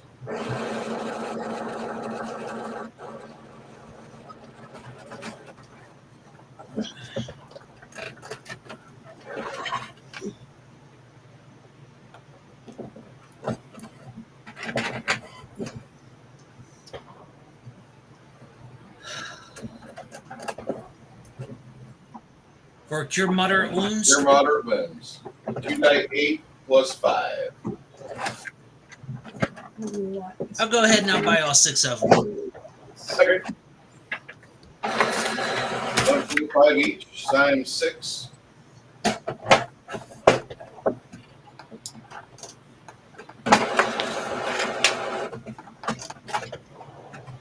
Sorry, I'm having problems.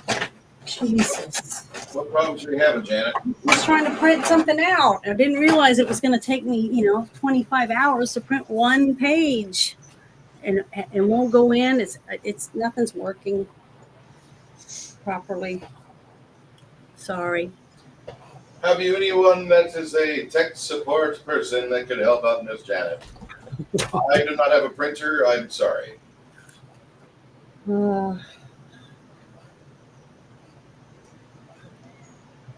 Hopefully it works this time.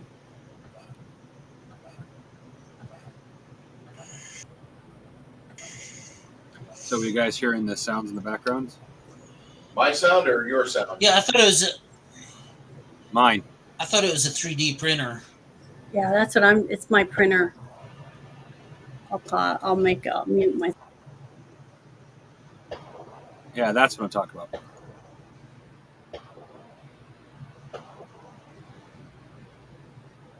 Sounds like someone's shooting a gun.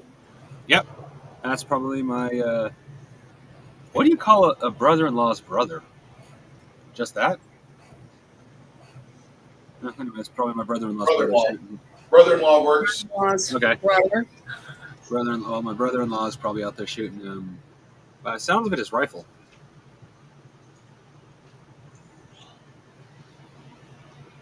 I actually need to get some more rounds. I haven't shot any of my guns in a while. I hear a lot of that here where I live.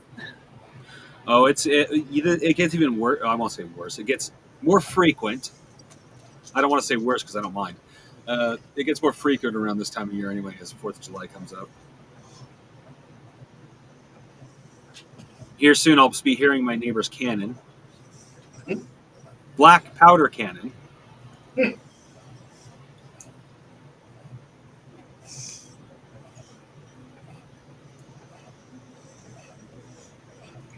Okay, so he buys out everything on the healing side of that place. The merchant shakes the big barbarian's hand. He's like, "You're amazing. You're not even from around here, are you? Are you a plainsman?" Yes, I am. Yeah. Have you come across my people? I've heard of you, but I've never been that far east. Typically, I stick around the Quail Valley area. There's enough action here for me to monopolize everything. This is the first time I've seen a guild caravan in the area. And you guys are the ones they're talking about.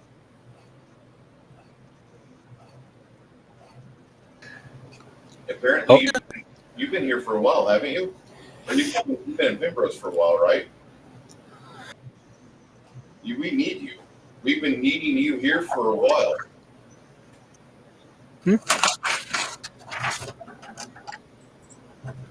Didn't Imagine this is kind of plan on like sticking around for a while. yeah. There's plenty of work around for everybody. You know, you don't have to squeeze out everyone. But I just we heard that you were in the area. Your particular group is not known as merchants. You guys are known as something else. Well, admittedly, we're not really the merchant type. Yeah, I like to buy and sell things. Don't get me wrong, but we're more of the get the items to there and get the trade goods back and solve any problems in between. Well, there are some thankful people in the area for you, and there's some others that just, I mean, they're going to treat you like mercenaries. Just expect that. Well, we try to be above the attitude of it, but ultimately we're getting paid to do jobs. So to say we're not mercenaries would be lying. For those of you that are out there celebrating America's 250th anniversary for their U.S. Army, we salute you.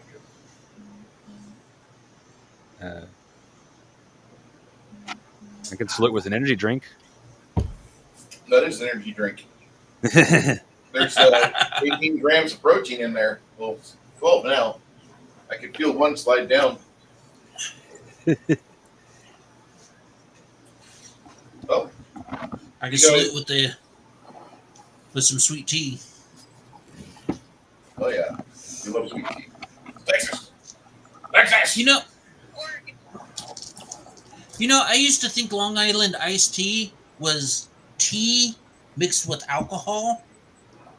But I found out that it's alcohol mixed with alcohol. It's just alcohol. It's just alcohol. That's all it is. Yeah, that's what it said. It's alcohol mixed with alcohol. More alcohol. Oh, there's I forgot what it was called, but there's like a drink that you mix like I forgot, like it's supposed to be a very specific beer and a very specific liquor, but you mix the two of them and drink it. Boilermaker?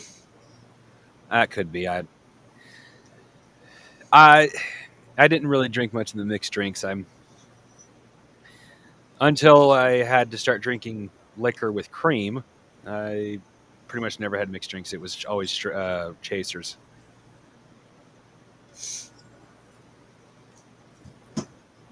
I'm not much of a drinker myself. I've just No, actually, with this last couple of weeks, I've drank the most I have in well over a year, maybe two even. yeah. But yeah, that sounds like a Boilermaker.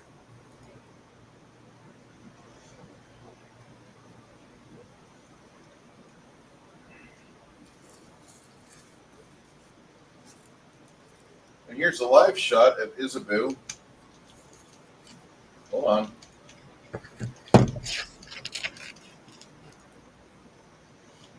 can see him Italy.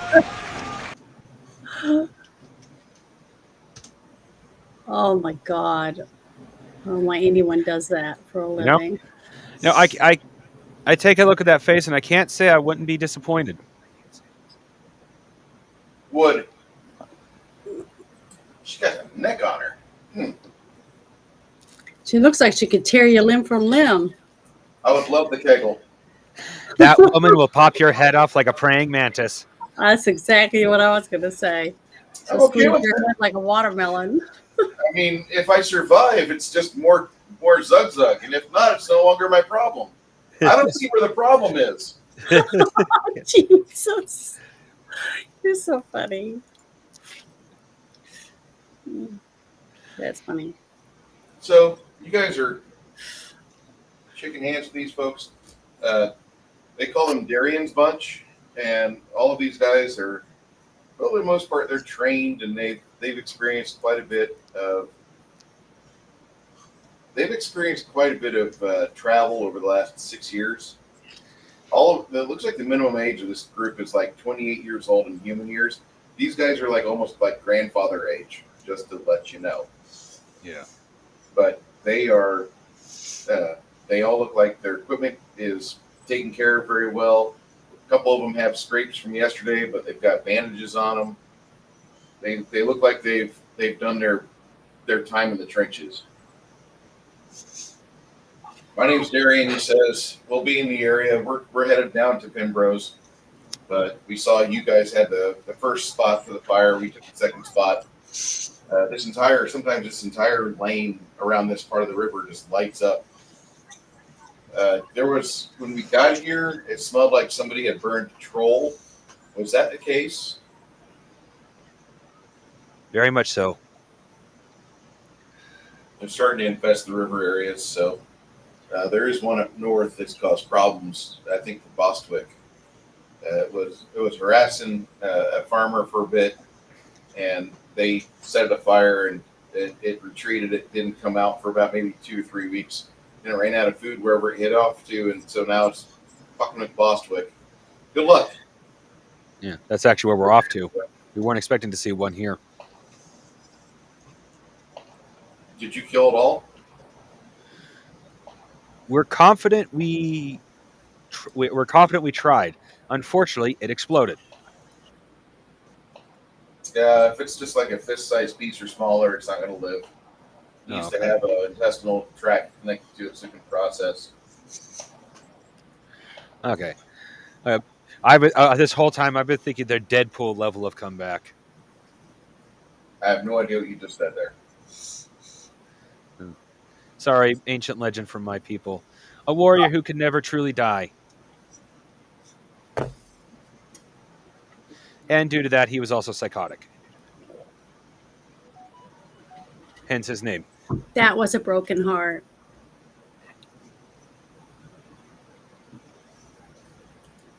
Yeah? He became psychotic because of a broken heart. Well, you could also blame it on the immortality. He wouldn't have a broken heart if he wouldn't have lived forever. Well, when his woman died, he didn't want to live. Exactly. That's true love. That's the risk you take.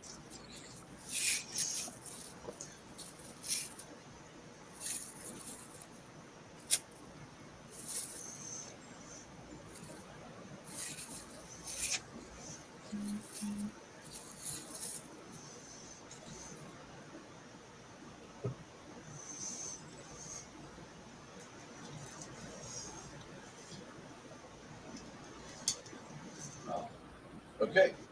Well, you guys make your way up towards the city of Bostwick, the little village of Bostwick, and it's a tiny town. When I say that this is a tiny area, it really is.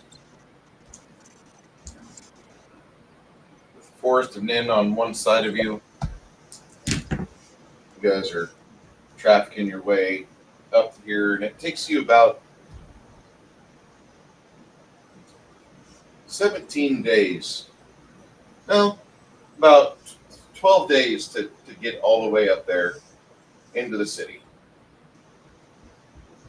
When you get in Bostwick, it's a little bit more serene, a little smaller than Pembrose, but Bostwick is a interesting place. The first thing you see when you come out of the trees is there's a solidly built stone structure in the spiritual center of the town. You can just see the serenity coming off of it.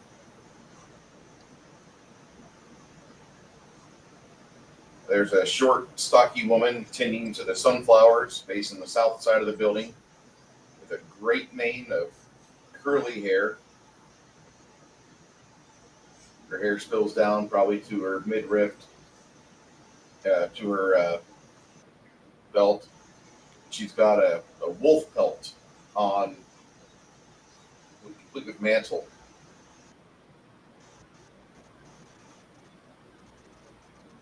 She's there tending all the plants. You hear a squeal from something, and it looks like she's got like a little pig that squeals in earnest. It's got two little tufts on it, and it starts running towards you guys. That pig charges you.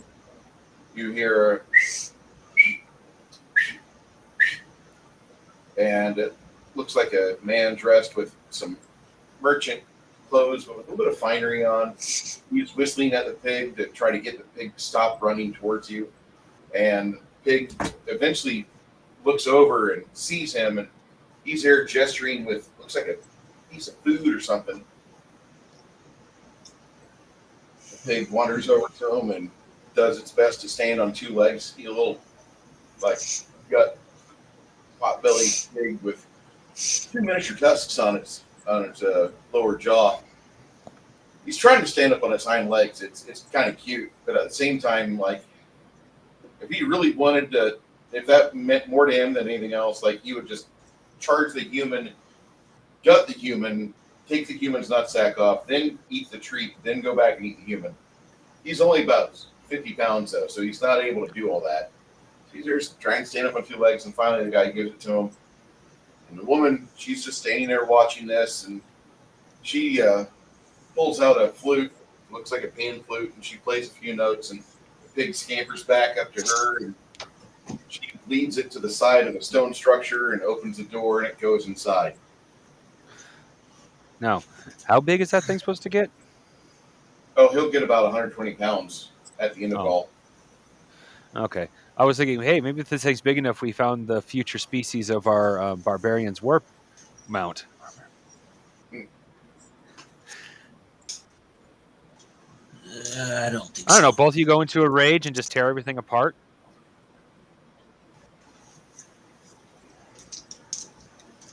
See the woman stand there, and she eyeballs all of you with a look on her face that just kind of unsettles the insides. Like, if you were feeling helpful and like cocksure, confident earlier, having this short woman look at you and just kind of give you this stare, it looks like she's going to whip off one of those sandals of hers and throw it at your head, and it will hit. Excuse me. It's not nice to stare. What you doing?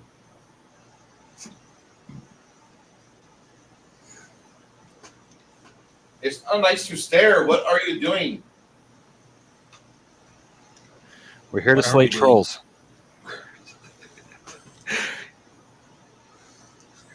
She puts it together. Did you say the trolls? Well, we already killed one. Okay. You good at your job? We've already killed one. So far, I guess we're pretty good. Oh, technically, we've killed two. Don't forget back in the town we were sent to up north near the frozen pole, near, the frozen tower. Fuck, I can't remember what it's called. When we went underground, there was a troll under there too. We've killed two trolls.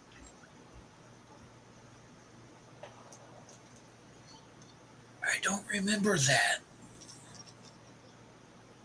We had a problem. We had the troll come into town. It tried to have problems with us. We sent it back out towards the Barney farm. It's not going to be easy for you.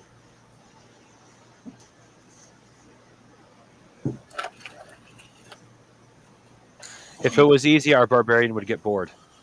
She takes you towards the east road. She points out, she says, 6 miles that way. The largest gathering of foodstuffs is there at the farm. And I believe the troll made his way back that way because we had some trackers go about 3 miles just to make sure where they went, so we would at least have an idea. But the trackers weren't no hunters. They weren't going to go after no troll.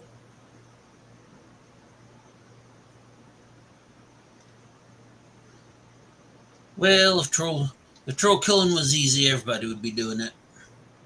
Mm-hmm. So you say 6 miles that way? She nods. All right. Y'all guys want to head 6 miles that way? She says, it's going to be dark soon. You guys going to travel all night? You want to sleep out on an actual bed? I'd rather not travel at night. That sounds good to me.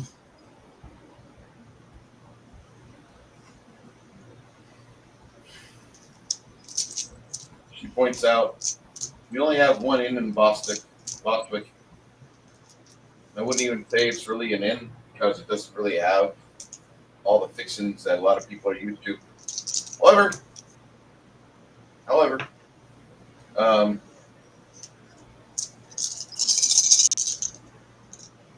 you have a nice place where you can go the Beard Inn, the Goat's Beard Inn. There's a very nice guy that works there, lives there, and you want to talk to Rumbo. Rumbo is the dwarf that runs the place. He'll be more than happy to take your silver. If you're traveling the river, the Goat's Beard Inn is the nicest inn you've been at because you just yank your boat into the slips right there, and you just tie it up. Boat's good. Anyway, go to the Goat's Beard Inn. He's got a second story. He rents out rooms there. He'll take good care of you. Thank you very much. You guys head to the Goat's Beard Inn. You see a woman that's staying at the front of the counter, and she's wiping some things down. There's a large dwarf that's got a breakfast mug like this. Sucking on it. As the doorbell rings, when you guys open it, his eyebrows shoot up, and you can see his eyes and part of his cheeks. Everything else is hair, down to about here. It's hair. And he kind of you see his facial hair move. Lavina, take care of him, and he leaves. No, he doesn't get cold in the winter. Straight up to the counter, and very cute woman, probably about 30 winters. She's standing there, and you see her chest heave a little bit. She's trying to get the attention of some of you.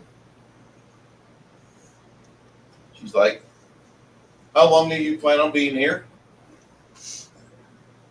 Plan Not is just 100%. the night. Or did we have other plans? I'm about to say we're not 100% sure. It depends on how long it takes us to find the troll.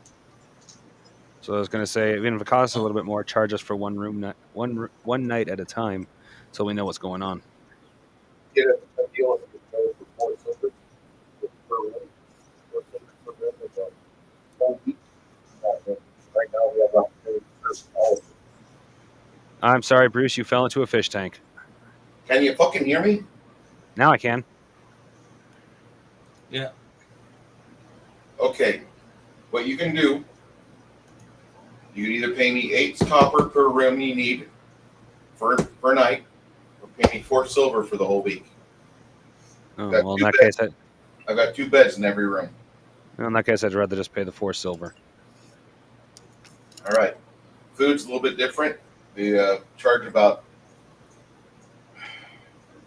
for the size of group you are, it'd be better to go for a prepay, or at least 2 or 3 days.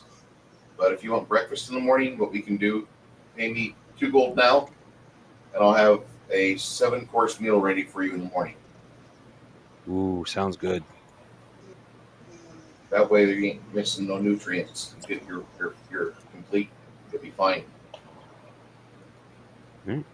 Sounds good. Lavina looks over the lot of you. She says, is Regis still selling that miserable red wine in town? I believe so, yes. Okay.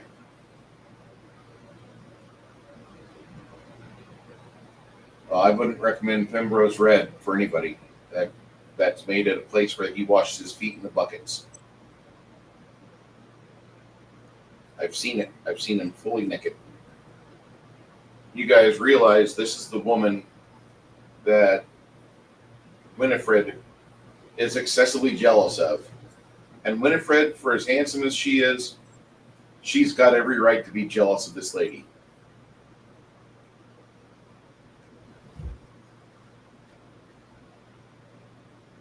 Yeah. Mm-hmm. Well, she's not going to get any. She's not going to find any action out of me. I'm a married man, and I'd like to stay married.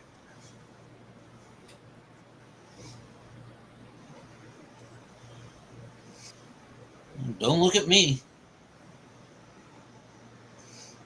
I'm not married yet. Oh, you also get caught the instant you try. Here's a picture of Winifred Baum.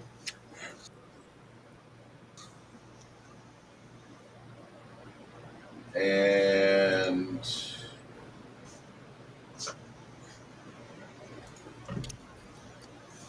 here's a picture of Lavina. Yeah. About 30 winters.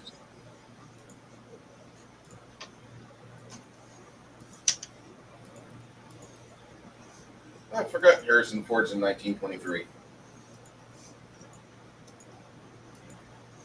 I just have no urge to watch Yellowstone. Sorry. It all leads to Costner. I want that. But Landman's worth of shit. Okay. Now that I'm done going through all that. That's Lavina. Good example. Oh, I could have used Demi Moore instead of Ali Larger, but oh well. Actually, yeah, Demi Moore would be better off. Anybody here watch The Substance yet? Yes, I watched it. Never heard of No. it. Oh, You're talking about Debbie Moore, right? yeah. Yeah, The Substance is probably the best movie I've seen for special effects since The Thing. And the acting is superb. Yeah. The reason why I say that is that this movie starts off, Demi Moore is 60 years old, and she's playing 50 years old in the show. She's 60 in real life, but she plays this woman who's an actress whose time is kind of faded. She now just does an exercise show in the morning. And so the channel she works for decides they're going to get rid of her, and they want to hire somebody new. So what she does, she gets Younger. The whole thing is being younger. Yeah, she finds out that there's a miracle drug that makes you younger, and she gets it. The entire show completely fucking off the rails, amazing. Oh, Death Becomes Her. No, not really. Death Becomes Those Her. women are already dead. You know, they're zombies, and he's making them look beautiful, keeping them beautiful. This is different. This makes her instantly young. Yeah, At a consequence. yeah, it's super consequential because, like, this right here is your clue. You see this break in the skin there? Uh-huh. That's where her younger self climbs out. It's fucking off the fucking chain. It's one of the best sci-fi movies I've seen in years. But after so many days, she has to stay old while her body recoups. And if she stays out of the body too long, that's when the bad stuff starts to happen.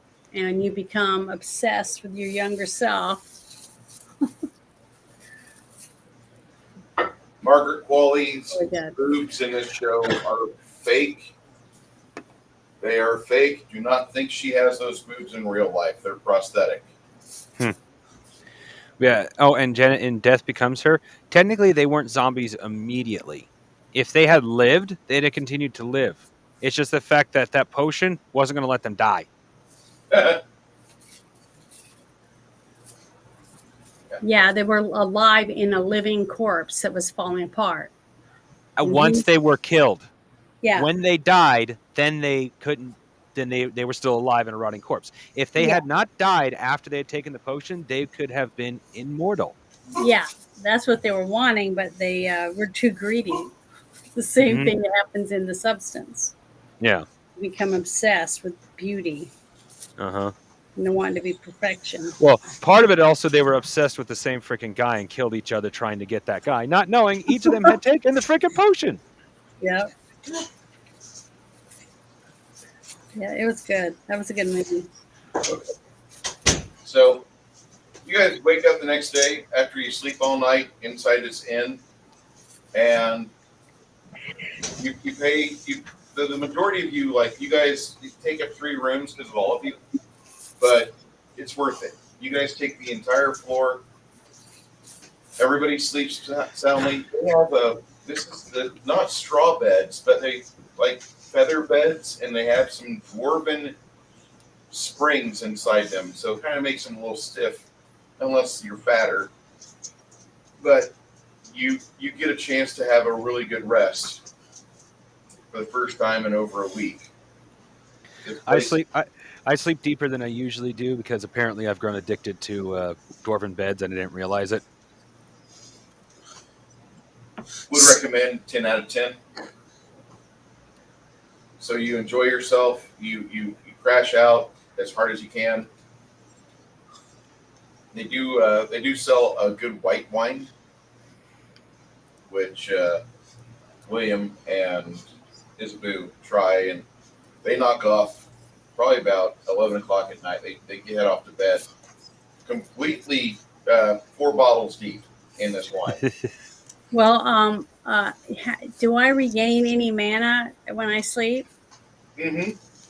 How much? All? Oh, every night I can regain my mana? Yeah. I didn't know I did that at all. As long as you sleep for 8 hours, yeah. Okay, 8 hours. It's health we don't regain overnight, Janet. Okay.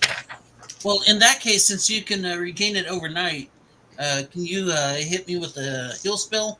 Yeah, hold on. Let I'm me a little short. put it back to my original 84 again. All right. Because what was it? Is it how far down are you? 17. Oh, that's it? Okay. Well, I'll Yeah. just do it. Is anybody else down a little bit too for health? Because I am. I'm Because good. I can do a channel positive energy. And that way, get everybody leveled back up again. You know what I mean? Yeah. And because I need it too. I think William's only a couple down, so he'll be back up too. So just give me 1 second. Let me, I got to remember what I got to pull out.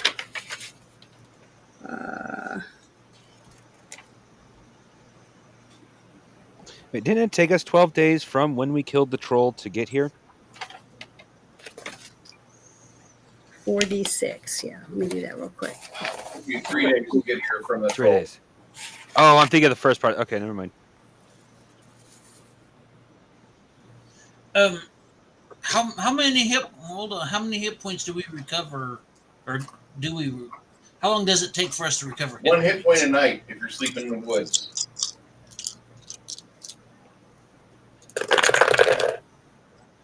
And it's taking us 3 days. Okay, everybody can put 13 hit points back on. That's what I just rolled Nice. for channel positive energy. Because I get that refreshes each How day many? too, right? 13. 13. All right. Yeah, all that kind of stuff replenishes every day, Janet. Awesome. Okay, I'm back to my hit points too. All right. And can you add that extra to William, Bruce?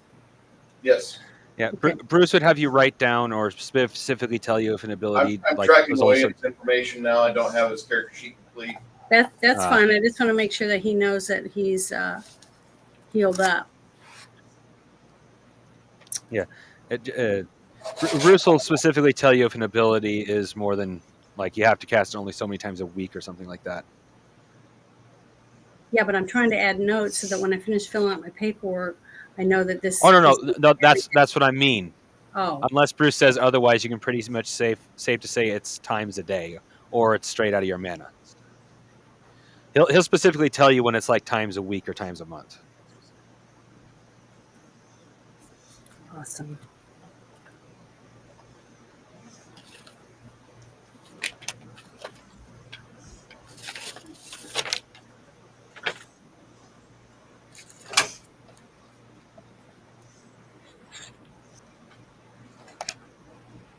Yeah, I was just looking. Somebody posted a picture, and it shows. It looks like somewhere in Israel is on fire. A huge city. It's been happening. Well, that's what they're showing right now. I'm just looking at it. I was trying to find out where it was at. It's kind of funny that IDF had gotten community noted on X today after presenting. They had 8-month-old footage of bombs raining down on Tel Aviv, and fucking had to get community noted. Yeah, I do community notes, and if I see something, and I'll look, and if I know that it's fake, I'll look it up online and find out where that originally came from. You know, like with the reverse images and stuff like that, and then I post the link under there and say this is from this time. This is when that video came out, or whatever, so that they can't say, "Oh, look at all these dead kids," when it was 20 years ago. You know what I mean? Yeah. It's not right Yeah. to post that kind of stuff. So I try to always make it community There's- noted if it's wrong or right, you know, that if it's real or not. But they don't use my name or anything. You know, I got a little name that they put on there when I do that, so that I don't get harassed or more life threats or whatever. But yeah, it was Alex Jones is the one that posted this picture. Says, looks like the Iron Dome is not 100% effective. Duh. I don't know where it's at. So I was trying to find out some more information about it. It's not. Well, first off, the Iron Dome. I'm not a missile guy. The Iron Dome only kicks on whenever you got incoming to fucking occupied areas. If you got missiles going to a pile of dirt, okay, go ahead, hit the dirt, till it up, fuck it up. I don't give a shit. That's the Iron Dome. It's only supposed to fire off whenever you got it going to occupied areas. Now, if they're not fucking blocking the occupied areas, if the missile is misjudging shit, well, that's the missile's fault. Bruce is also a guy that doesn't give a shit about AI. So it is what it is. I hate toasters. I don't want toasters to think for themselves. I want to use toasters. Toasters need to be unplugged when they're not being in use. Did I say that aloud? Okay. Yeah, I watched too much Battlestar Galactica, and I've read parts of Dune. So That reminds me, Janet. At some point, I would love to talk to you on specifically your Thursday, since it's less spicy than your Friday. Yeah. About 3D printing and AI and the combination of the two. Great. So you want to be a guest to talk about that with me? Yes, I am slowly accumulating videos that we can research beforehand. Okay, that sounds awesome. Once I have found all the videos I can find, I'll let you know. But Good. Do that, and then I'm going to book you officially on the show for Thursday. everything I'm reading so far, especially from General Mike Flynn, is saying that the Ayatollah of Iran is wounded from the IDF strikes. So Iran's worse off than Israel. Anyway, now that I've said that, I want to get back to the game. Yeah, Okay. Kai, I was about to say that. Nothing's 100% effective. No, nothing. No, I mean, I know that. Not even a condom. ask every father who's used a condom. Yeah, that's what I Every said. once in a while, something slips through. That's right. That's nature. Nature finds a way. That is exactly what I was thinking.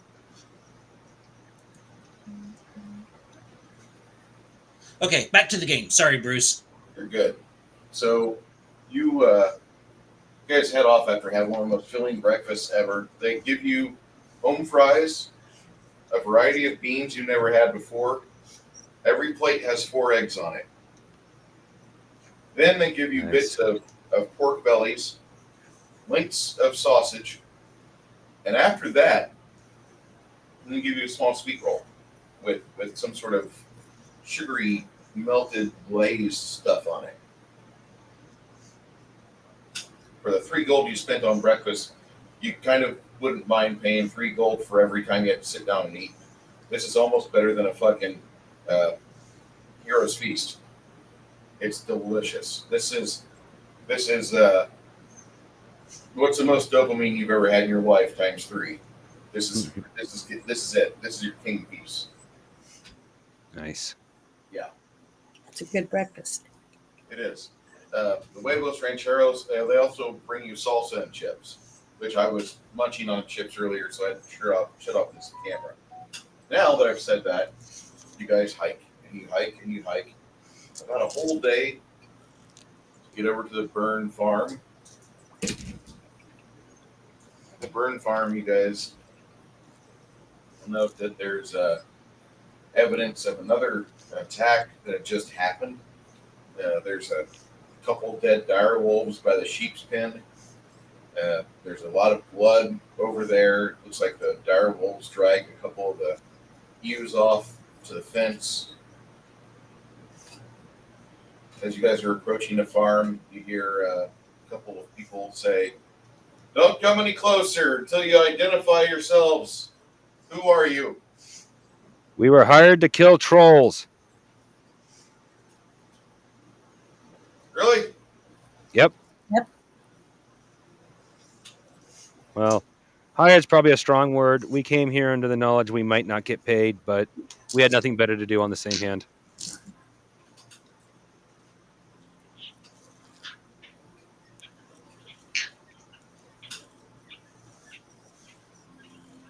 Dark, the windows, you can see lights going on inside the house.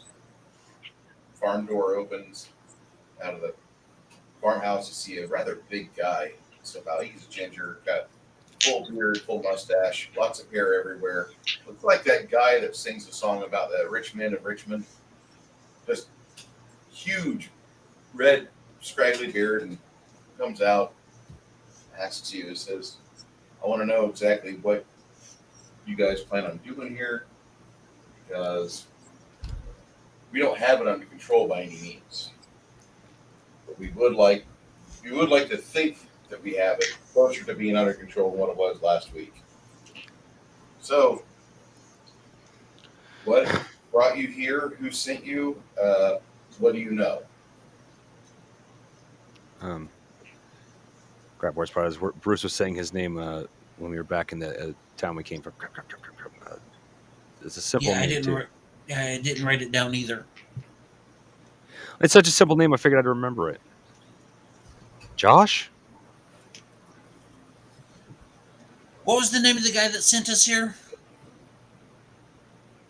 Bruce? Well, I'll have to dig through my notes and see if I can find anything. His name, the worst part about it is his name is so, like, mundane, Lord something, but it was, like, Josh or... God damn it, Kyle! Cartman?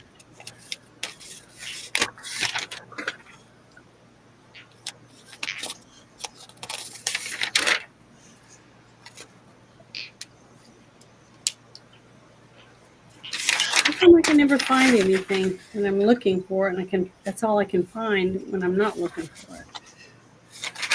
I realized this is something my character would remember. So there's a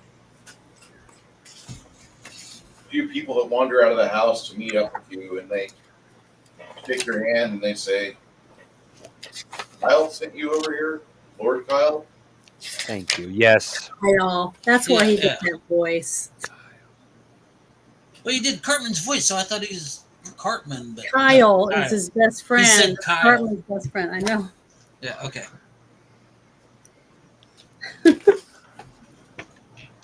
So Yeah, Lord Kyle. Let's Yep. make a little note of that.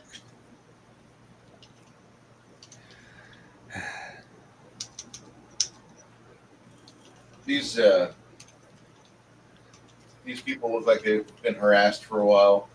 We just got attacked about 3 hours ago, and we're expecting them to come back here. You guys look outside, and the afternoon sun is starting to get lower. I have a quick question. Go ahead. We were told you guys are suffering from troll problems, but we see dire wolves here. Are the trolls controlling the dire wolves? I don't know. We've been attacked by a troll. We've got big wolves. It's really scary. You could follow those prints back. You could probably follow the prints on back, and you could probably figure out where the lair's at. Yeah. Yeah, if they were attacked, what did you say, 3 hours ago? Yeah, we'd be able to catch up to them pretty quick Yeah. if we go now. Let's go. Well, no offense to the farmer, but we don't actually have a reason to stick around. We're here to kill the trolls, troll and apparently dire wolves. Well, at least we might as well kill the dire wolves while we're here at any rate.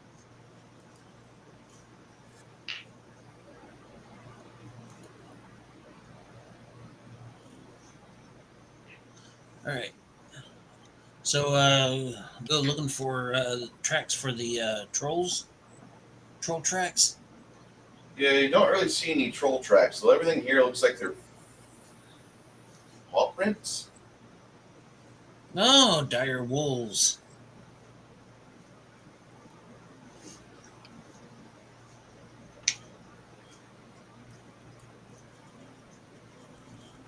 Let's see here.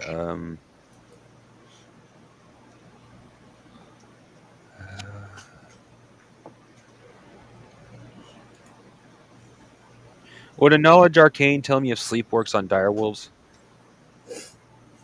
Probably wouldn't. Okay. That's a probably, not a definitely wouldn't.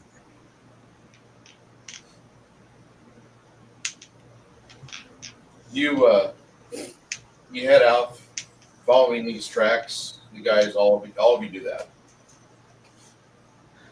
And as you're making your way out there, about maybe a mile up the pathway through the forest, doing your best with your two trackers, both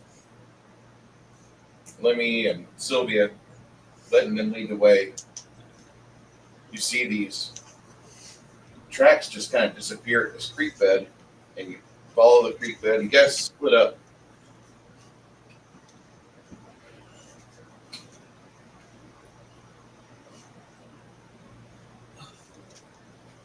Okie dokie. You see some tracks on the other side, so Mongoose whistles at the other half of the group. You guys run towards them. You guys make your way across this creek bed. You notice the tracks aren't that of a paw print. Looks like a hobnailed boot, like the type that you buy at them big cities. Werewolf? Werewolves don't have naturally shaped boots, boot-shaped feet. It's a boot. It's not barefoot.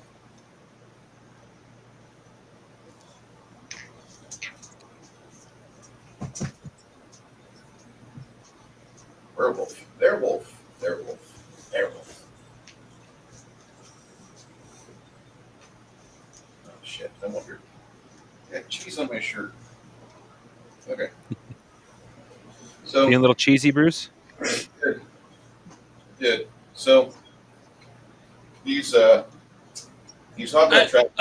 Before you continue on, I would like to do a knowledge nature to see if there is some creature out there that can transform from. Oh, you already know to- that. Like you're thinking lycanthrope. You already know the name of werewolves. You already know that. Yeah, You've lived for a while. You are 7th level. yeah. But I mean, if can werewolves transform at will or only on the full moon?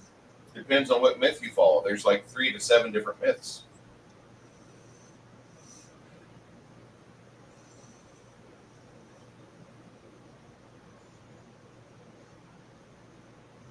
All right. Yeah, I've already looked through all my spells to see if I had anything that would be able to let me like touch one of the footprints or whatever and find out anything about it, but I can't find a single spell that I have that would do any good at all. Well, there probably is a spell out there somewhere. It's just a matter of finding it. Good God, there are so Well, many I'm spells. probably not high enough yet to do it, so I can't really. Phrasing, Janet. We might be dealing with some form of lycanthrope. Or a shapeshifter. That's just making me think that's something. It isn't.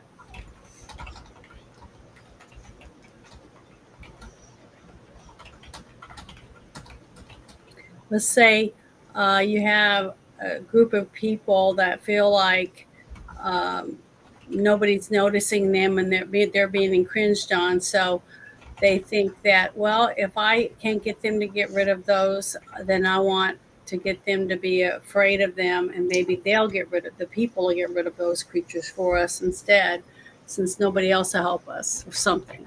So they make themselves look like whatever it is, the ones they want to get rid of, and scare the people and make them think that if they hunt them down, they'll get rid of them, then they won't have that problem to deal with anymore. Something like that. That's what I was thinking, but I can't find anything to figure that out or not about whether something like that's happening. I mean, if I had a suspect, I could touch their hand and do red hand of the killer and be able to find out, who the killer was. I think you might be overthinking this one there, Isabu. What do you mean? I don't think it's like anything that complicated. Oh, you know? Okay, well, I can help it. Everything I do, I over analyze it, I guess. Analyze it. Well, it's not necessarily a bad quality. It just sometimes the simplest answers is the right answer. We're probably lycanthropy. Yeah. What werewolf can immediately put? The thing I'm curious about, though, were the boot prints coming out of the water, or were they just next to the water? Coming out of the water. Okay. And it was like the it was paw prints and then it was boot prints. Boot prints on this side. There were paw prints over there.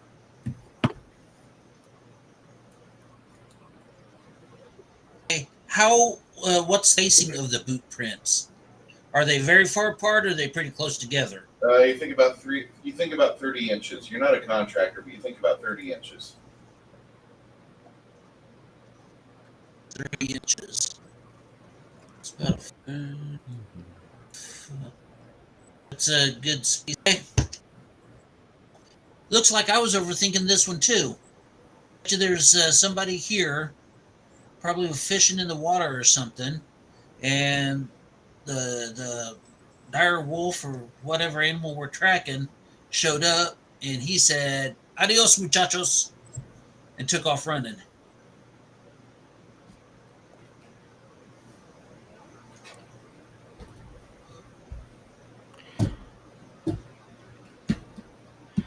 No, but that doesn't explain where the dire wolves went. In the creek bed. And followed the water.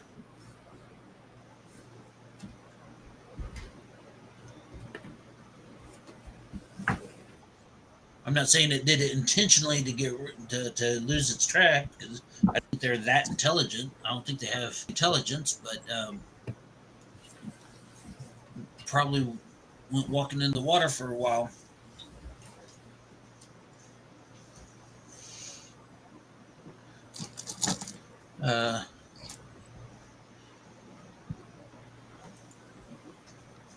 I bet you if we were to follow this side of the creek bed, follow this side, either upstream or downstream, we'd find some dire wolf prints where it came out. If you follow them far enough, maybe if they change into boots, they go from wolf prints to boots right away. No, So if we can follow some of the tracks in two different directions, maybe we'd be able to figure that out. Well, I don't think the wolf prints and the boot prints are connected.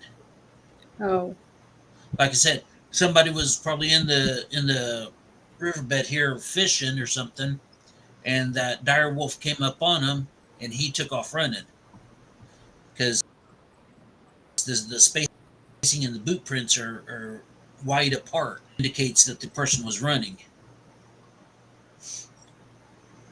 You know, if you Yeah. look at the spacing of your feet, whenever you walk, it's going to be closer than whenever you run. So yeah, but this most guy, people like I said, run. Most people run differently than they walk, so their prints wouldn't be full boot prints. It would be partial prints if they were running, right? No, actually, they'd be deeper in the ground. But at the flat-footed boot, no, When people are running, their feet make full contact with the ground because they're pushing.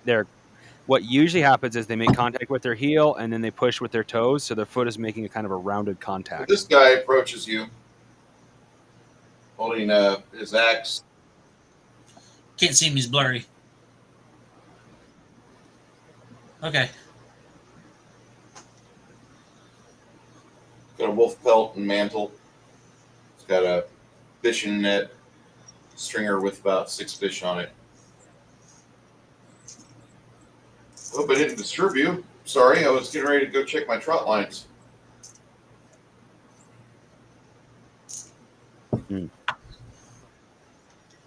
Oh, nope. Were you here earlier? I've been up and down this creek for a little bit. Got kind of scared for a moment because I saw some wolves, but as you can tell with this, Nailed it! I called it! what kind of wolves did you see? They were big. They were big. Wow. We have an entire group of married people and everything here. Wow. You guys part of a big family? No, you don't look like your whole family. The way you're acting towards each other, it looks like you're all somehow married or together. We're friends. Yeah, we're. Yeah, you're the mercenaries from Ream, aren't you? Yeah.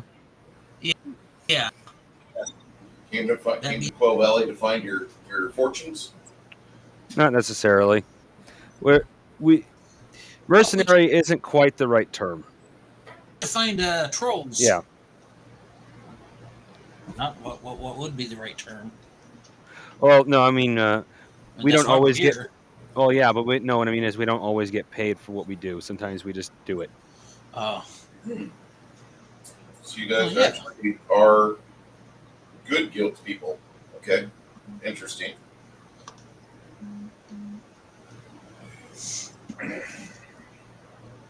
Yeah, if you just let me check my trot lines here, I'll step out of your way. Sure. Oh yeah, go knock yourself out. We don't want to get in your way. You didn't happen to see which way the wolves went, did you? No, I didn't. Okay. I think they went over there. I mean, that's typically around the game trails they're at. I'm familiar with this area a little bit, but I think there's a game trail over there. If you hop across that tree, you should find it. Appreciate the info. He pulls his trot line out with 3 other, looks like 3 other fish on a trot. And he goes about his business, does his work.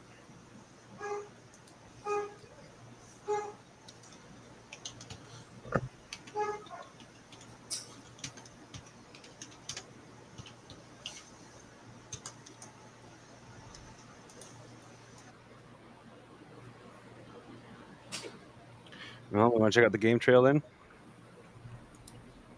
What? Well, are we supposed to be hunting wolves now or trolls? I'm not entirely unconvinced the two aren't connected. Okay, so do you think that if a wolf kills a troll, and that's why we keep getting more and more trolls? No, I'm what I'm thinking a little more along the lines is one of the trolls talked before he killed a halfling all that Mhm. time. The first troll we killed, which means they are semi-intelligent. It's not out of the question for them to have tamed dire wolves. Really? Yeah. Okay. Just wondering. It's interesting.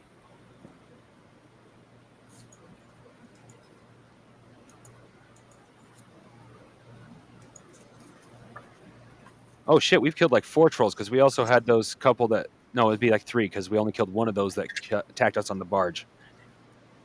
Oh, that's right. I thought there were 2 on that barge. No, there were 3 on that barge. We killed one of them. The other 2 got away.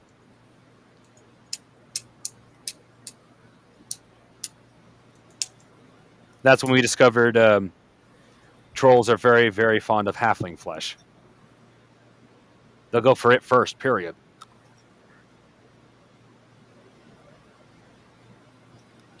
And they put up less than a fight.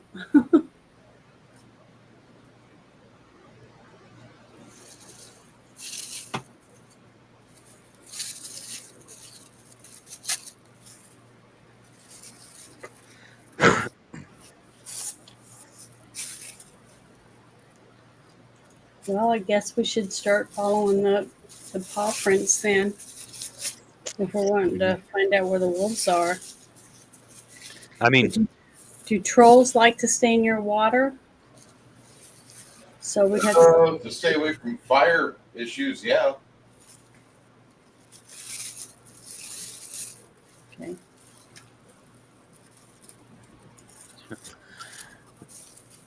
like, I don't know. So, once again, I'm not going to presume too much in Bruce's game, but if it continues with some other games, we'll find trolls beyond places besides rivers, but not where the fire is readily available. Now they're going to be by the rivers if they can, because that's the majority of where they can seek more tactical avenues than, like, say, just coming out of the wood line. You move Okay. around bridges and around trestles and shit. Okay, so your trolls are specifically water orientated. There are a lot of water orientation to the basic trolls, yes. Okay. Well, I was basing it off of other games, and trolls are kind of like No, they're not cockroaches. They're more like beetles. Yeah. You find different versions of them all over the place.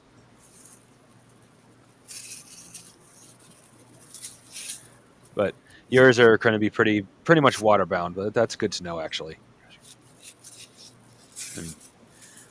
They'll be the outlier that will find away from water for whatever reason. There'll also be a reason for it. You guys head off and chase. You find tracks of what appears to be a large creature. Its footprint is like 18 to 20 inches. Wow. It sinks into the ground about maybe 2 inches to 3 inches. Well, I think we just found the troll tracks. So those aren't wolves' tracks. You find the troll tracks and the wolf tracks. Looks like it's all going to the same place. Interesting. They kind of intersect and overlay each other.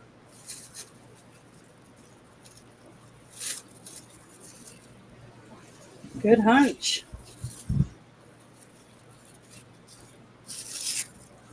Admittedly, I was basing that solely on the fact that one of the trolls actually said words.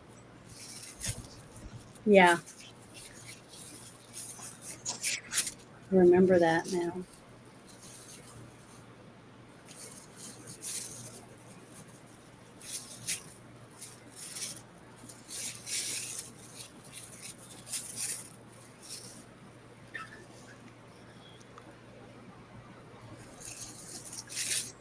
So what are we going to do when we do meet up with them? We'll have to fight.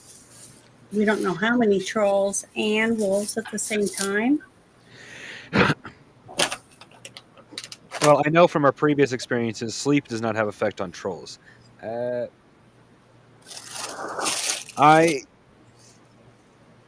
don't know from my arcane knowledge if I will be able to affect dire wolves or not. So the first thing I'll do is cast sleep on a whole bunch of dire wolves, and the worst that happens is none of them fall down.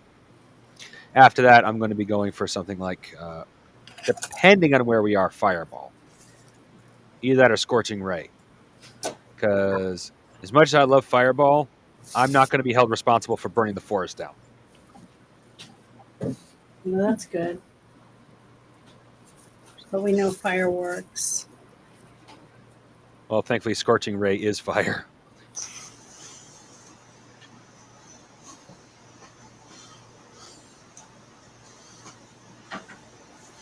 Scorching Ray, it sounds like a stripper's name. Now introducing Scorching Ray. Don't look, everybody, or you'll go blind. That's a good one. I'd look. Oh God, I went blind. It's Bubba the Hutt.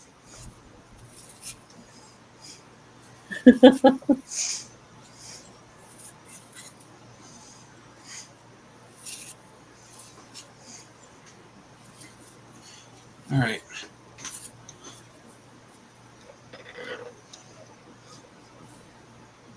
Excuse me a second. I need to relieve some caffeine.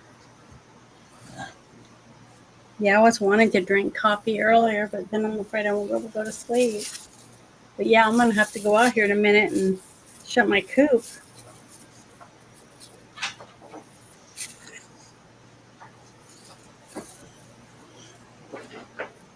It's about 8 o'clock.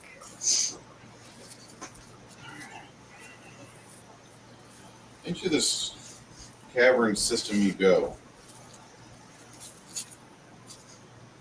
There's get some torches lit.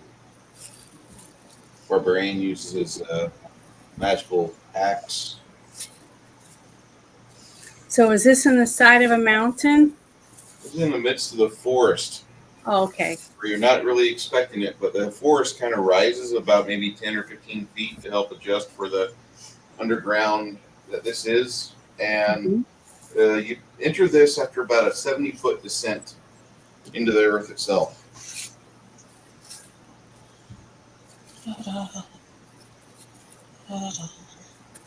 Which is really weird because there's torches lit in front of you.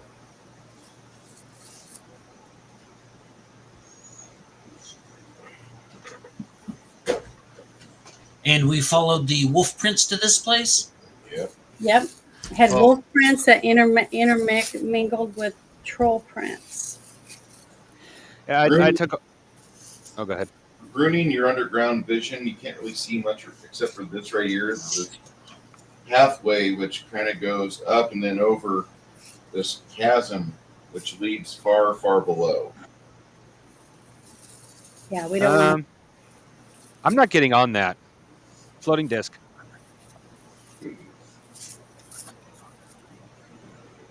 Conjure a floating disc. It supports your weight and your weight alone.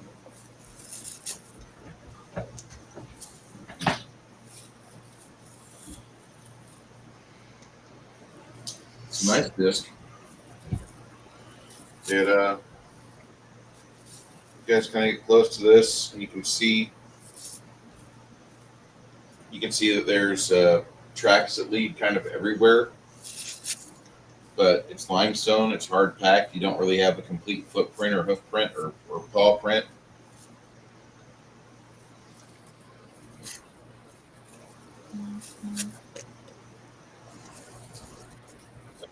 Well, Can I cast Shield of Faith on myself? Absolutely, yes. Okay, that's what I want to do right now.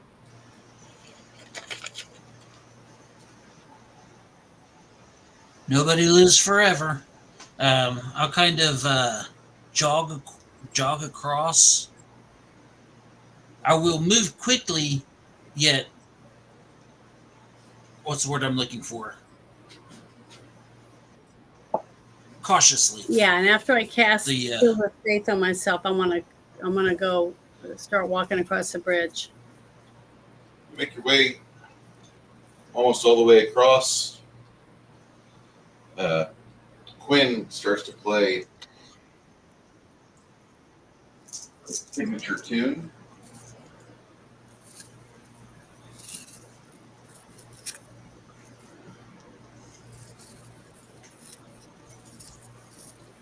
+5 versus enchantment and charm spells.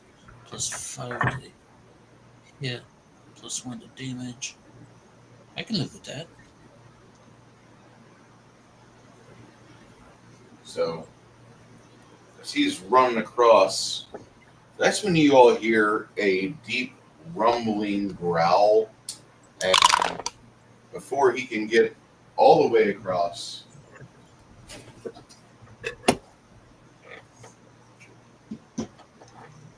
when a large wolf charges him from the darkness and tries to force him back on the midst of the bridge. Everybody roll a d8, except for you.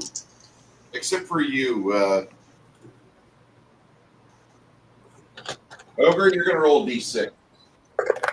And for me, I rolled a 7. roll a d6. Well, the curse of Ogre has come about.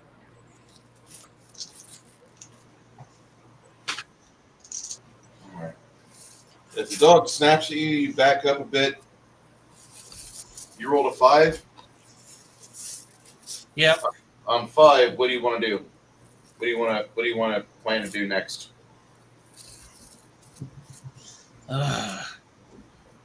May not be able to capture this one alive. I'm going to swing for it. Swing for its head. Okay. You're going to swing on 15 then. Alrighty. If you want, you'll do 2 attacks, 1 on 15, 1 on 24. All right. Okay. On 6, it makes its second bite attack.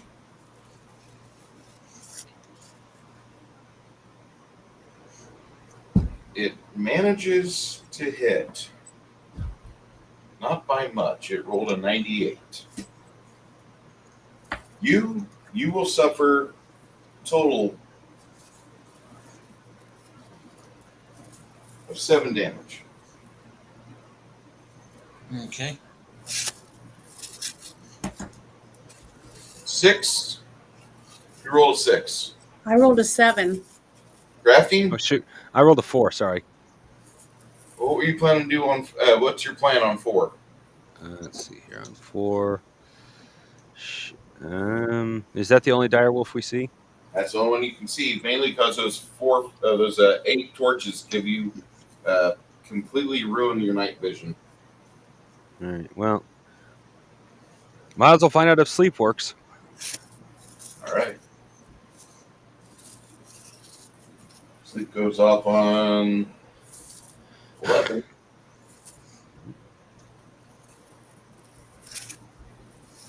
Okay. Janet, you go off on, or you decide on 6, right? Well, my I rolled a 7.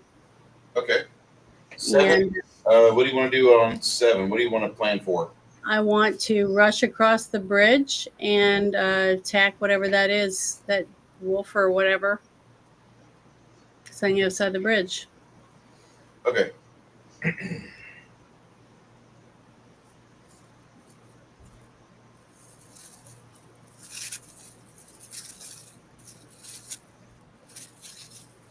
You'll be making your charge on 17. 17. Okay. So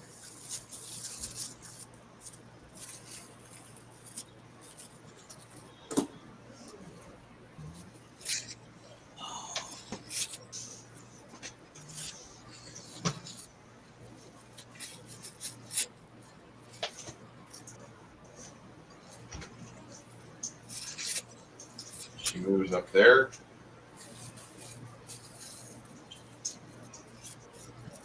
He moves over there.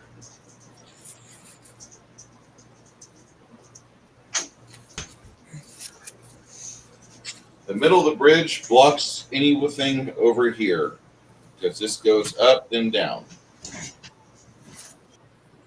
All you can do is hear things going on the other side. Sylvia screams, "No!"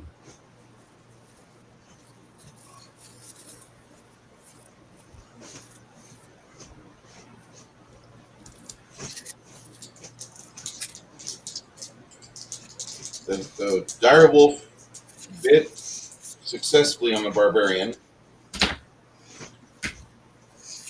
And it's combative bonus.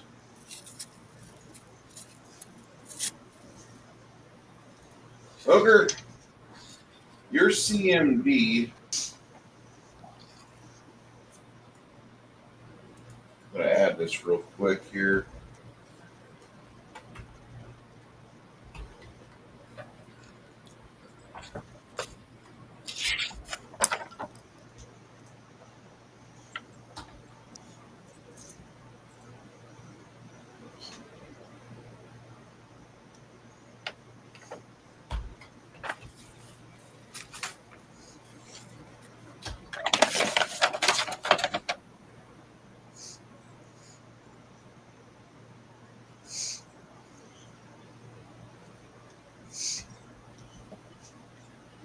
All right, you've got a CMD of 155 because of your strength and dexterity and your base to hit. I'm gonna see what? You have a CMD of 155 and a CMB of 50. Now, what that means that it's easy for you to get a dirty trick off or to make a combat maneuver. Your bonus is 50%. For you to defend against it, it's 155. The wolf, when it bites you, it tries to rip you to the ground.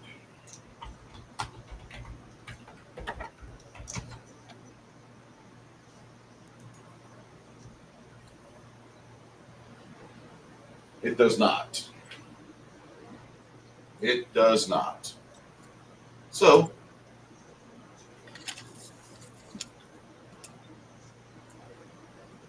eight, 9, 10. This is where sleep goes off. Did it? Hold on. Did it do any damage to me? It did 7 points of damage to you. Okay.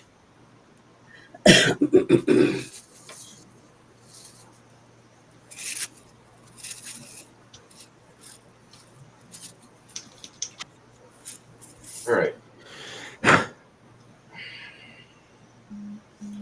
From the darkness, you hear other growls.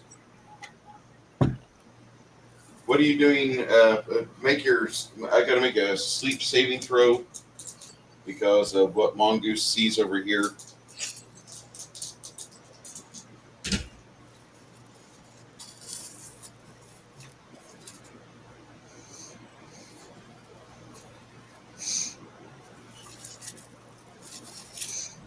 You don't think it fell asleep. You think it's still going pretty strong because it's still trying to attack your friend there, Mongoose. What are you doing next?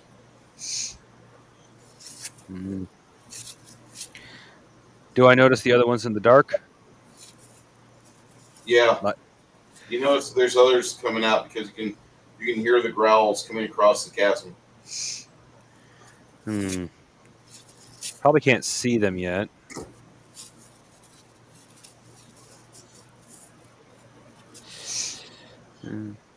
I really want to prepare Fireball since we're no longer in the woods. But if I can't see them by the time I'm ready to cast Fireball, that could be a problem.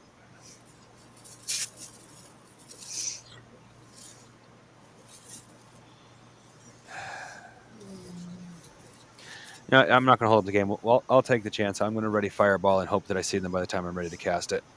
Okay.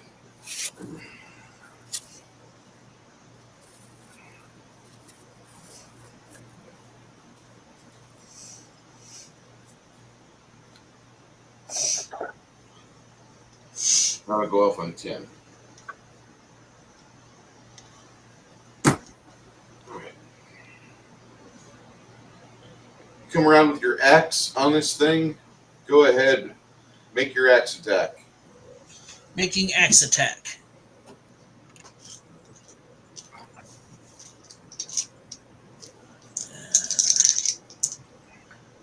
Oh, that's not good.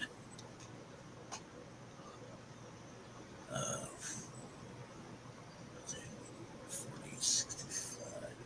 69 Total? total. Oh, wait, no, not total. Is that 69 include- plus. Is that including the 5%? That is not including the 5%. Okay, now you hit. Roll damage. All right. Keep forgetting about that. So, what is my damage? 1d6, 2d8.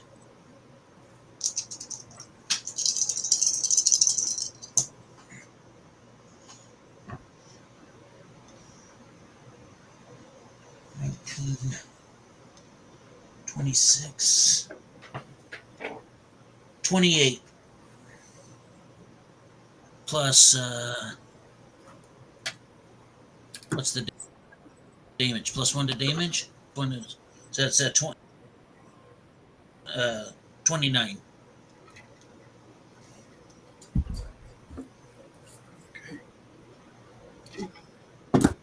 Beautiful. You'll be coming on your second axe swing on 24 with a negative 25. So you should have a secondary value on your to hit with that weapon. And to my knowledge, it's on fire, so you get a plus 30, not a plus 20. Oh wait, you're not raging. That's why. If only you were raging. Say you're raging. I'm raging. Okay, so now you get a plus. Yeah, you get a plus 30 to hit and plus 2 to damage. Damn. Okay, and it's a little bit faster than the regular 10. All right, so now going through this. Issa, it's your initiative, and you can.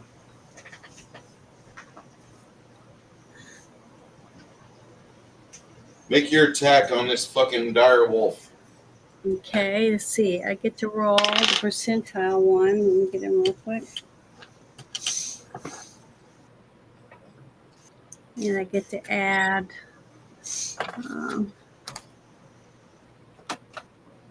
the 5%, right? Yes. Okay. And a plus 10 for charge. Okay.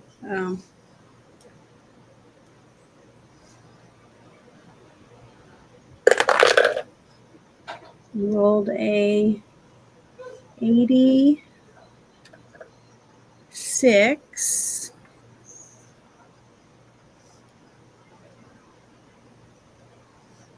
And then I get to add my, where is it? I'm trying to find my number I wrote down for my Shield of Faith. So just give me 1 second. All right, right down. Oh, here it is. All right. Plus 3.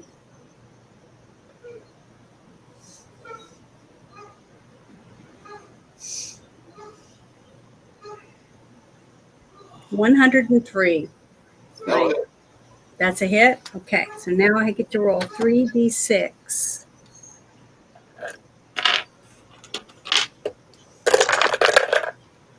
C9. I want to pet your dog so much, dude. 7. Marion. Bone. 19. Happy Flag Day.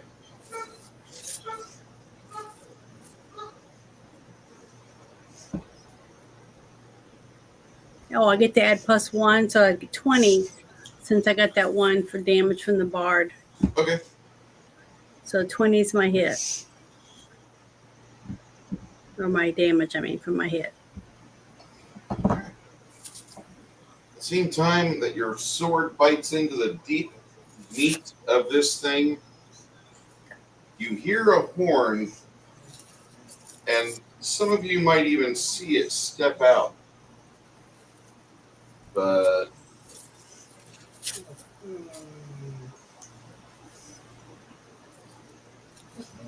Oh, it's one of those hyena dog people.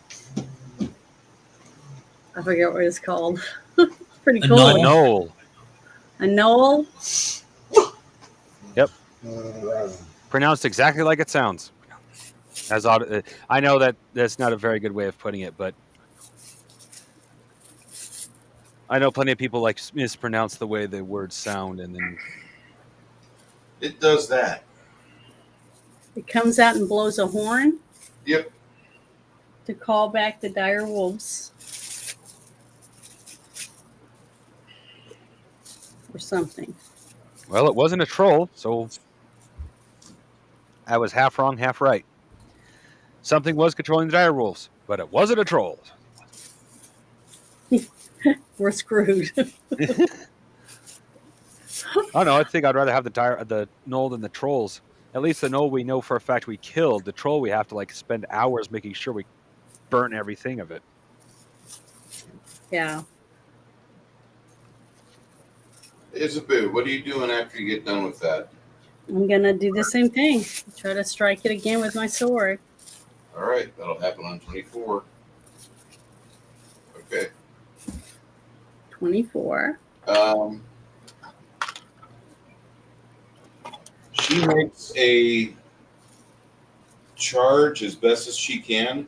Go ahead and ogre roll me to hit for her.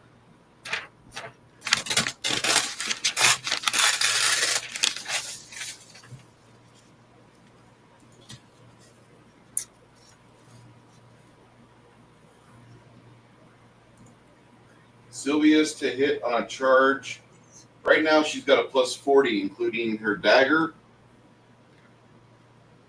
Her daggers, she's making a 2-weapon charge at plus 40.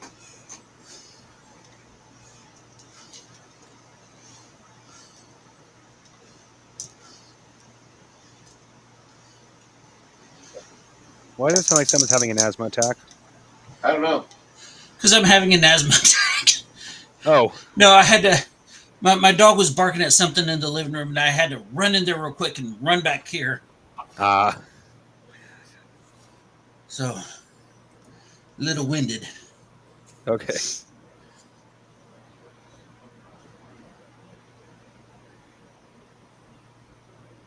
All right.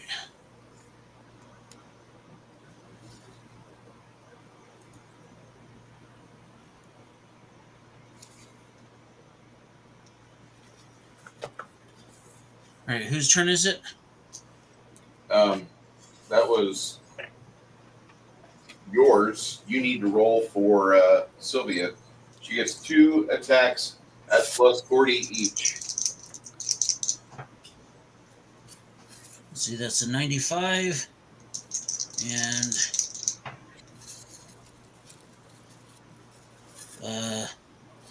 101. Right. You're rolling 4 dice 6, add 2. 46, add 2. Let's see, that's 6, 12, 16, 17, 19.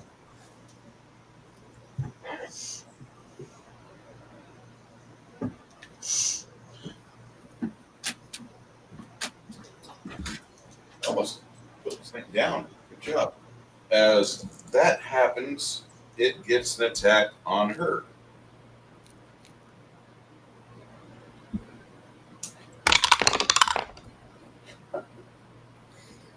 That it does.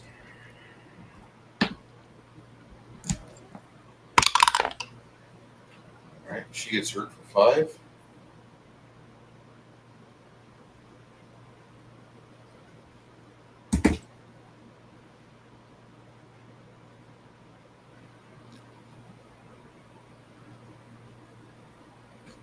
Will gets, and he kind of charges up and over the bridge.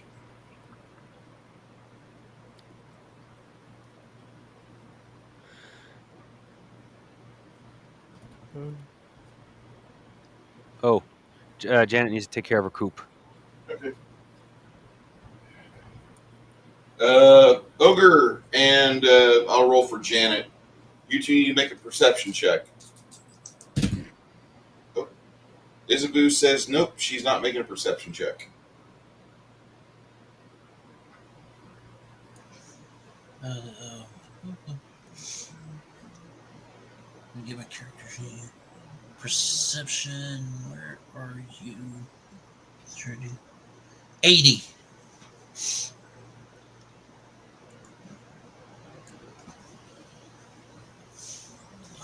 See something in the water.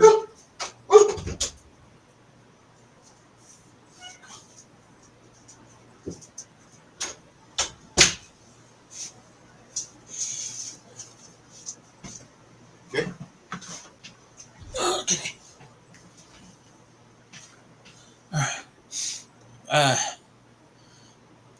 Do I need to wait till my turn to shout it out, or? At this moment, you can make a one-word warning, like "oh shit." I'll water. I'll just shout out the water.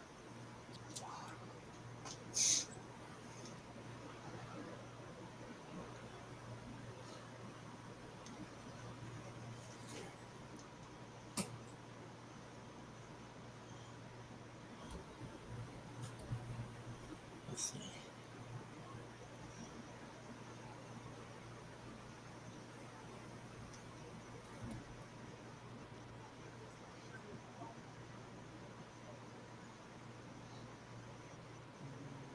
I could have sworn I had another one out there.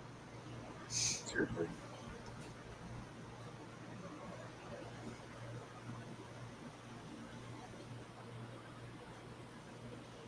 Okay.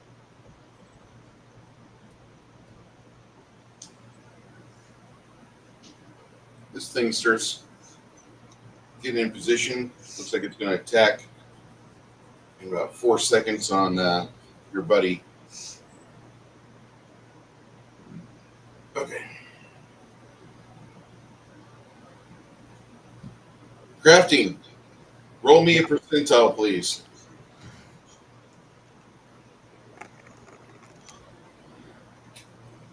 98.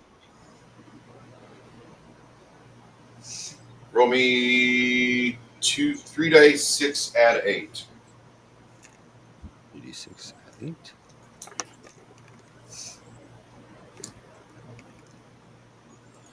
Let's see. 16. Really good roll, followed up by a mediocre roll. Don't you just love those? Yeah.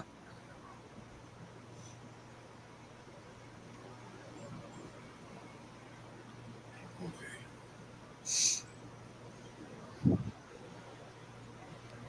19, 20. On 21, fireball goes off. Of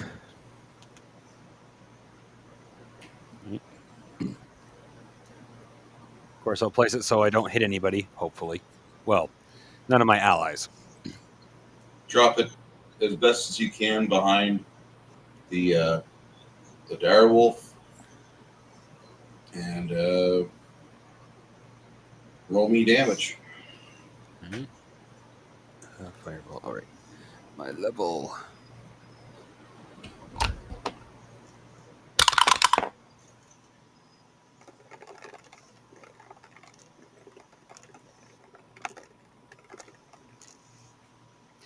Seven D6s, not a 6 among them.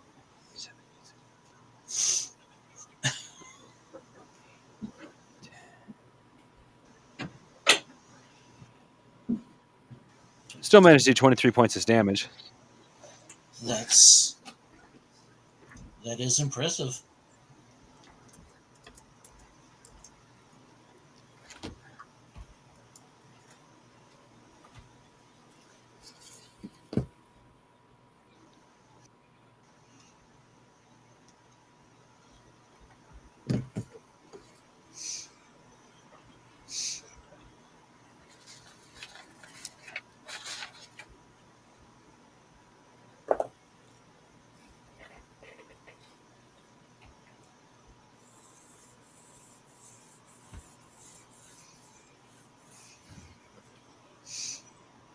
much damage?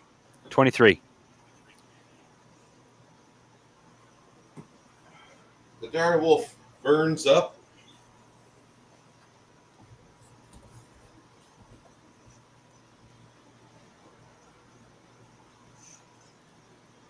When the smoke clears, you have a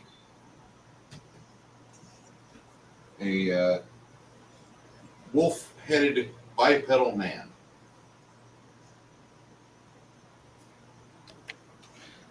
Is he the only thing I see, or is there other wolves? There's something in the darkness. You can see it. All right, then I'm going to prepare another fireball. No, you can't see that. That's too far away. Oh, okay. Oh, okay. You do know there's something over here. It's in dim light. It's over 30 foot away.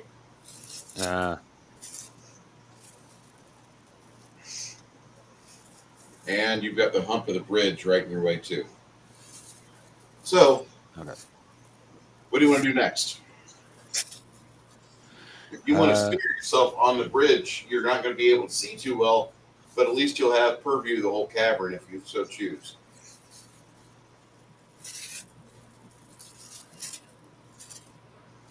I thought I was on a floating disc. You are, but I forgot to put the fucking floating disc token underneath you. Ah.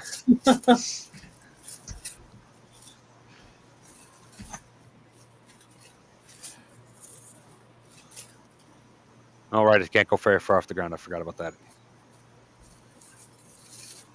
It can move. How many?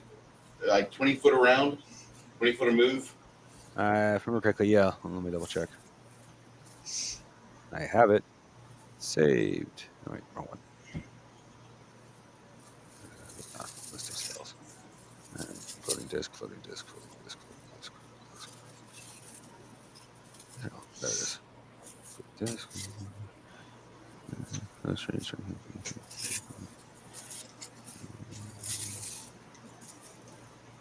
Oh, dear God. What? Something wrong? Yeah, like 5 miles of text. It's the first range it gives me is close range 25 feet plus 5 per 2 foot.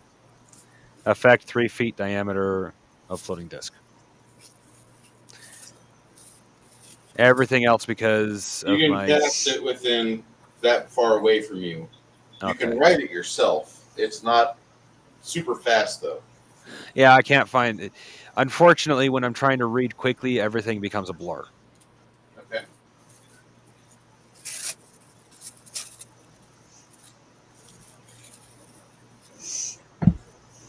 Oh, here we go. Just found it. A fly speed of 30 feet, average. Okay.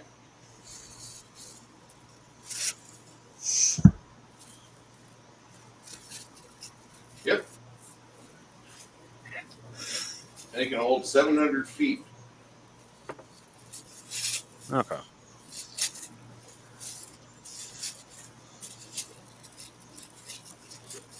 Well, do I see any immediate threats with where I am?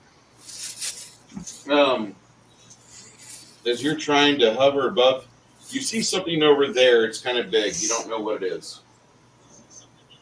The torches are fucking up your eyesight.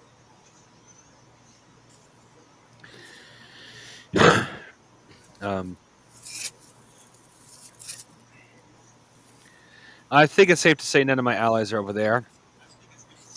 So I'm going to play on both the slightly stupid and safer side. I'm going to prepare fireball for whatever's in the darkness, hoping it's not. I want to get a line of sight on that area first. The bridge is blocking it because the bridge goes up at the center. Oh, okay, then yeah, then that's it. Then that's what I'll do. All right, you can move this entire set of round, and that's about all you can do. Okay. Get over there.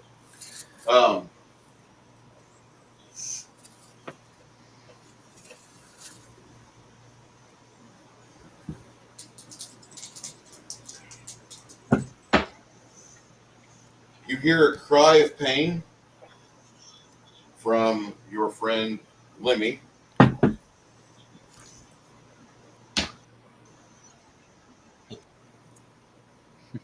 Oh wait, no, you didn't. You didn't set it off yet. So that Not wasn't yet. What's going on? You said we hear a cry of pain from our friend Lemmy, and he was talking about casting fireball. I was like, apologize to Lemmy. It's like, wait a minute, he didn't cast it yet. Yeah. You've got this big column over here you could probably lean against there, wizard. And you definitely see that there's something big coming over here. It's got a vicious like one-handed glaive or like broadsword in its hand. Or it looked like it snapped the front of the glaive off and just is holding it by the shaft. This thing's fucking nasty as hell looking. He moves around, and then he gets within range to cut into your friend Isabu.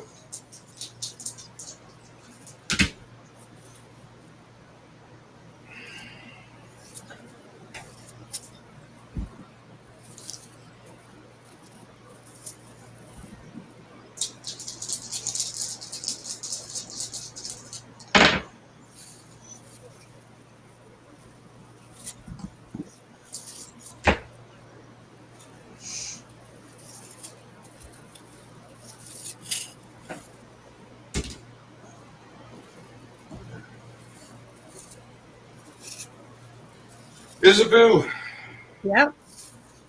this horrible thing cuts right into you for 24 points of damage. Okay. The werewolf is a skilled fucking swordsman or weaponsman. Well, am I supposed to? I mean, how do I check? No matter what my armor class is or anything, it's 100. It's whatever it was. What was the points again?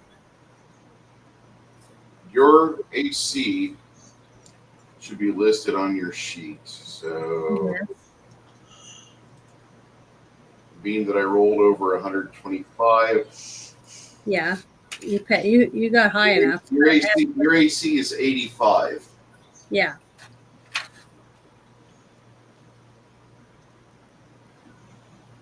Okay. That thing cuts into you. That's And about how much again? I'm sorry. What? How much again? That's what I missed. 24. 24. Yeah, the weapon, the metal on this weapon is as wide as your waist. Okay.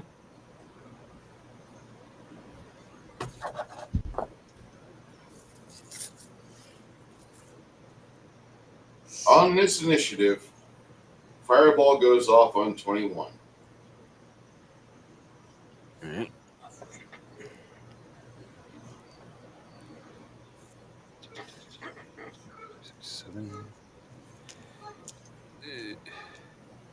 So many dice.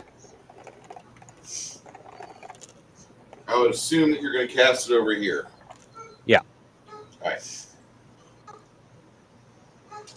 Saving throw for the big, giant, fucking werewolf knoll thingy. Oh, good God. If I've never ran a better fucking die.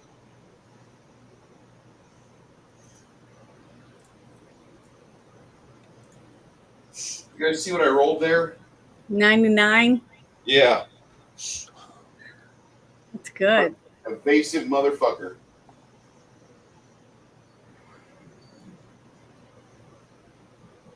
You're lucky with dice. 31 points of damage.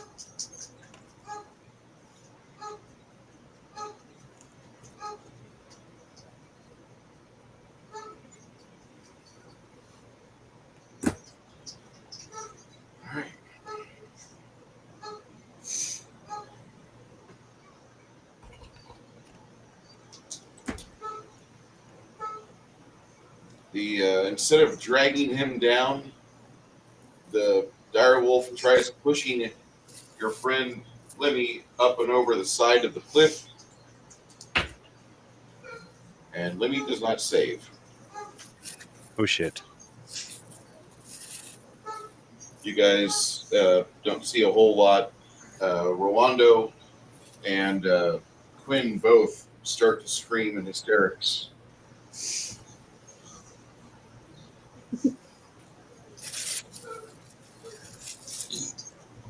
As they tumble off the cliff. Just your friend Lemmy tumbled. Oh, the other two are right there, and they're screaming when they see him fall off the cliff.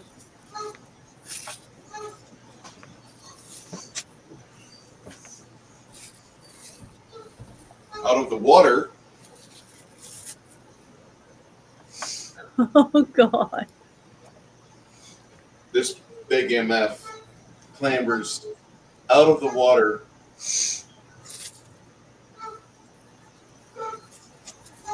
This big beer gut.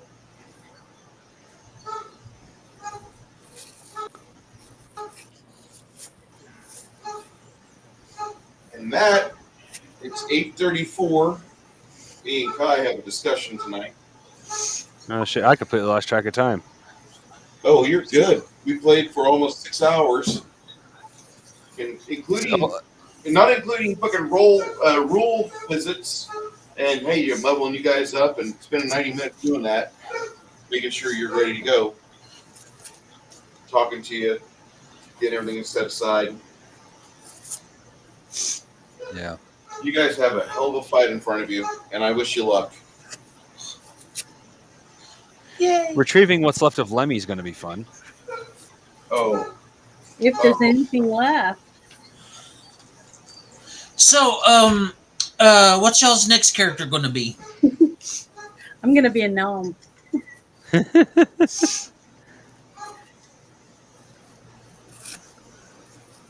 don't know. I have thought about that a few times, but I haven't decided yet.